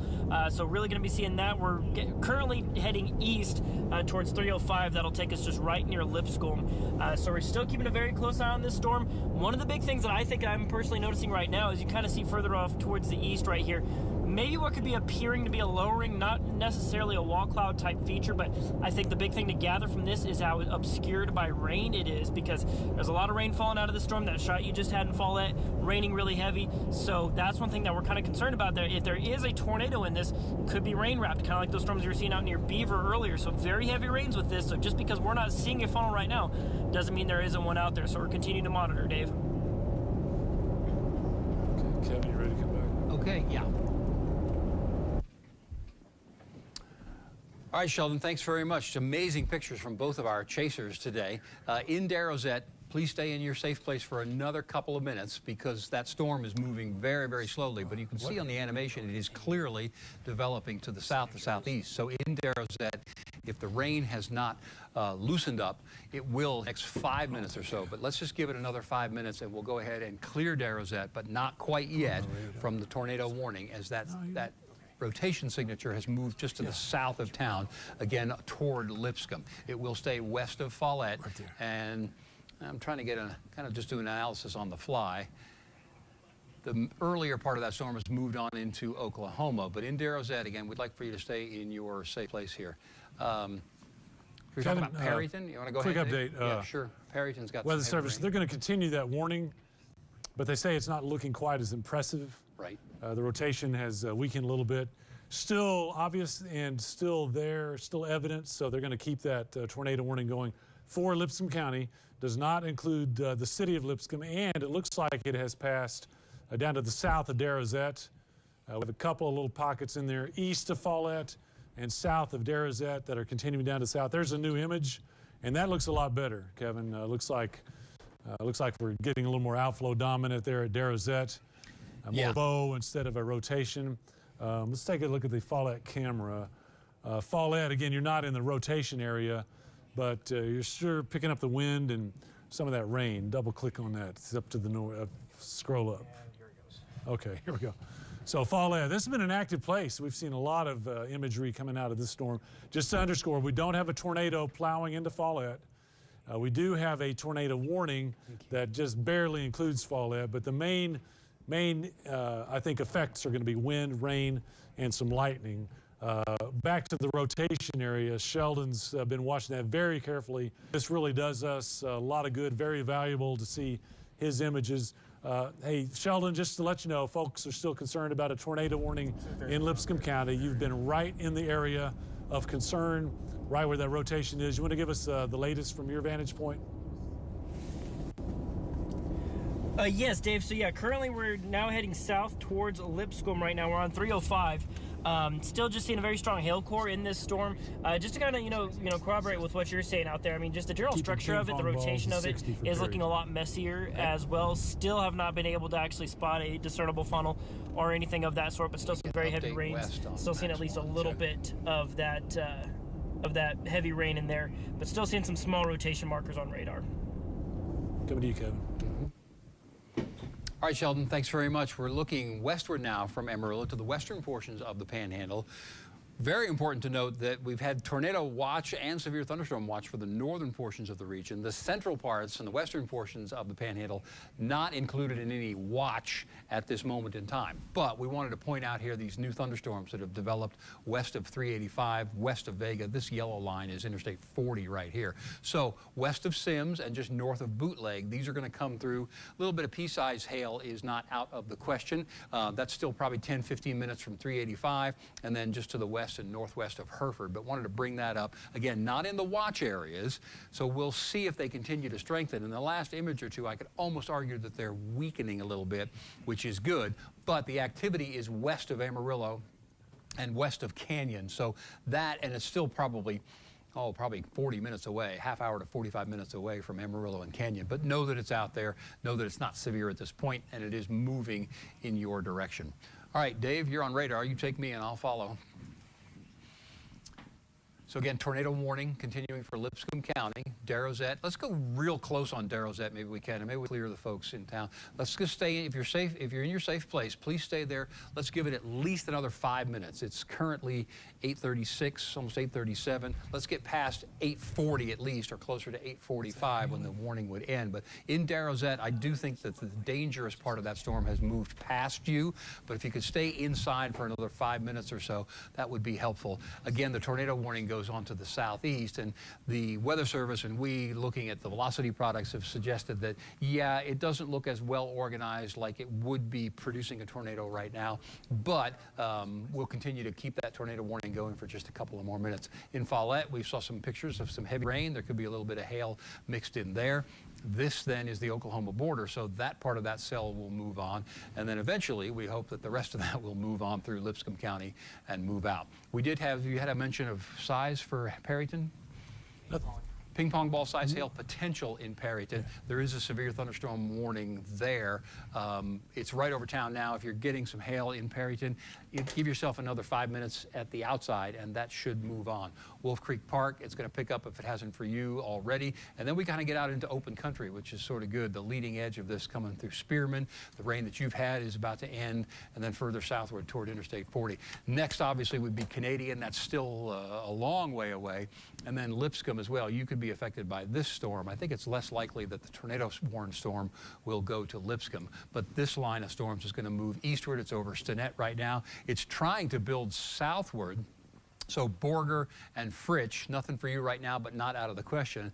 In fact, Dave pointed out this outflow boundary a couple of minutes ago that is firing off some new storms. That helped the storms over Stinnett develop. That's helping this one just to the northwest of Fritch develop, and then back toward Channing. That's not severe either. That's just a brief bout of moderate rain. But we see new cells trying to develop. So we'd mentioned earlier today, the whole thing, the whole system driving this is moving from northwest to southeast across the region, and so that's why we see rather the tornado watch and the severe thunderstorm watch. That's the severe thunderstorm watch until 9. That's the tornado watch until 10 o'clock. And back into southeastern Colorado, we see some new development there.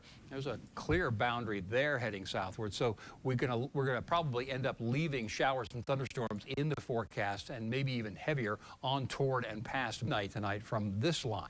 Now, the stuff that has come through will stabilize the atmosphere a little bit, but the computer models also this as well, that we see another round of showers and thunderstorms for later on tonight. So want you to stay aware until at least midnight and maybe thereafter, and then I think those would start to weaken. So we'll check on our tornado warned storm right now. It is until 8:45. That gives us another almost 5 minutes, and we'll see if the Weather Service reissues that. Based on their comments on the Weather Service chat, I don't think they will at this point, unless there is some reorganization. Say again? Confirmed golf balls southeast of Darrowsette. Okay, golf ball size hail. That's that little cell right there. We're producing the golf ball size hail. In Darrowsette, if you feel like the rain has stopped where you are, I think it's okay to go out and come out of your safe spot. Be prepared to go back in. Listen to us, but don't keep the TV up so loud that you can't hear what's going on around. But in Darrowsette, which is where the warning was prompted for, I think it's probably safe to cautiously come out, maybe stay inside for another couple of minutes if you've gone to your safe place, and then within another 5 to 10 minutes you can go outside and look around. Yes, sir? Good picture from Sheldon. And Sheldon's got some good pictures. They're south of that storm. Thanks for the update, Sheldon. What do you got? Yeah, Kevin, so we're currently just kind of repositioning here. We're on 305. Just north of Lipscomb, trying to give you guys some good looks at this particular storm right now. Still, I mean, as you can see right there, just the sharp color in this storm right now. This is looking straight towards that main part that's rotating right now. Still keeping a very close eye on it, but still haven't seen any really strong rotation markers, at least, you know, visually here. Of course, we're seeing what we're seeing on radar, but you can also kind of tell here, looking straight ahead. I'll kind of zoom in a little bit. You got a very sharp rain curtain right there. You can kind of see if I pan off towards the west a little bit, you see where things kind of start to clear up just a little bit. You start to get into that very heavy rain. So like you were saying earlier, talking about where that main rotation is, it could be behind that rain curtain, which makes it very hard to see. So we're still keeping a very close eye on it, but just because we're not seeing it doesn't mean it's not there. So another one that could possibly be rain wrapped if there is perhaps a tornado in that. But looking at latest rotation markers, it doesn't seem to be quite as stout as it was earlier.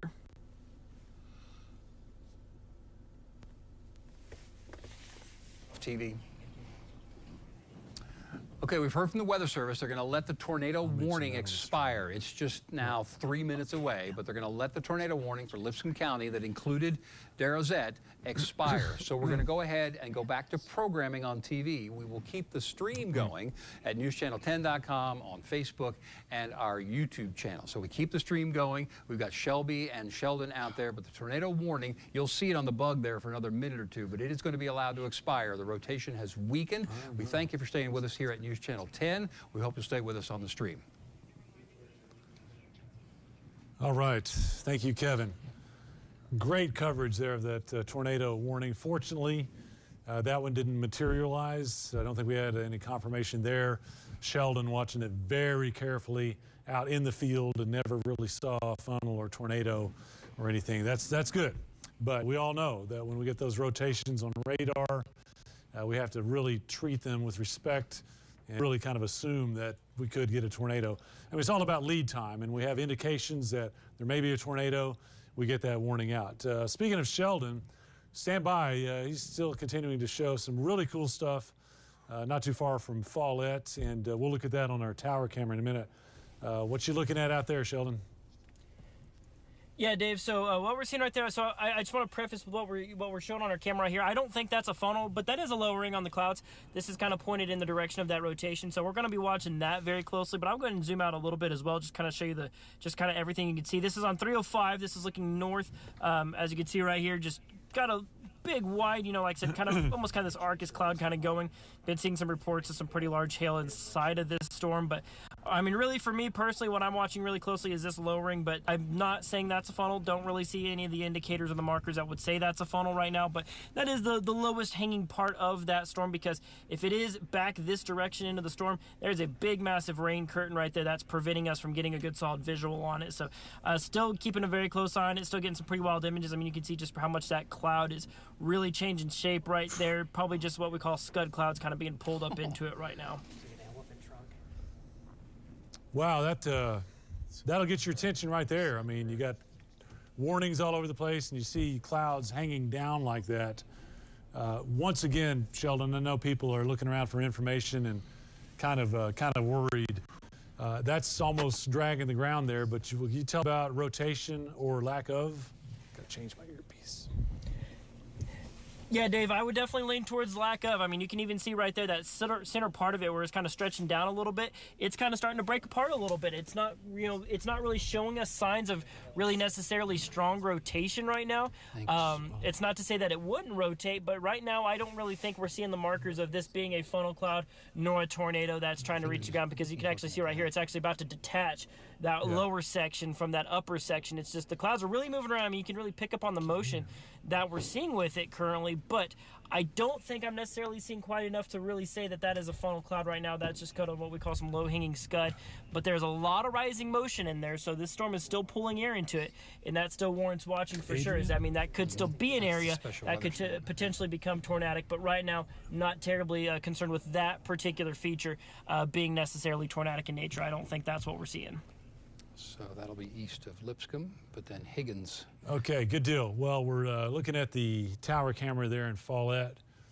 I know we've had one round of rain go through. Looks like the hail cores are dropping south of Follett. I think we're in pretty good shape there. Let's go to radar. Okay, I'm gonna let you drive me over there. So there's the storms that we just looked at. Update from Perryton. Storms have pretty much moved off to the east. Have them out around Wolf Creek Park. Those are going to be heading close to Highway 23 and down 83. Mainly wind and sub-severe hail right in there. It looks a lot better now for Spearman and Waka and Pringle and Stinnett. I just quick peek at Shelby's picture. Looks like they're moving away from that. So good news. But let's come on down to, we want to take you out west of Amarillo, out close to Adrian on I-40, and we have, what'd you say, 64? 54 mile an hour wind gust. 54 mile an hour winds out that way. So yeah, well, they're clearly coming down, right? We can see the DBZs coming down, meaning less orange and red. But the Weather Service did put out a special weather statement with the potential for half-inch hail and 50 mile an hour winds, which verified. But the good news there is that with that one weakening and well west of Amarillo and Canyon and northwest of Hereford, I think that we will not see any strengthening of that, just some brief gusty winds as it comes on through. But another key point is those areas are not in either of the watches, the severe thunderstorm watch or the tornado watch. So south of Interstate 40, some thunderstorms could rumble, but we will probably not see severe weather, at least at this point. And maybe at some point we could even look at those on the Bushland Tower cam. That's right. Yeah. Yeah, we can pull that up. Here's the watches that Kevin alluded to. They're all north of I-40, north of Amarillo, kind of the Canadian River northward. The pink is a severe thunderstorm watch, and the yellow is the tornado watch. At the moment, no tornado warnings. We have had a couple. And we have had a lot of hail and wind out of some of the storms. And most of those, you see the orange color. Back up to 70 Wow, DBZs. 70, okay, let's, Big help for yeah. back to radar. I'll let, Kevin, you want to do an update? No, I interrupted you. You finish your thought on the watches and we'll go to radar. Yeah, I was just going to say that we have 3 severe thunderstorm warnings out where we have the orange boxes, but no tornado warnings at this time. So, yeah, go to that. I got Bushland ready to whenever you want. Okay, well, let's take a look from Bushland. And I might need to adjust that. So for those paying attention in Lipscomb, you are currently right on the edge of a severe thunderstorm warning, but The hail core with the storm that is to your north is going to go to the northeast and east of town. There's actually 2 hail cores, and we'll show you both of them in a minute, but thankfully one of them is moving eastward into, or southeastward into Oklahoma, so that's good news there. But the main hail core that we're seeing now with easily ping pong ball size hail and maybe a few hailstones even larger is about halfway in between Lipscomb and Follett. But it is going to thread the needle between those two. Now we would turn our attention to Higgins. So in Higgins, I know you had that tornado just a couple of weeks ago. You want to keep paying attention, but there's still something way, way off to your northwest. We don't know if it will make it to Higgins or not before it gets into Oklahoma, but we're obviously going to keep a close eye on that storm as well. Okay, I wanted to show you, Kevin, here's a shot from Bushland. Wow. Out to the west. Doesn't look quite as impressive as that Arcus we had a couple nights ago. Right, still pretty, but yeah. not severe. But we've had close to a 50-mile-an-hour wind gust there. The sun peeking out behind it. So again, from Vega, Adrian, west of Bushland, north and northwest of Hereford, brief gusty wind, a little bit of rain, but definitely not severe in those areas. But we'll watch them, of course, as we always do. Dave? Let's go to radar, yeah.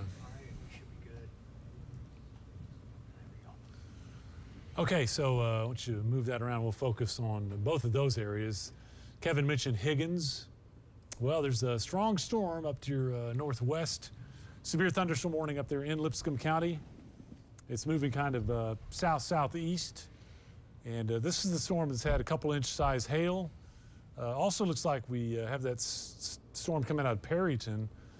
The Follett storm is kind of pushing south-southeast, Perryton off to the east. So we may see that kind of come together over Lipscomb County. Somewhat reflective of what we saw earlier, where the 2 storms merged. They got really chaotic and probably dangerous. And then the second storm, the trailing storm, the westward storm, sort of weakened the first one. It's still a good ways away, but I think that our hail core on that one will probably get to the Texas-Oklahoma border before the other one reaches it. We will see. And visually, it's still a very impressive storm. This is coming out of Sheldon and Alex's stream on the Atlas. Wow. Yeah, how about an update, Sheldon? What you guys got out there? I can't hear anymore. Just amazing. Gonna slowly pan across right here. This is currently 305. We just passed through Lipscomb a little bit ago. I mean, just look at that structure on that thing. I mean, that's, you know, what we call a mothership right there. Almost looks alien in nature, but just really big, broad thunderstorm. Lots of lightning, and you can see all the lightning popping in it. You can see the rain right there in the middle. You can see exactly where that core is right now, just dumping lots of rain, some large hail, seeing some large reports of egg-sized hail. I mean, just look at that structure right there. I mean, just seeing yet another example of some amazing structured storms here this evening. Currently on 305, just straight south of Lipscomb, guys. About to get on the 213 to head east towards Higgins. Unity's up. Yeah. Okay, getting a little bit of signal loss from Sheldon and Alex, but they continue to send us some great pictures of that storm. Again, Lipscomb, I think you're going to be okay. Higgins, you are not officially in a severe thunderstorm warning at this point, but I have a feeling that one is coming. This cell that they are Yeah, Kevin, if you can hear us, we're going to track towards Higgins next. Say again, Sheldon?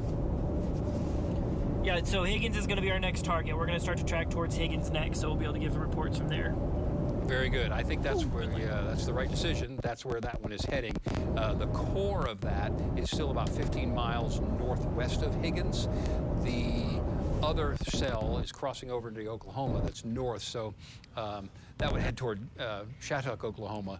But we can sign off on that one. But the main hail core now is just to the north and northeast of Lipscomb. That's the one that Sheldon is on and showing his pictures.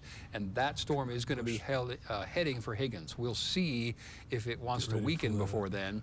I don't really see anything at this point that's going to weaken it or disrupt it. So once again in Higgins, let's go ahead and be aware. Maybe get the phone tree going. If your neighbors don't have the TV on or the stream on, call them up and let them know that this is coming. Because right now we're seeing 70 dBZs and easily ping pong ball, golf ball size hail or better.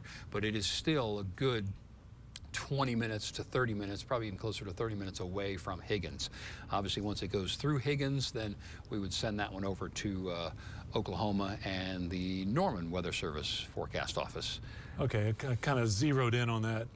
Yeah, Kevin. and now as I see if you've done that, if we look west of Lipscomb, we've got a little enhancement on the cell there. Man, don't you know that's Yeah. loaded with some wind? Boy, that's really kind of strengthening as well. See, now what's going on now is these are tapping air that has not had thunderstorms in it yet. So now we want to turn our attention back to Lipscomb. Yeah. In fact, let me do a little measurement on that one and see if we can see Go back to radar, will you? distance there. We got a new hail core just under 20 miles west of Lipscomb. It is heading in a southeasterly or east-southeasterly direction, Let's go to the but it is northeast. clearly strengthening. So there's plenty of moisture there. And so in Lipscomb, Yeah. no immediate need to see threat, but Higgins. please go ahead, pull the car in the garage, pull the garbage cans out if you don't want those to blow around. But do know that some hail may come in here in the next, I'd say, 20 to 25 minutes, as that storm cell has really strengthened as well. Again, Dave, these are kind of tapping untapped air, so there's plenty of instability there. Yeah, that's right. So we're going to stay pretty active out there in the northeast, kind of as expected. It is looking better for Perryton, back down Highway 15. That's really good. The storms have now kind of pushed off to the east towards Wolf Creek, the park there, Highway 83, and also Derazette and Follette. Good news, storms have now pushed to your south. I think you'll probably be okay for a while. We did see those other storms up in Colorado.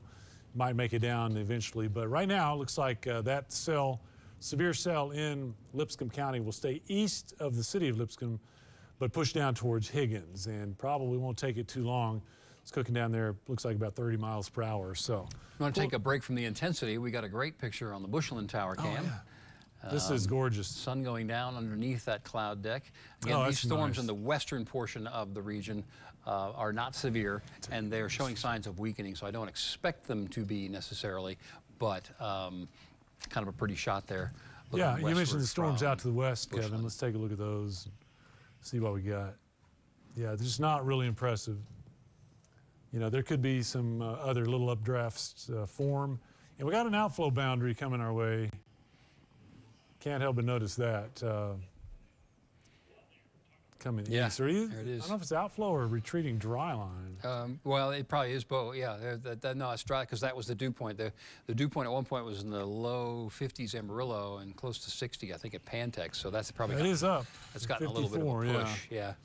So we can't rule out some storm development along this boundary coming in from the west. But right now we're concerned up in the northeast, a couple of warnings there, and we'll take a look at Sheldon's pictures there of this storm south of Follette. It's just been a very, very awe-inspiring visually storm. Yeah. Sheldon, I tell you, that low-hanging thing there, it's got to have a lot of people nervous. You want to give us an update on what you're seeing there? Oops. And talking Come on the storm, still keeping an eye on it. As you can see, it's just very low hanging, very ominous looking. I'll kind of give you a good wide shot on it as well. Kind of give you the grand perspective of things as well. Just seeing this big broad storm, a lot of heavy rain in it that you can see from here, but really watch. Did we lose him? It's been choppy. He'll come back. Give me another frame grab. Can you get another frame grab? Okay. So we'll come back, and this is the storm that Sheldon is tracking there south of Follette. Our main concern in there is that purple spot. He's back. Could be packing some pretty good hail. Yeah, I think Sheldon's back. Okay, we're still on you, Sheldon. You want to complete your thought there?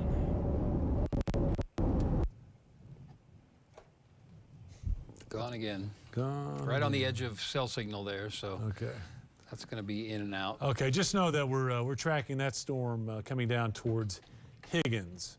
So if you're in Higgins, again, like Kevin likes to say, you got time to. We got an update. Storm south of Follette has 70-mile-an-hour winds and tennis ball size. Ooh, okay. Possible tennis ball size. All right, update, Higgins.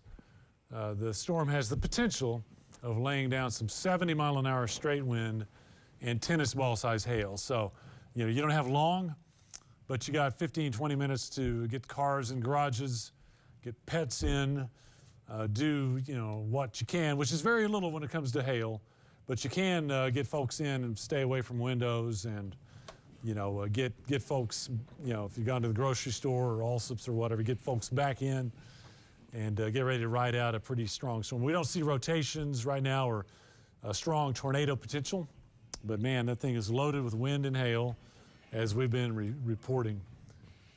What do you got? Well, right now they just updated severe thunderstorm warning to the 2.5-inch hail. Okay, 2.5-inch hail possible. It's south of Follett, so if you're in Follett, we can write that one off. But it's cruising down the east side of Lipscomb County, and that finds Higgins in the path of that. Same story for Lipscomb. That storm that is to the west of you by about 10 miles right now is maintaining its strength.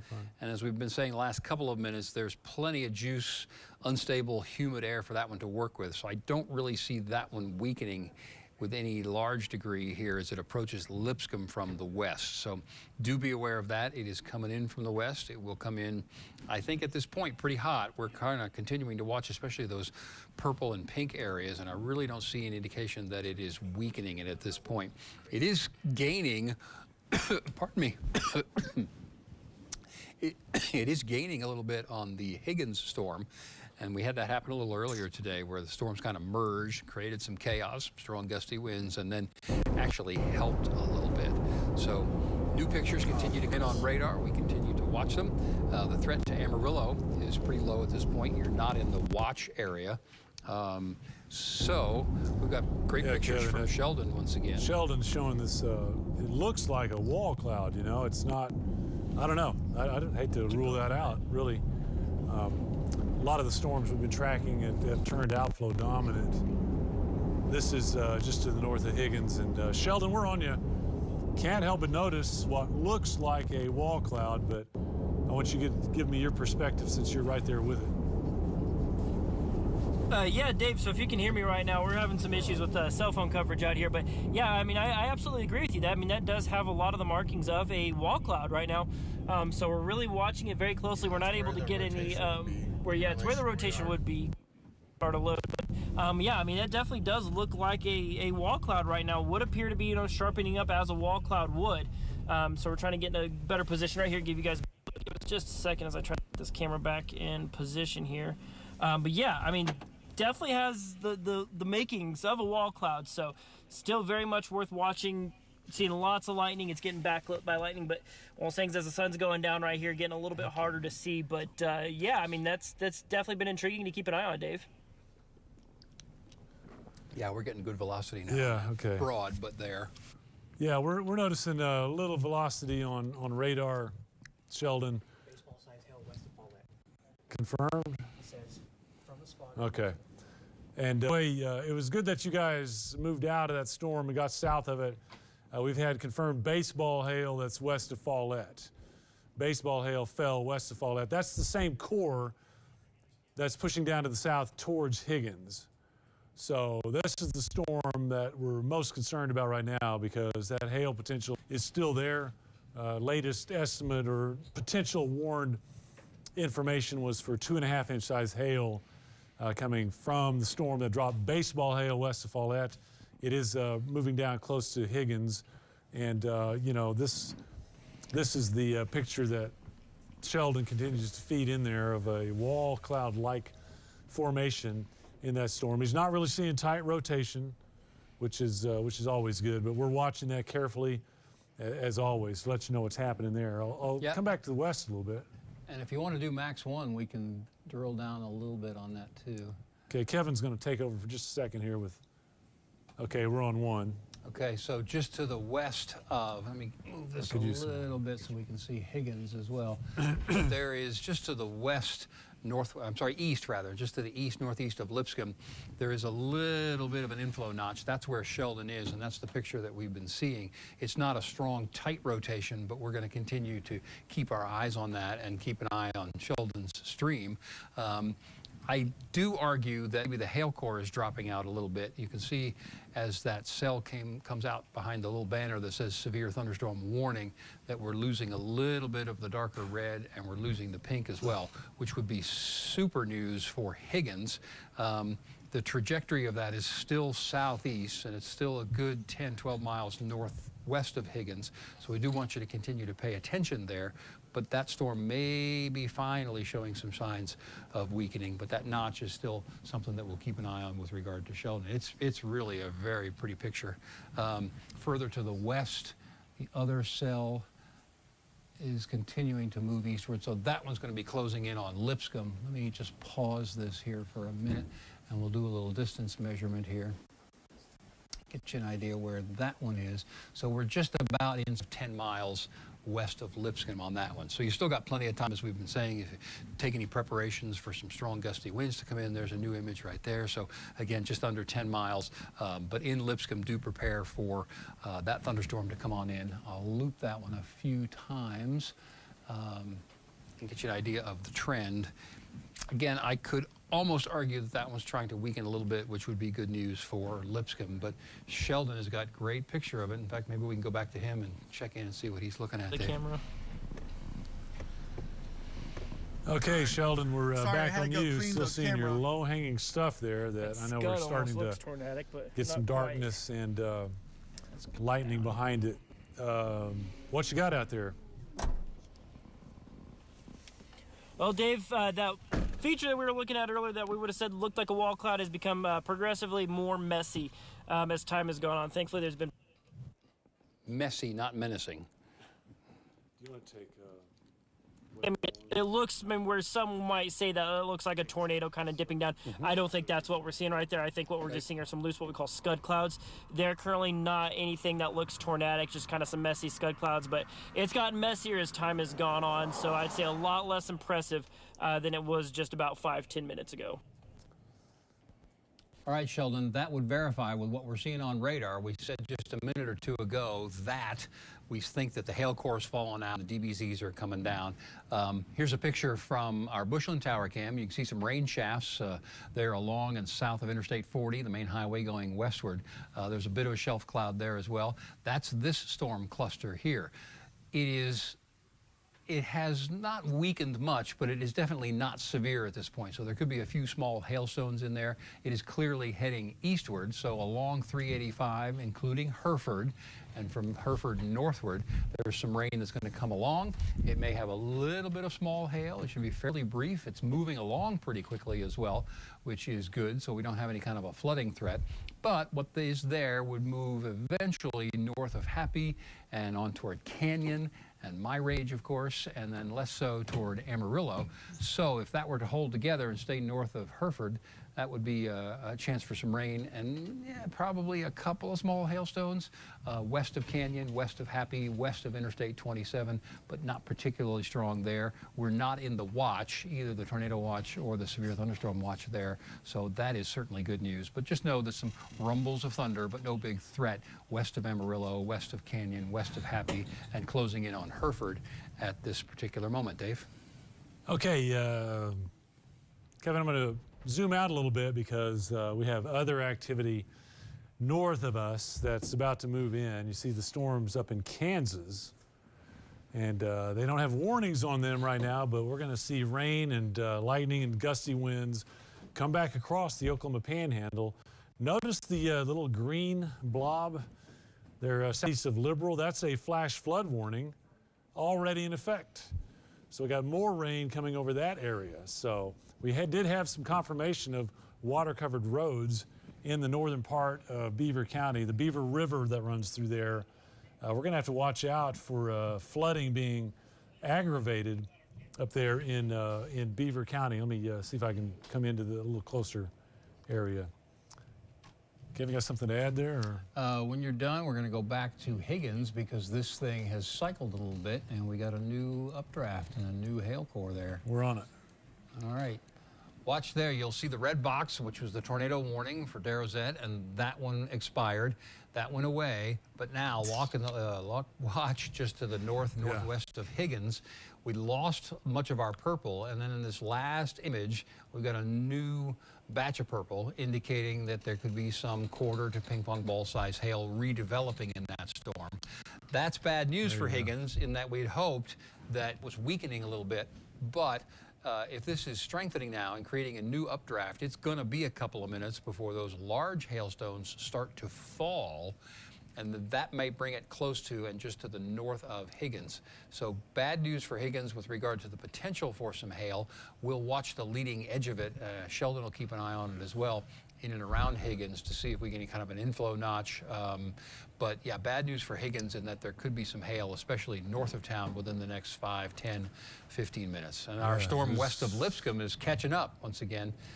So that'll be an interesting disruption. But then finally, I'd say within the next 30 to 40 minutes at the outside, we can give those storms to Oklahoma and take a little bit of a break, pay our attention to the stuff coming that you just mentioned out of Kansas, Dave. Yeah, there's no doubt that there is large hail in Lipscomb County. The storm has a history of tennis to baseball size hail. We got confirmed some of that back to the west of Follett. So it's really going to come down to where that hail tracks.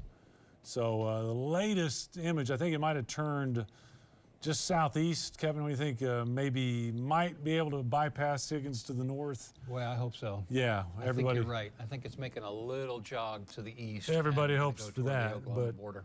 You know, you mentioned that other storm out to the west of Lipscomb doesn't look as intense right now, but there's plenty of fuel in there for these storms to fire up. Man, that's a nasty hail core north of Higgins. And then we have this rapidly approaching storm about to move into Lipscomb and sweep across Lipscomb Glacier. It'll come out to Higgins. Yep. You'll get hit by one of these. Yep. Probably the one from the west. It looks like things are kind of turning southeast. So good news there. A Now, little beauty shot from Bushland if we want to take a break We do from the wanna take a look intensity at of that. the Let's see. storms there. These again are weakening across the western portion of the region. But we got a nice looking shot from one of our nice tower cams in Bushland. yeah, that's pretty. And I have been noticing quite a bit of lightning down that way. Let me zoom out a little bit on the radar. We'll take a look at that. So there we go. These are the same storms. Looks like they're approaching Hereford, Highway 3, probably just crossed Highway 385. Thank you. Okay, oh, I'm zooming on the wrong thing here. Wrong mouse. Here we go, Kevin. I got. Yeah, maybe let's go down to Glacier and Canadian. We got a little bit of a bow. And just to give a heads up, nothing immediately there, but when I talk about Canadian and Glacier, you've got an approaching thunderstorm. Probably has got a nice looking shelf cloud on it. It's still about 15 to 18 miles northwest of you, but it is heading southeast and in your direction. So that little bow there that you see west of Canadian, that's going to be some strong gusty winds for that one.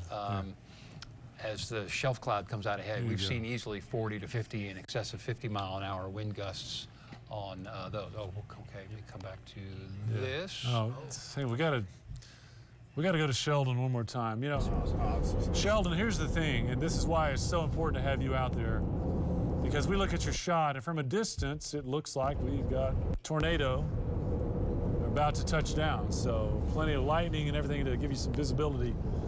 Tell us exactly what you're looking at and how people don't need to fear a tornado right there. Yeah, well, Dave, you have to bear with us a little bit. We got some bad signal out here, but I think you were asking about this feature right here. I don't think what we have here is a tornado. One, you can see, thankfully, thanks to the lightning, you can actually see separation between it and the ground. And this has just kind of been some of those low-hanging scud clouds that we've kind of been keeping track of here this evening. I don't think what we're seeing here is a tornado right now, but seeing some bits of scud hanging down from this cloud. Thankfully, the lightning, like I said, illuminating it just enough to give us a good look. That was a good look at it that we had just there. You can actually see a clearing between it and the ground, and just generally the shape of it doesn't support, that thing being tornadic. 2 3/4 inch hail now west of Follett. The confirmed. Train spot. Okay. Reported. All right, we're just looking at some of the hail reports, getting more of those tennis to baseball size hail reports from just west and southwest of Follett. That's the hail core that we're tracking and hoping it stays north of Higgins.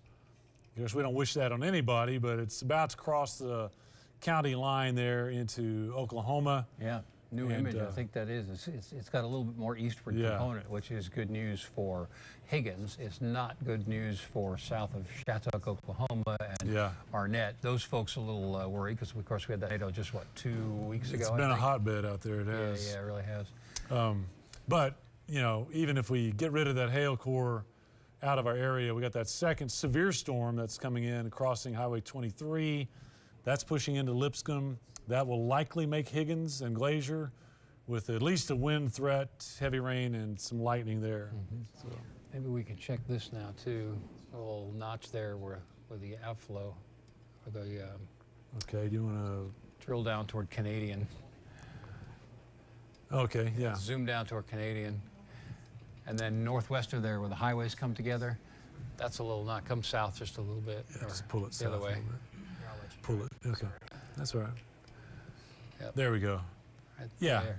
So Something to watch. that bow echo there, the little notch is not a traditional notch where we would see a large tornado developing, but as that bow meets that little notch, and that's right over Highway The bow you're 83 talking there. about? Yeah, and the notch right here, you could get a little quick spin up there. That would Yeah. almost never be warned for, but it's where two roads come together. You could easily see a funnel drop there. It'd almost be like a little gust-nado, but that could touch ground and cause some trouble as well. Tell you what, we'll look at some velocity in there. Yep, just straight line winds at this So- point, but those little notches, it's almost like something we call again, we're going to geek out, a QLCS, leading edge type thunderstorm that could produce some rotation there, but Well, just as a point of information. also, you know, you tracked the tornadoes around Canyon on April 25th, and that was a setup that, yeah, things like this were happening. You know, you're getting little shear axes, and you're getting spin ups on them. Yeah, 100%. And of course, one of them was a very dangerous tornado. Yep. It did some damage. They So don't last too long, but they can pack a little bit of a punch. But Yeah. thankfully, that's just the intersection of the highway. We're still northwest of Canadian, but we Right. want you to Canadian to start paying attention. Maybe let your neighbors know something's coming. absolutely. And even if you don't live in Canadian, you know somebody up there, you can let them know. Okay, punch up the stream, because we're keeping an eye on these. We got Sheldon looking at it as well. It's becoming more and more difficult to see with the sun going down, but when the lightning pops, they can see some things. And Right, and that's when a lot of people see something like that, and you know, they think it's a tornado, and you know, you can't blame them. Something hanging down from the cloud and touching the ground. I mean, it looks like a tornado. Here's a live shot from Bushland. We're watching that activity get a little bit closer. I'll pull that up on radar for everybody, kind of get an idea of where that is. yeah, maybe get a little shelf from the Amarillo camera too. Yeah, we need to look at that. Okay, this is just not too alarming.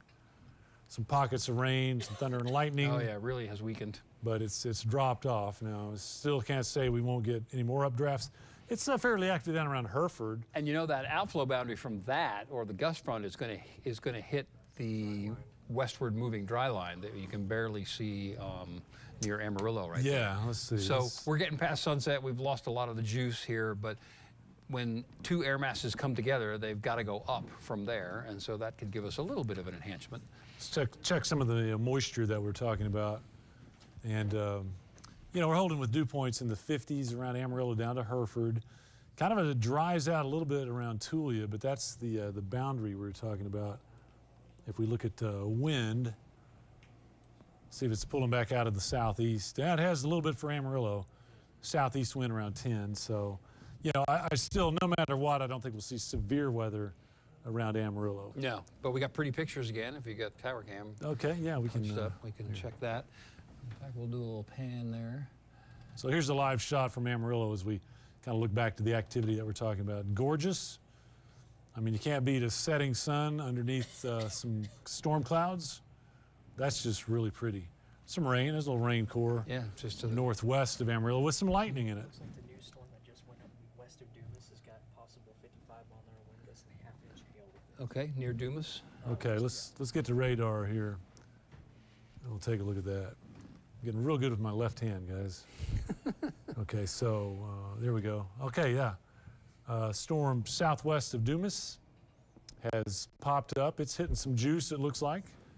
And what did you say? Potential 55-mile-an-hour wind? 55-mile-an-hour winds and a half-inch hail. That would Okay. be what we were looking at on the Amarillo tower So cam that's there, too. just Yeah. that's what we just saw from Amarillo. Well, leave it there, but I'll just make a point that the hail core north of Higgins is going to stay north of Higgins and cross into Oklahoma. Good so news. The hail threat for Higgins is going to diminish really quickly here over the next 5 to 10 minutes. Okay, so this is fun to do, Kevin. We're looking northwest of Amarillo. Lightning has really picked up there, and you can see a precipitation core in there, no doubt. Look at that light. That's beautiful. When we look at it on radar, I think I'm on the right sector here. Nope. But we'll get it there. So that new There cell it is. that he's talking about is about 6 miles to the west of 87, south of Dumas, There it is. largely north of Masterson. That's But moving rapidly, too. anybody traveling there would want to know. It would come through pretty quickly. I mean, there might be Yeah. a few dime nickel-sized hailstones very, very briefly, but it is going to cross the highway And here in the there's next hints of that 10 boundary. minutes. We kind of lose it, but we have hints of the boundary about to get in there. And I'm wondering if that little tick right there is development on the boundary. Could be. Out the closest we have to Amarillo is just south of Wildorado and getting close to Dawn. We'll see if these things do anything more than hold that intensity or expand or even diminish. We don't really know, but right now we say we have a lightning threat on Highway 385 and 60 up towards Dawn and Umbarger. For Amarillo, that's going to be the first round of possibility. One thing we haven't really revisited lately, Kevin, is the activity coming out of Colorado and Kansas. I don't know. I doubt it'll be severe. But why don't we look at the latest model run? This should have updated. Okay. So that kind of represents what we have right now. And as we go forward in time, it does indicate, okay, that would be the stuff that we just looked at around Hereford and Dawn, you know, maybe holding together. And then later tonight, Another stragglers. round, Canadian, yeah. Yeah. And I think we emphasize the northern part of the area with non-severe storms. But while we're in the process of, what we say, geeking, we'll sit on this for a minute. And what a pretty picture. That's the storm that's moving south of Dumas right now. Look at that. I think it's picked up a little bit. We better get that on radar. Yeah, it's unzipping and showing, developing southward pretty You'd think quickly. that'd- But again, not severe at this point. There's a special weather statement on it. Could be There some it 50-mile-an-hour winds and some quarter-inch, maybe even half-inch size hail as it comes across 87. Thankfully for Dumas, it will stay south of there. It would be near and north of Masterson, well north of Amarillo on that cell. Yeah. Actually, might clip Masterson. I mean, you'll see the lightning. You'll see the lightning from the city. Yeah. But it looks like that's staying north. And eventually, it's still a long way off. If it holds together, that would be Sanford and Fritch, which might be worth a look from the That's right. Lake Meredith Tower cam, right? And I'll pull it up here There it so we can is. see what you're doing. Wow, good shot. Okay, yeah, we're much closer to that. You'll like this picture. Almost continuous lightning. Thought I'd click that twice. Left-handed, mind you. There we go. Oh, shot. Oh, man. That's just pretty right there. And remember, that's a non-severe storm and small. But if it does happen to track right over you, you can get some small hail and some strong winds. But that's just a nice spot there. And lightning is something that you pay attention to, not in this particular cell, and I'm not suggesting it's going to be tornadic, but sometimes if you have a cell that will go into a bit of a lull on lightning and then pick up, that may be some sign of some organization and some eventual tornadic activity. But it's like almost identical. We can take Oh, Shelby yeah. here real quick. Shelby, we're looking at a shot from Lake Meredith, but you have one that just almost looks identical. So you want to tell us where you are? You got to be close. Yes, Dave, we are actually we're just a few miles outside of Amarillo on the Fritch Highway 136. And yes, I do. This is that cell that is just outside of Channing, just to the east. I noticed a lot of the lightning, so I went ahead and turned the camera that way to see if I could get you guys a little bit of a lightning show. It is a small cell, but it looks pretty powerful, and the lightning is really pretty out here where it's dark. It's pretty bright. So I've been keeping the camera on that. You can see a pretty strong rain curtain around it too. So there's some pretty heavy rainfall associated with that storm. All right, yeah, thanks, Shelby. We're watching that lightning, and not a severe storm, but should it, tap some of this moisture and grow, we'd have to watch out for that as it moves over, say, to the lake, Fritch and Borger. Quick update, Lipscomb County, man, you got to love this. If you're in Higgins, you're not going to get that baseball hail.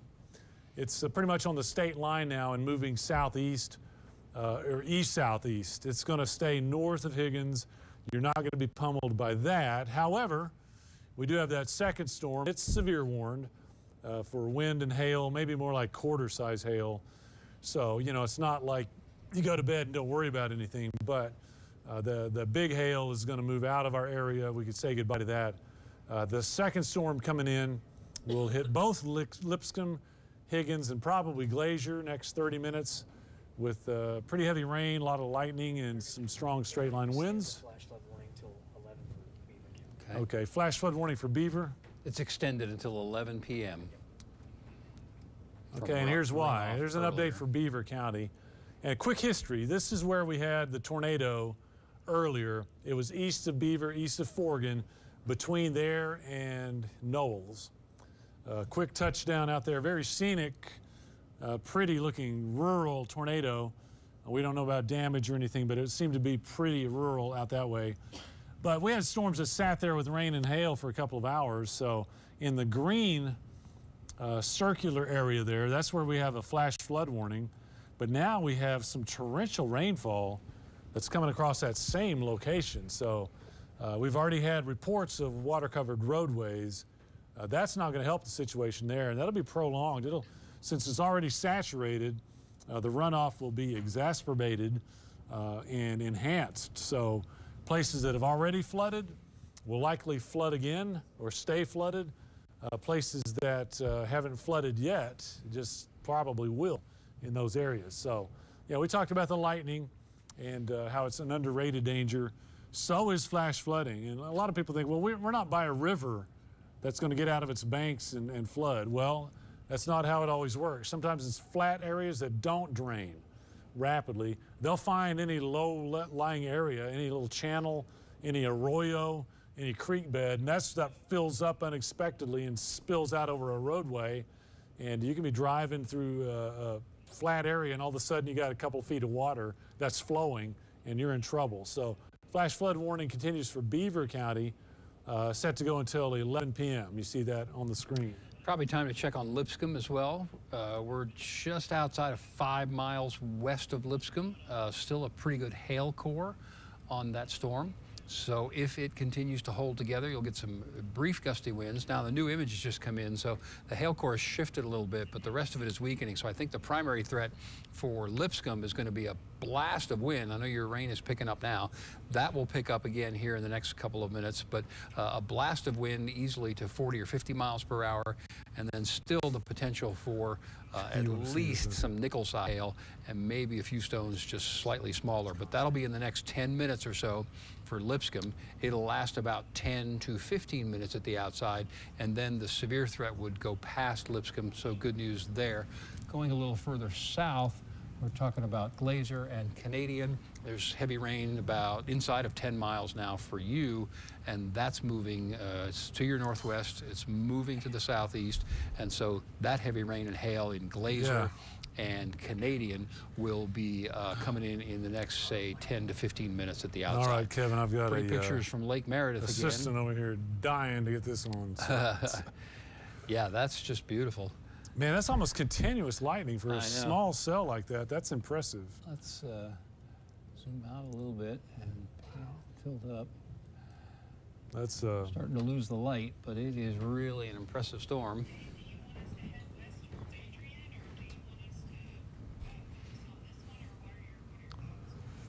I think for the time being, Shelby's asking some directions. Let's focus on that. Let me come to radar. Oh, look at that. It froze on a lightning flash. That's pretty neat. And we'll take a look at what the storm looks like on radar. Very impressive when we look at lightning. And looks like it may have picked up a little bit there, or at least concentrated. Hey, good news at Dumas. I mean, if you wanted rain, bad news, but any hail in there is going to stay south of Dumas, across Masterson. That's headed for the lake. So Fritch, Sanford, Bugby, Three Falls Cove, you guys might have rain and some lightning coming your way. To look at, Shelby was asking if she needed to get out west of town. I don't really think so.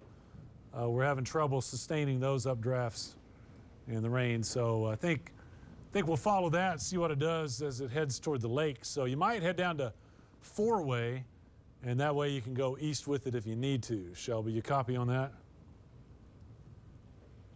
Okay, so we're looking at your feed right now, and plenty of lightning, just like we saw there across the lake. Man, that has got to be some of the most concentrated electricity in one small area in a storm that I've seen in a long time. It really is. I mean, the shearing going on in there, it's kind of like rubbing your hands together, right? You make that static, and it is just, there's plenty of rain, there's plenty of ice in there, creating that friction and that static electricity, and it is really performing and showing off. While we're looking at that, our hail core north of Higgins is moving across the border into Oklahoma. It's going to go near and just south of Shattuck and probably take aim on Arnett, Oklahoma. But again, good news for Higgins in that storm cell, this very large hail, is going to stay to your north. You may still find some hailstones popping out of that thing, but then the next issue would be the storm west of Lipscomb, at west of Glacier, and west of Canadian that will move in those areas. So brief blast of potentially severe weather there, but good news that the tornado threat is starting to diminish, Dave. Yeah, and tornado threat down. Like you said, man, that was an ugly hail core, and you're not going to have to deal with that. Arnett, I know we have some folks that sometimes get our signal out there, or if you are from that area just watching our stream anyway, I mean, you don't have to have a TV signal to get us with this thing called the internet. So if you're watching our stream on YouTube or NewsChannel10.com or Facebook, you know, plenty of information here for you. We like to certainly cover our viewing area first, but if you're out of Gage and Arnett, you can definitely see the hail, and we're going to not have to deal with that. But if you're in Arnett, you just might. So act accordingly. That secondary line coming our way. What do you got over there? A picture from 8 miles south of Follett of 3¼ inch hail. Okay, I'm going to take Sheldon and Alex. Oh, okay, we got another backlit Arcus. Sheldon, tell us where you are, what you got, man. Yeah, so we're just currently on, we're on 60. We're just to the northeast of Glacier, and as you can see, I mean, just every once in a while you get those lightning strikes to hit just right to illuminate. I mean, you can see some of that amazing structure in the line that you're seeing there in this thunderstorm right now that's just to our northwest. So we're just a few miles outside of Glacier, tracking our way down Highway 60, seeing just some amazing structure on this storm right here. You can kind of see, like I said, those Arcus clouds, the layers. It's like a stack of pancakes almost that you're seeing right there. Great light show as well. Yeah, okay. Yes, Sheldon, we're looking at that on radar. I mean, how many Arcus clouds have we seen today? And you're right, they're really lit up, striated. And again, you know, if you don't know what you're dealing with, if you don't have radar, you don't, hey, is that a leading edge of a mothership supercell, or is that an Arcus? And we're happy to announce that those formations that we have currently are outflow-dominated Arcus shelf clouds and not rotating updrafts. So good news there. But certainly from Lipscomb down to Glacier and Higgins, Canadian, I should say, Glacier and Canadian, there's the latest image right there. The hail potential doesn't look extreme. It's picking up a little bit down to the southwest, but I think what's coming into Canadian and Glacier is just going to be heavy rain, sub-severe hail, you know, less than a quarter size, probably more like dimes and quarters. But we have noticed that it's picking up north of Pampa, not coming at Pampa, but pretty rapidly approaching Miami on Highway 60. That's picking up a little bit. So we're getting a little development on the southern end of that line. So again, right now, that's a big old severe thunderstorm warning. Look how big that is. That's the yellow box. Yeah. I would argue now, too, west of Canadian, west of Glacier, that storm has perhaps peaked and is going to become a problem for some straight line winds as the gust front approaches Glacier in the next, say, 10 to 15 minutes. Yeah. But the hail seems to maybe have weakened a little bit, but there's going to easily be a 40 to 60 mile an hour blast coming into Glacier. Stop here in Canadian. Yeah. Just the next 5-10 minutes. Dave, if you can hear us, we're going to stop up here in Canadian. Okay. We're on you right now, Sheldon. So you're gonna stop in Canadian, let the thing blow through, or what are you gonna do? Yeah, we're going to wait and kind of just see what it does movement-wise. What we're going to say, Alex? No. We're, wait, kind of see what it does here. Get a good look at it. Refuel a little bit.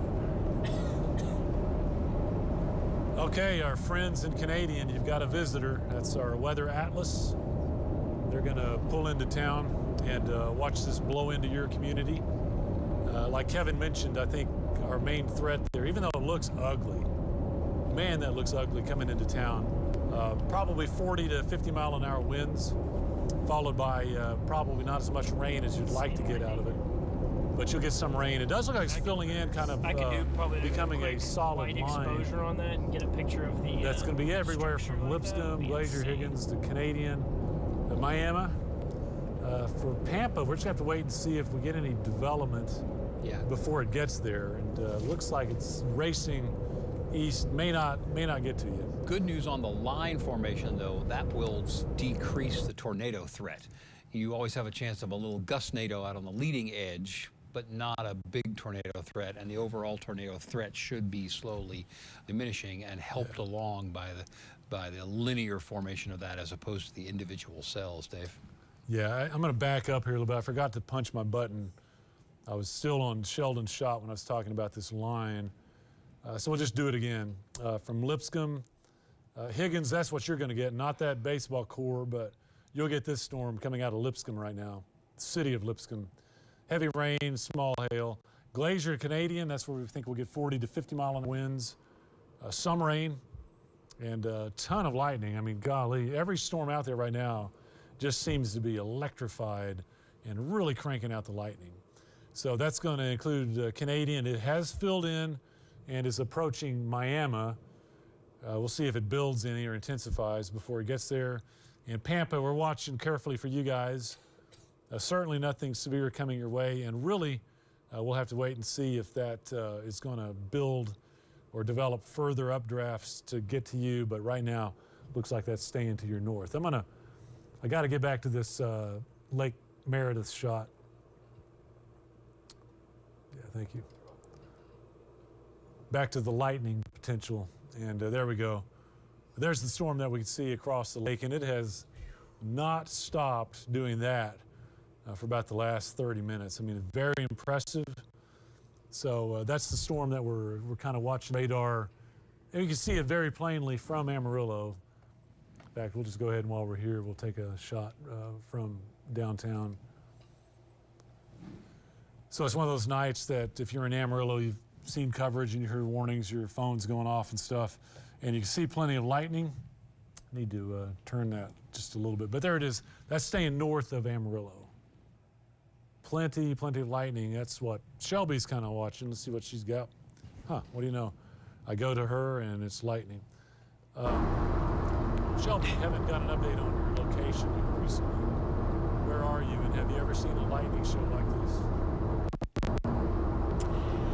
So we are just north of Amarillo on the Dumas Highway. Growing up in Paducah with lots of darkness around you, it's really great to see a lot of lightning. It's really good for storms like this. I don't know if I've ever seen one this rapid fire. I mean, we're talking multiple bolts a minute. I'm really hoping that when we get set up that it'll still be doing this so I can get out and try to get some pictures, because lightning, besides tornadoes, is my favorite thing to do photography of, so I'm really hoping to get some lightning shots out of this. So we are currently north of Amarillo on the Dumas Highway. We're headed for four-way. We're going to stop and see if maybe we can get a few good shots of this lightning while this storm is being so active and so pretty for us this evening. Very good, and for folks in Amarillo, you can see the track of that staying to the north. I just got a notification, of course, I'm on the north side of town here. I just got a notification that, well, it was me, said lightning has been detected near your location. So it's at least gotten close enough for the north side of Amarillo to get some notifications, but I just can't believe your shot there. And it said 10 miles. There's a boundary here. It's not out of the question. Yep, no. Yeah. Okay, we're going to go in closer to Amarillo. We do have, thank you. Yeah, it's, take this.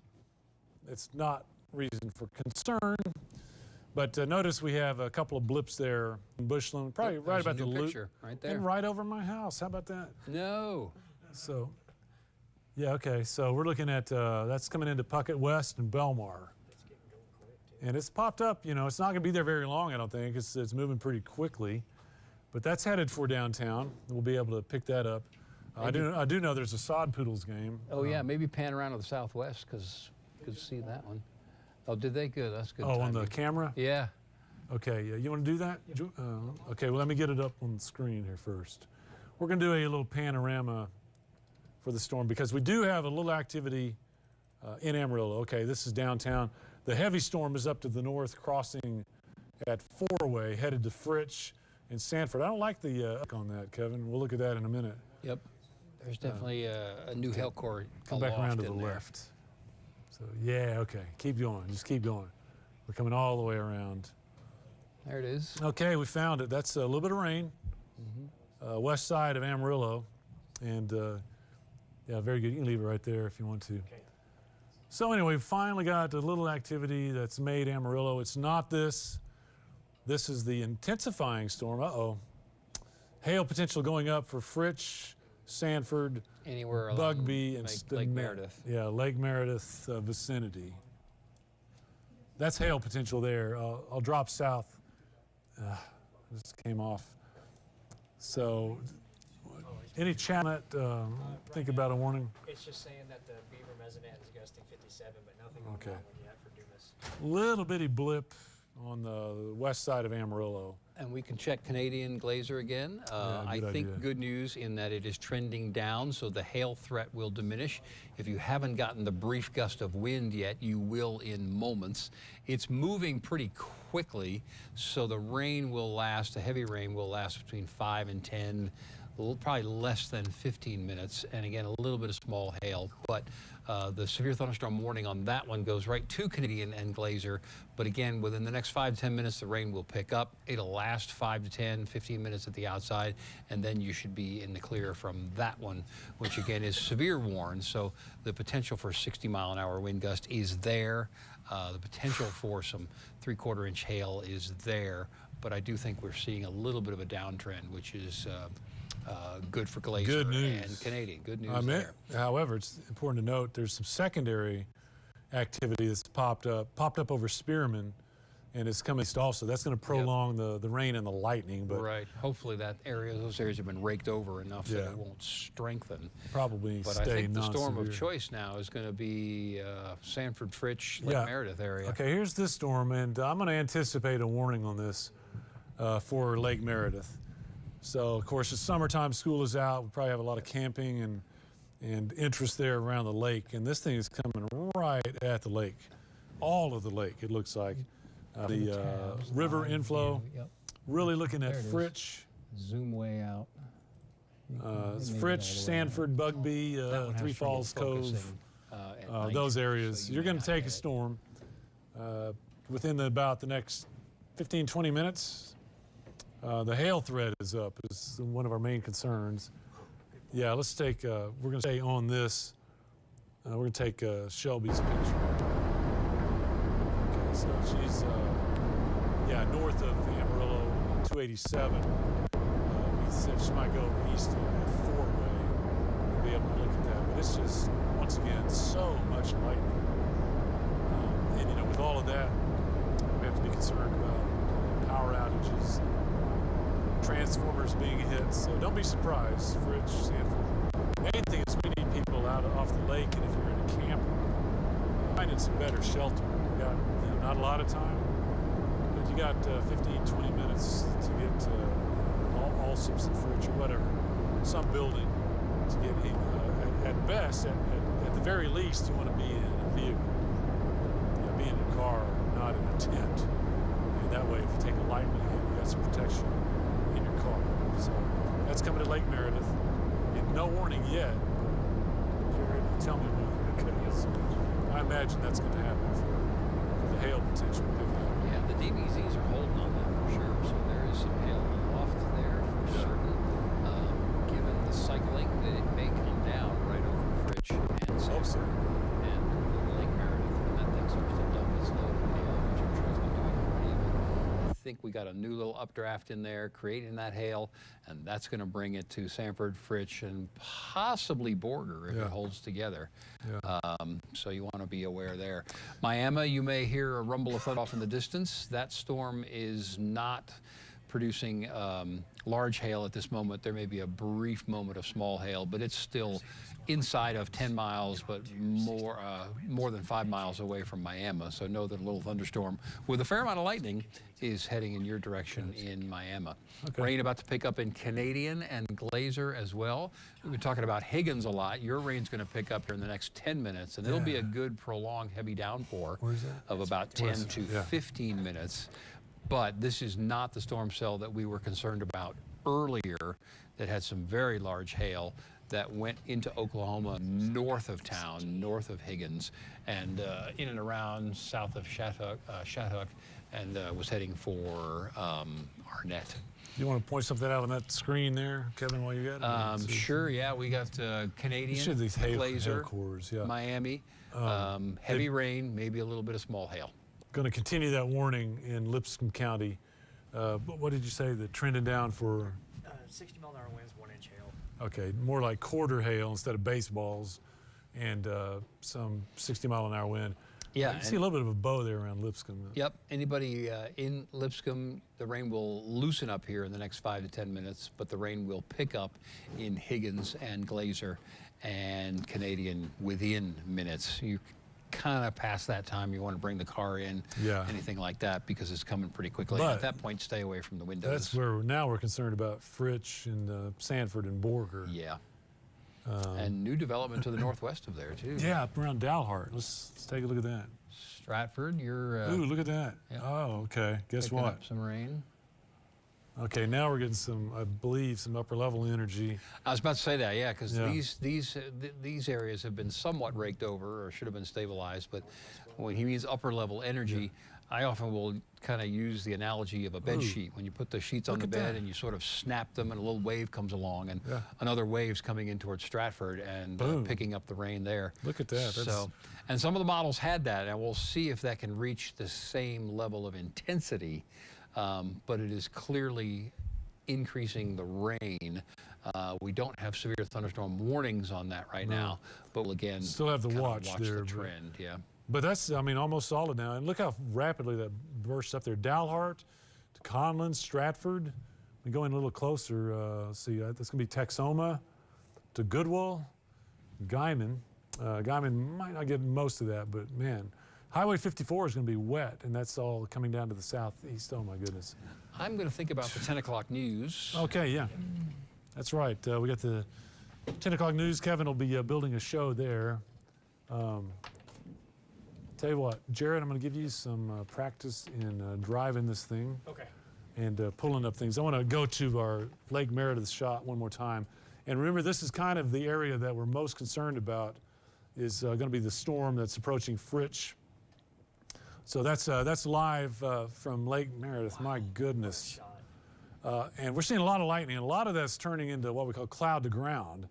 Not just lightning. That was an intra-cloud up in the cloud, but we're starting to get more and more, we call them CGs, cloud to ground hits. So that's what's really coming into Fritch. We really need folks in Fritch indoors.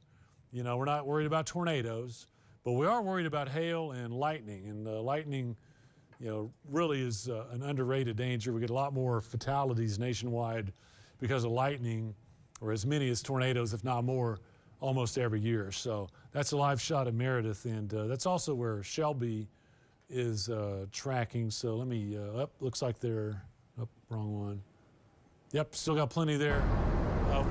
Tell us where you moved to, Shelby, and of course give us an update on all that lightning. So we're still heading north on the Dumas Highway. We're about to take that exit towards Four-Way and head east. We will be behind this cell, but yes, it is not stopping. The lightning has been almost constant, and like you were saying, cloud to ground lightning is insane. It is just constant, bolt after bolt after bolt. So it's definitely a big danger for sure, because this is one of the most active storms I've seen all night, and the cloud to ground lightning is very, very active. It's very frequent, and it doesn't show any signs of slowing down here. Okay, well, as we mentioned, Shelby, you know, you're in a vehicle, you're safe from all that lightning. Good news, but look where that storm is. It's now coming over the lake and pretty much knocking on the door of Fritch. If you're not getting rain in Fritch, you know, count to 100, and you will. And the lightning is intense. You're going to hear thunder like crazy. And, you know, because of all the cloud to ground hits, can't rule out some power outages as transformers or power lines take a hit. So we need to act accordingly, since lightning is kind of the main threat, although there could be a little hail in there. You know, you don't want to be hanging on to electrical appliances, blow dryers, curling irons, you know, kitchen utensils or appliances. You want to be in away from windows. That lightning, you know, it can hit trees, it can hit your house. So just have folks in away from windows, but certainly indoors. It looks like a new updraft on the south side there of that storm. Yeah, but that's going to be just to the north of Amarillo. The city, we're going to see a ton of lightning off in the distance, but probably not going to catch any out of that up towards the lake. But we mentioned Fritch. Also included in that will be Sanford and probably Borger here within the next 20 to 30 minutes. So, you know, as we mentioned, we've been doing this continuous stream on NewsChannel10.com and Facebook and YouTube. But we work in our TV coverage also. So we do TV cut-ins. We're working up on the 10 o'clock news. Kevin will have a thorough update for you from all around the area to let you know what's happening. Update on new storms up to the north. Zoom pretty far out there, if you don't mind, Jared. Okay, so you can still see a lot of activity up to the north. More activity coming down out of Kansas and the Oklahoma Panhandle. That's staying below severe intensity, but it does have rain and lightning. We still have a flash flood warning up in Beaver County. More rain is taking place there. From Dalhart up to Stratford, Texoma, Goodwell, we still have rain and lightning there. That's going to move down towards Spearman and Perryton, places that have already been hit with some storms there. Looks like Canadian. I'll take a quick shot from Sheldon. All right, Sheldon, looks like you guys fueled up, took a break. Give us the latest from what's going on in Canadian. We just have some rain right now. All right. Yeah. Sheldon, I'm looking at your video coming through Canadian. Looks like the main part of that storm is down coming in. through 60. Yeah, right now just seeing rain. Right now, I haven't seen anything past that. Just got some light rain. light rain and plenty of lightning, as I'm sure you can tell. Okay, how's that Arcus-like cloud? You still seeing that? I think we're too far under it now. Haven't really been able to. Yeah, we can spin the camera around here. Let's see here. I'll try to spin this around. Not really getting much of a look at it right now. Still plenty of lightning, but really hard to discern the structure of it. All right, thank you, Sheldon. Yeah, for you folks in Canadian, looks like you get by fairly easy with mainly rain and some lightning and maybe any small hail. I think would be probably pea-sized or so. Looking down the highway there, Miami, okay, you might catch some of that. There's some secondary activity, like we mentioned, dropping south out of Spearman, just not too concerned about. There's the storm that is really electrified coming into Fritch now, and the lake in Sanford. I think the hail potential down a little bit, so that's good news, but still seeing a ton of lightning there. As we come on back out, get you caught up for Amarillo, we had that little bitty blip that dropped just a little bit of rain. Still downtown, heading east, down I-40. Doesn't look like that's going to amount to too much. But I'm going to zoom out a little bit because it's going to be interesting now to see if any of that activity to the north builds south and gets across our area. Right now it's from about Dalhart and Stratford heading up to the north towards Guyman. We'll just have to kind of wait and track that. It looks like that's staying below severe intensity. You know, we'd like to get more rainfall in Amarillo, but we don't want it to be too intense. And I just can't get over the lightning that's out there. 55-mile-an-hour winds for Fritch. Okay, Fritch, getting that or potential? Well, it says the SPS will be issued for that Okay. heading towards Fritch with small hail possible. Okay, so the Weather Service issuing a special weather statement. That's going to be for this storm that is coming into Fritch. They say the wind might get up to 50, 55. That will include Sanford and Borger. It's mainly rain with a ton of lightning. And it is developing down to the south pretty rapidly. We'll pick that up. Looks like that might get down to Highway 60 and Panhandle. But probably staying non-severe down to the south. Okay, our anchor team is taking their positions. Maybe we'll actually get a newscast in here at 10. Weather kind of hogged it at 6. Because that's when we had the bulk of the activity going. We just had our tornado. We still had tornado warnings. We don't have that now, so when we get around to 10 o'clock, we're going to go ahead and we might keep this stream up with some visuals, but on News Channel 10, we'll have the 10 o'clock news. Kevin will be on that also, so if you want to watch the news, we'll have an update, thorough update as we get into that. So what we from our streams right now, and guys, I'm just going to take video. We don't need audio from you. This is Sheldon as they depart Canadian, and they've had an active day of very spectacular storms. One tornado up there in Beaver County, off to the east of Beaver. Here's a shot from Shelby. They're of course heading out around the lake. And I tell you what, guys, let's go ahead and pull you off at any time you want to, you know, peel back. We need to get you back. Shelby, you'll be up early. So you've done a great job following the storms. I think we alerted Fritch and Sanford and Borger very well with that lightning coming your way. So yeah, if you're in Fritch and Sanford, Borger, mainly a wind threat with a lot of lightning. You see some of it right there. Okay, yeah, the tornado watch coming down at 10 o'clock. So we can put a countdown on that. Love to hear that. Tornado threat down now for the rest of the evening. Just doesn't look like we're seeing anything regenerating to give us concern there. So let me repeat that. Tornado watch for the northern part of the area expiring at 10. Haven't had word on the severe thunderstorm watch. We'll see about that.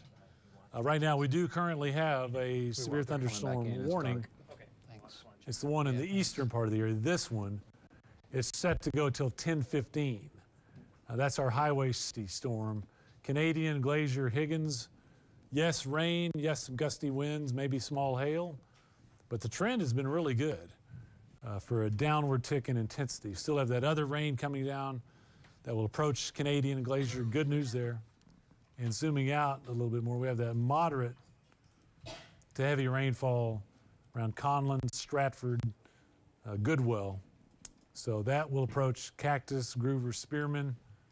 Unclear whether or not that's going to build further down to the south and reach Amarillo. We don't know. Okay, there's Amarillo right now. He's had that little blip again. A little bit of rain. It's about to depart, move on out. And things will look a lot better there. Okay, I tell you what we might do here as we wait on Kevin. 3 minutes, guys, 3 minutes. Sheldon, if you're standing by, we got 3 minutes to the news. But you've seen a lot today. I'd like for you to kind of recap the tornado event, the close lightning event, and then all of the lightning. Yes. So we're on you right now as you're coming back out of Canadian. Why don't you give us kind of a recap of the crazy weather tonight? Yes, sir, Dave. Yeah, it's been an eventful day. So, of course, our day started up around Perryton, decided to go north out of Booker, up around the Beaver and Fargan area. And, yeah, that's where we saw our first tornado-warned storm of the day. Did see a funnel with it that condensed, just about all the way to the ground. We never got visual confirmation of that tornado actually touching the ground, just due to the terrain blocked us from actually seeing whether or not it actually hit the ground or not. But it got awfully close if it didn't at all. But We got a really good view of that. It lifted up pretty quickly.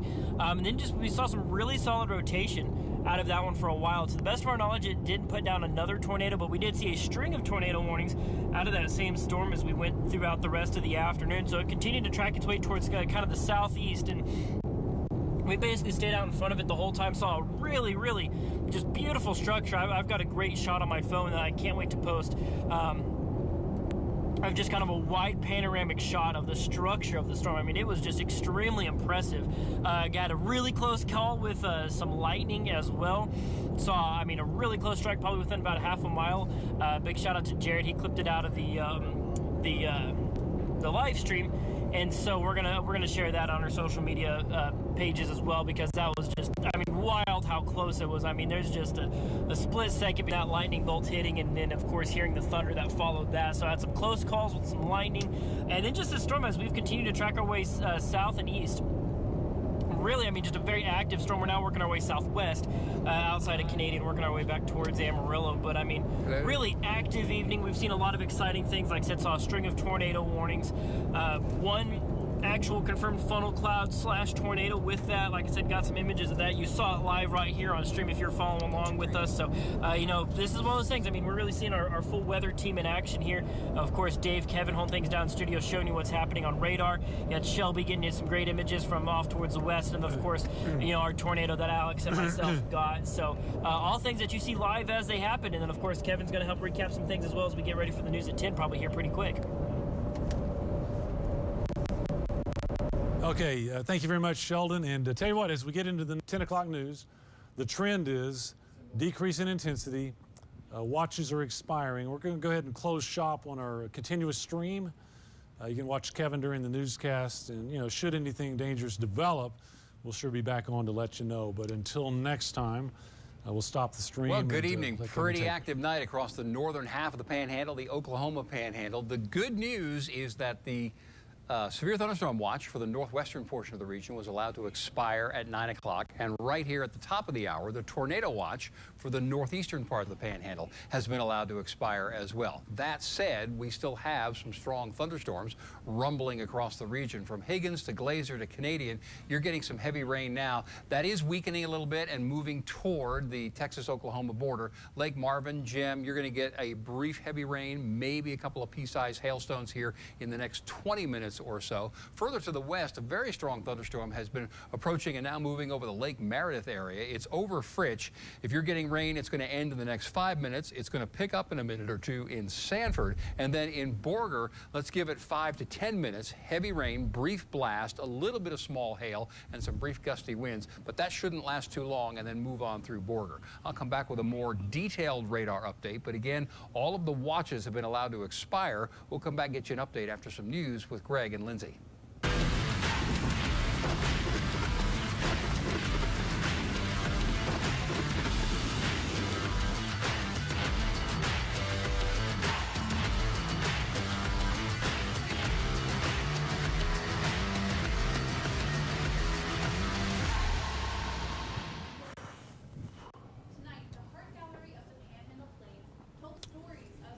That was enjoyable. I had a ball, man. That was quite a night.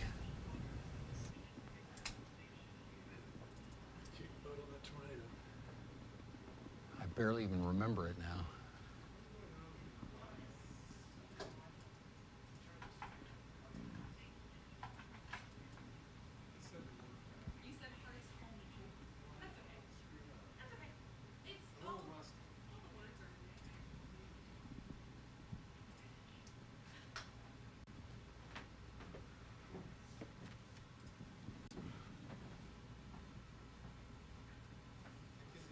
Once in a while, humans need to.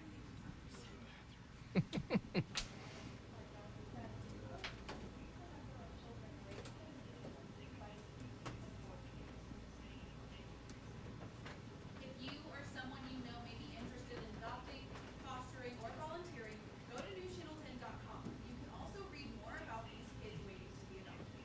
Reporting in studio, Paige Stockton, News Channel 10. We are on the lookout for water being wasted in Amarillo, and you can play a part in helping us. What? Can you come us visit local businesses, schools, and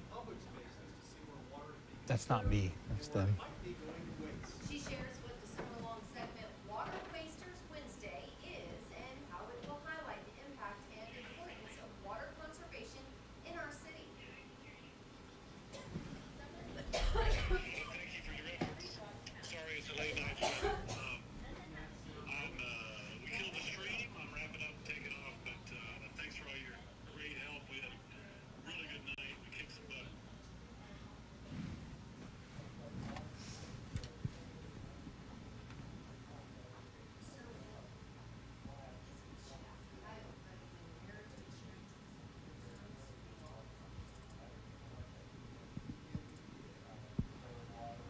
Sorry.